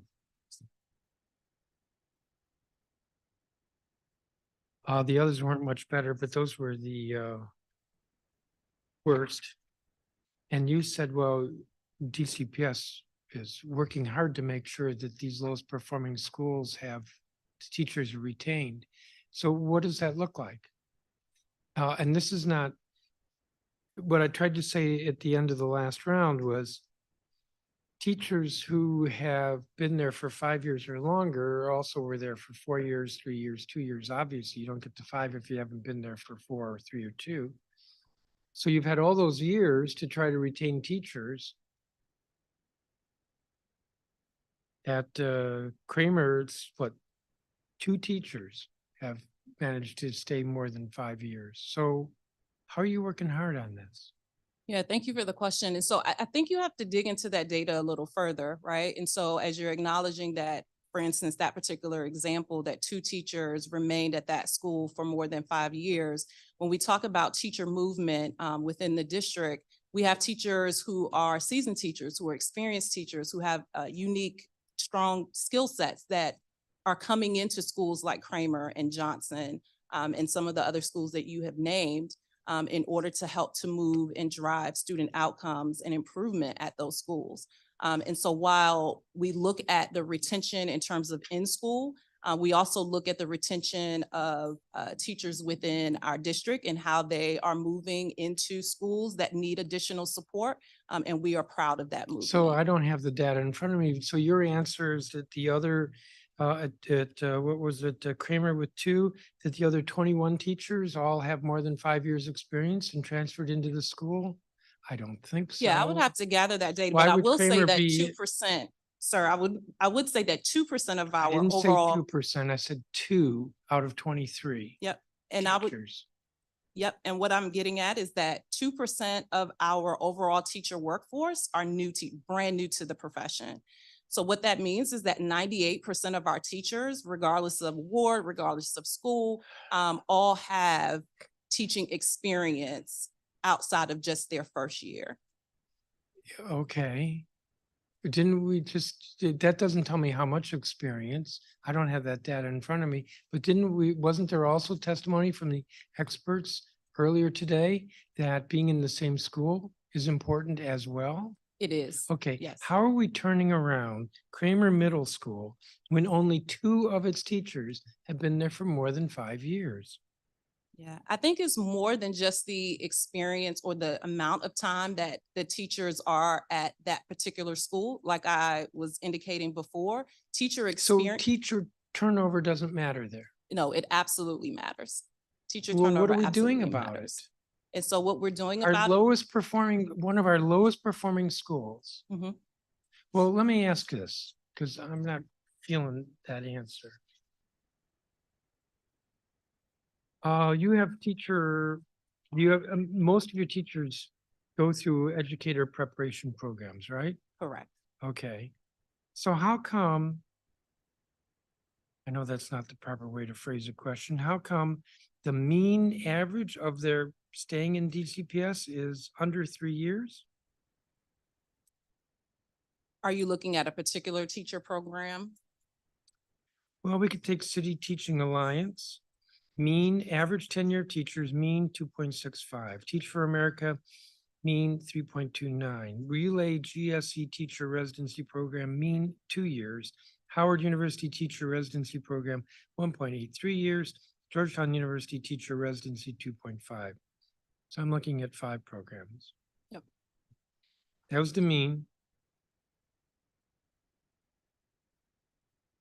Yeah, and so when we look at those teacher preparation programs, they are extremely important, and we are appreciative of the partnerships that we have with those programs. I would say the majority of our teachers don't come from those particular teacher programs. They have had experiences in other school systems and are coming to us as experienced teachers, as well as the experience that they I thought gain once they're in when I said most of DCPS. your teachers come from teacher preparation programs, I thought you agreed. I do, but what I'm Okay, but now referring you're to, saying no. what I'm Okay, ref- and this question that was provided, the answer came to me. The question was, please list the top 5 educator preparation programs that contribute new teachers to DCPS. Yeah, I'm sorry, I must have misspoke, so let me clarify. Yes, teachers go through teacher preparation programs. The teacher preparation programs that you see there are the teacher preparation programs that we have within the district. However, I wouldn't say that all of our teachers within DCPS come through Okay, so those the particular average tenure programs. for the I would non, say that most teachers come through some teacher preparation okay, program. well, none of these programs, these 5 in the district, I didn't realize they were in the district, but none of these have been here, the teachers on average stay more than 3 years. So the ones who come from programs outside the district stay longer? I'm just trying to understand Yeah. retention, and frankly, I'm feeling like DCPS is working really hard at trying to make this look, how do you put it? Put gloss on I don't remember the cliche. So, Lipstick on a pig, is that what you're referring to? yeah, I was thinking of gloss on something. Oh. Thank you. So that's all. I'm just trying to understand that. It looks to me like there is a turnover problem, and do we pay for these educator prep programs? Yes, we contribute to that. Yes, we do. Let me just say this, sir. We absolutely take this very seriously. And in my testimony and when I speak about our retention, I think both things are true, right? One is that we are incredibly proud and excited about our progress. And 2, we have more work to do, right? And so when we're looking at some of our schools where the retention is not on par with what our district average is, we have more work to do in order to support those schools and identify what those specific needs are to ensure that teachers remain in those schools. So I think both are true. I'm not trying to paint a picture that is not accurate. We are excited and very proud of the progress that we're making as a district, and we will continue to work to improve retention across all of our schools, both in school as well as across the district. Well, I don't want to sound unappreciative of what you just said, because I do appreciate what you just said. But when I asked earlier, what are the takeaways from today's testimony? I certainly didn't get that answer. I mean, the answer I would look for, my takeaway is that we have to address the evaluation program because that feels punitive and many people characterize it as racist. Mm-hmm. But that wasn't in either of your statements or in any of your answers to questions. I would, a takeaway, if for no other reason than it was a question I asked is HR's got to get better because teachers are upset when they have a problem, which they shouldn't, but it happens in a big bureaucracy, but the phone rings and rings and rings. That's a takeaway, but I didn't hear that. I started out this hearing going over some data not acknowledged. If we want to improve educational outcomes, let me just say, I'm not interested in improving educational outcomes on a 10-year, 15-year track. That's a whole generation of kids. I'm interested in improving educational outcomes immediately, recognizing that we can't get from 0 to 100 in a year, but it ought to happen really fast. And when you take your lowest performing schools and you have the kind of turnover that these numbers indicate, how many teachers have been there for more than 5 years? It's just not, it's not focused and it's not making a difference. I want to ask about impact. Does impact come under your division? Yes, it does. So I have these statistics because we asked for information on impact. You may have even provided the numbers that we analyzed. If you look at the impact, the number of teachers who were rated as highly effective, it correlates with the share of students identified as at risk.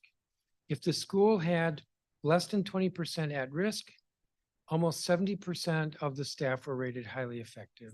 If the school had over 80% at risk, 20% versus 80%, 70% versus 48%.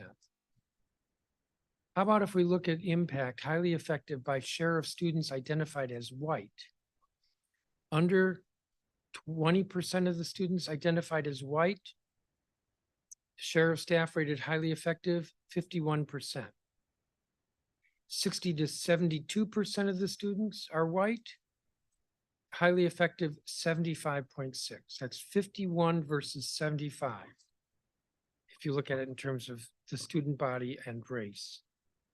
Share of students identified as Black or African American, under 20%. Highly effective, 69% of the staff.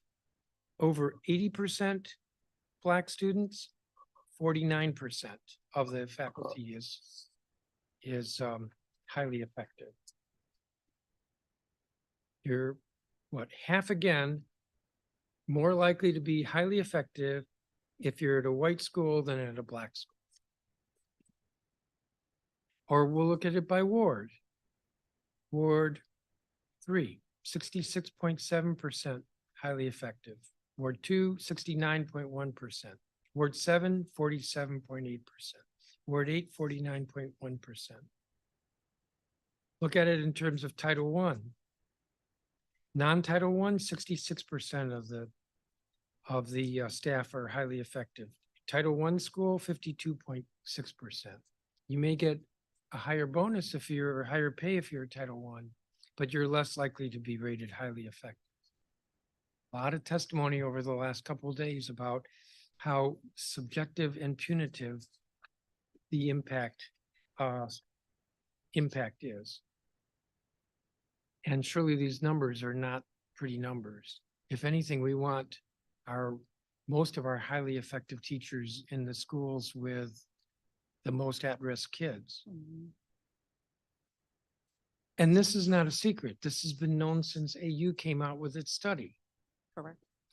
And I've asked the chancellor over and over again, what changes are you making? And I got an answer but I don't see any changes in terms of the data. Impact has got to change. And I'm way over my time. And your answer before I turn to Councilmember Fruman? I appreciate you sharing that, and impact continues to evolve and continues to change. And when we look at any data that we have, so what you just outlined is as it relates to impact, but we also know that we interrogate our data not just for impact, but across student outcome data, teacher outcome data as it relates to race.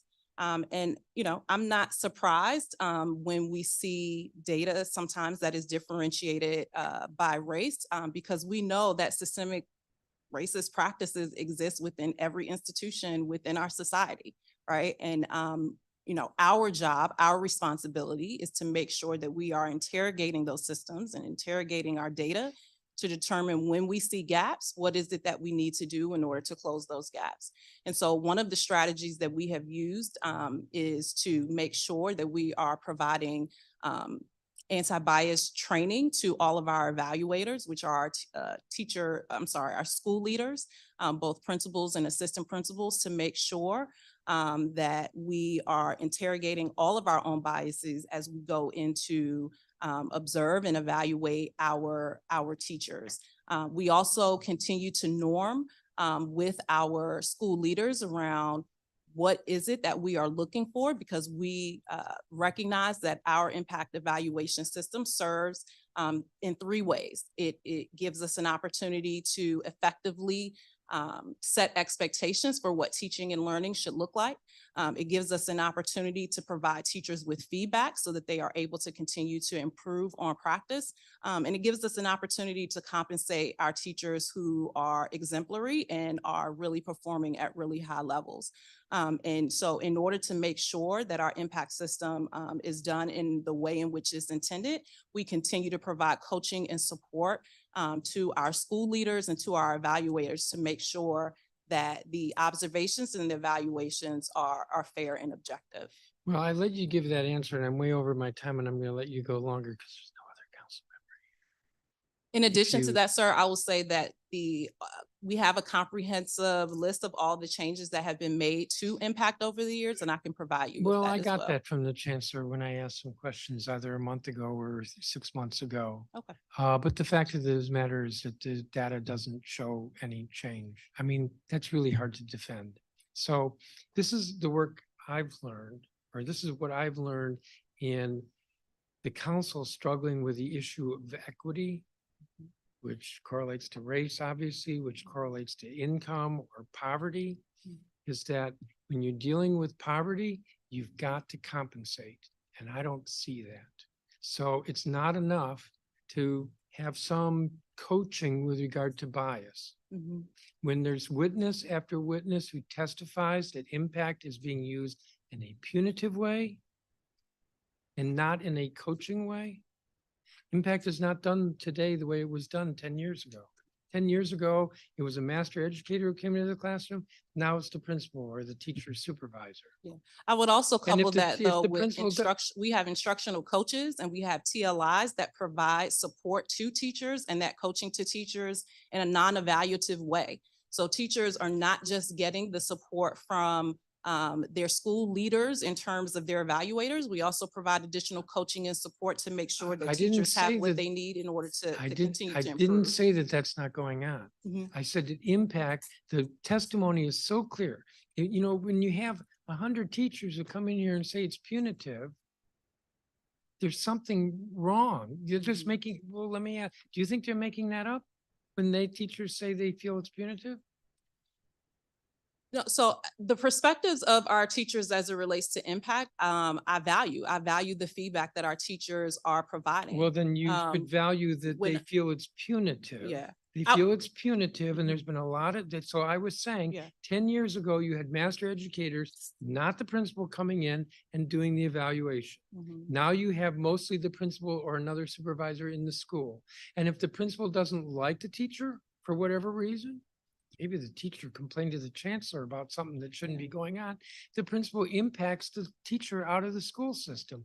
I should have asked for data for this hearing on how many teachers were highly effective one year and the next year became below expectation. Yeah, or I would say, developing. sir, 87% of our teachers are highly effective and effective. 87%.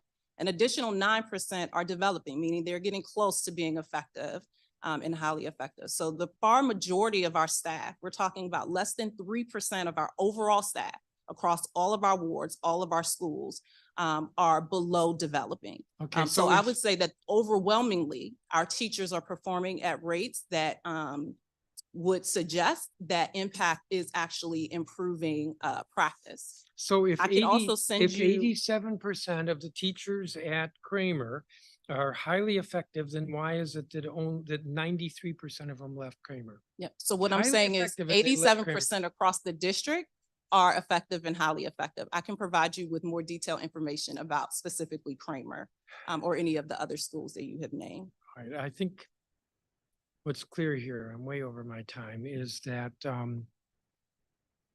we have a different way of looking at statistics, and the way that we're looking at statistics seems to be more in consonant with how the people, the practitioners in the school buildings are actually feeling. Councilmember Fruman? Yeah, so I was happy to let you go on for as long as you wish. I guess you're the chairman, so of course that would be the case. But the theme that I think the chairman was getting at is one that I was trying to get at, which is disaggregating the data. When you say that 3% are, 87% are effective or Effective highly. and highly effective, yes. And, but then what is that?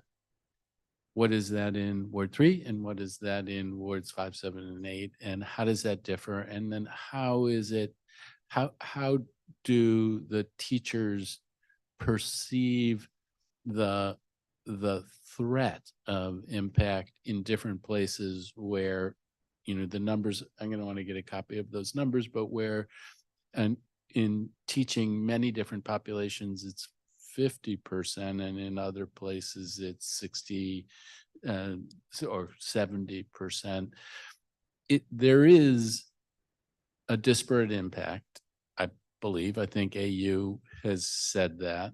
And when we talk about the data, when we lump it together as system-wide, we lose that. And I don't think you want to lose that. We don't want to lose that. It does raise the question, and I think impact kind of becomes like a Rorschach test. Impact is not the same thing today as it was 10 years ago, but it does seem like rather than rethink that there's kind of an incremental rethinking, but there is not. We heard a number of people today talk about the best systems are ones that are developed in collaboration with the teachers and have buy-in. And has there, as far as you know, ever been an initiative to try to bring our teachers in and think about what a new evaluation system might look like that could get deeper buy-in? Yeah, thank you for that question. And so over the last 2 years, when we think about the changes that have been made to teacher impact, that has been informed by teacher feedback, by their actual feedback. So in addition to the teacher interviews and the surveys that American University has provided as it relates to impact, we have interviewed and received survey data back from over 3,500 of our teachers as it relates to impact. And we use that information in order to inform the changes that we have made over the years. And so I agree with you 1,000% that when we're talking about an evaluation system, we shouldn't do that in isolation. We should engage our stakeholders and specifically our teachers and our school leaders. And I think that we have substantial evidence to show that we have engaged and will continue to engage our teachers and our educators in what changes need to be made as we continue to move forward. And I mean, it sounds like you're talking with individual teachers. President Pogue-Lyons said, you know, after the American University study that she was called in to have a conversation, but that decisions had already been made about what kinds of changes, and it was more informing her about what kinds of things were changing as opposed to soliciting her input. I know it today can't be part of the negotiation of the contract, but how does the union fit into that in terms of you soliciting what a different evaluation system might look like? Yeah, and so I was not a part, I wasn't privy to what she, in terms of her being brought to the table. I will say that we definitely brought them in to help to inform the decisions, and the engagement that we had with our teachers preceded the changes that we actually ultimately made. And have you, I mean, when the chairman talks about all of the different teachers who have come in and complained about impact, and we're out on the street, we talk to a whole lot of teachers, and it's not like a little, it's, you know, many teachers who I speak to say that impact is a very serious problem. And I don't know whether you poll teachers and have a different impression, but I hear from teachers who are highly effective who don't like the impact system. It seems like it runs pretty deep. Do you think that opposition to the impact model and a preference for the kind of team building models that were talked about earlier in the day, do you think that's not the case, or do you think that our teachers are generally content with the impact approach? I mean, I think that we hear quite a bit from individuals, particularly the WTU, as it relates to impact and impact as a whole. However, when we, look at survey data, when we look at opportunities to talk to specific teachers in particular schools, et cetera, we acknowledge that there's a wide range of perspectives when it comes to impact. I also want to indicate that impact is broad, right? It is the observation component. There are various components to impact. And so we take the feedback that we get from teachers and from stakeholders as it relates to impact very seriously. And we want to get granular and more specific as to what exactly are the concerns so that we can use that in order to make the appropriate changes. Yeah, I mean, I guess I think, and I've been around this for a while and talked with a lot of teachers over years, and it could be things are different, but fundamentally it does. I do think, and Scott Goldstein spoke about this before, others spoke, that whole panel sort of spoke about this. I think the fundamental complaint is that it feels fear driven as opposed to coaching driven and partnership driven. And that's basic. And so how do you, I mean, you could think, no, we need it to be fear driven, and that's the most effective way to grow our teacher base, or we need it to be encouraging and helping folks develop, but with an element of accountability. I think my gut, and I don't know if this has been polled amongst teachers, but from the many that I've heard, their sense is it's fear-driven and punitive, and they bristle against that and wish that it was something that was more of a mentoring, coaching model, albeit with an element of accountability. I mean, do you hear that? Do you hear that sense of that it's a fear-driven system? I've heard that perspective, and we definitely do not, we don't lead with fear, right? So when you say that, do we believe that that is the best way? Absolutely not. Our teachers are professionals. Our teachers are valued. We don't want any of our teachers or anyone within our schools to have fear of an evaluation system or anything else. And so we continue to, dig into the perspectives that are shared and dig in specifically with the evidence that is used to support some of these perspectives in order for us to make the changes that we need to make. I think we've demonstrated that we've been willing and excited about making changes to impact over the years. As you acknowledged, the impact of 10 years ago is not the impact that we have today. And I think that is a testament to our willingness and recognizing that, yes, things evolve, changes, happen and should continue to happen. And we welcome additional ideas and additional ways in which to approach this work. I will also say that evaluation systems, every school system has them across the nation, whether it's called Impact, whether it has the same components that we have in DCPS or not. And I think every school district is challenged with identifying what are those components of the evaluation system that are working and are driving us to improved outcomes, not only for teachers, but also for students. And when we need to make changes, we do that. Yeah, so I hear you that you don't want teachers to feel fear based on it and that you want them to feel valued. But I mean, I have to say that we very often hear that they do see it as punitive and with fear and don't feel supported in the way. And the WTU, you may say, well, we have a bunch of individual conversations with teachers and we hear different things. And the union may say this thing, but the union talks directly with all of the teachers. I don't think they're making it up out of whole cloth. I think that they're reflecting what they're hearing from their teacher base.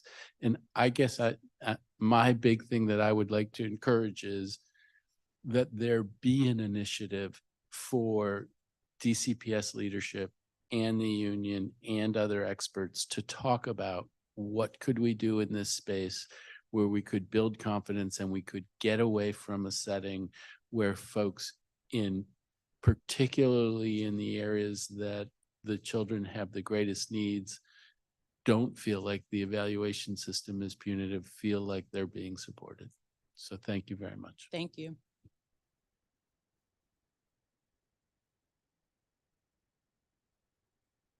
I don't have any other questions for you. Is there some information you're getting back to us at the request of a council member? Trying to remember. We were going to provide additional information regarding highly effective and effective teachers by ward, and more specifically for each school year leading up to this school year. So we'll make sure we provide that information. Okay, you should. Yeah, and the retention rates by ward. Retention rates by ward. Yes, Retention thank rates. And back years. Thank you. I'm being reminded there's some flex scheduling information that Councilmember Robert White requested at last week's hearing. You weren't here. On flexible scheduling. If you would look into that.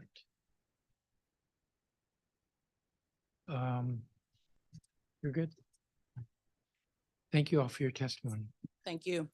I'm going to wrap up this hearing. This has been the second of 2 days of hearings that the Committee of the Whole has had on teacher and principal retention. The record in this matter, you will close at 5 p.m. on Wednesday, December 13th, 2023. If any member of the public wants to submit any comments or testimony, the time is now 3:12 p.m. and this hearing is adjourned.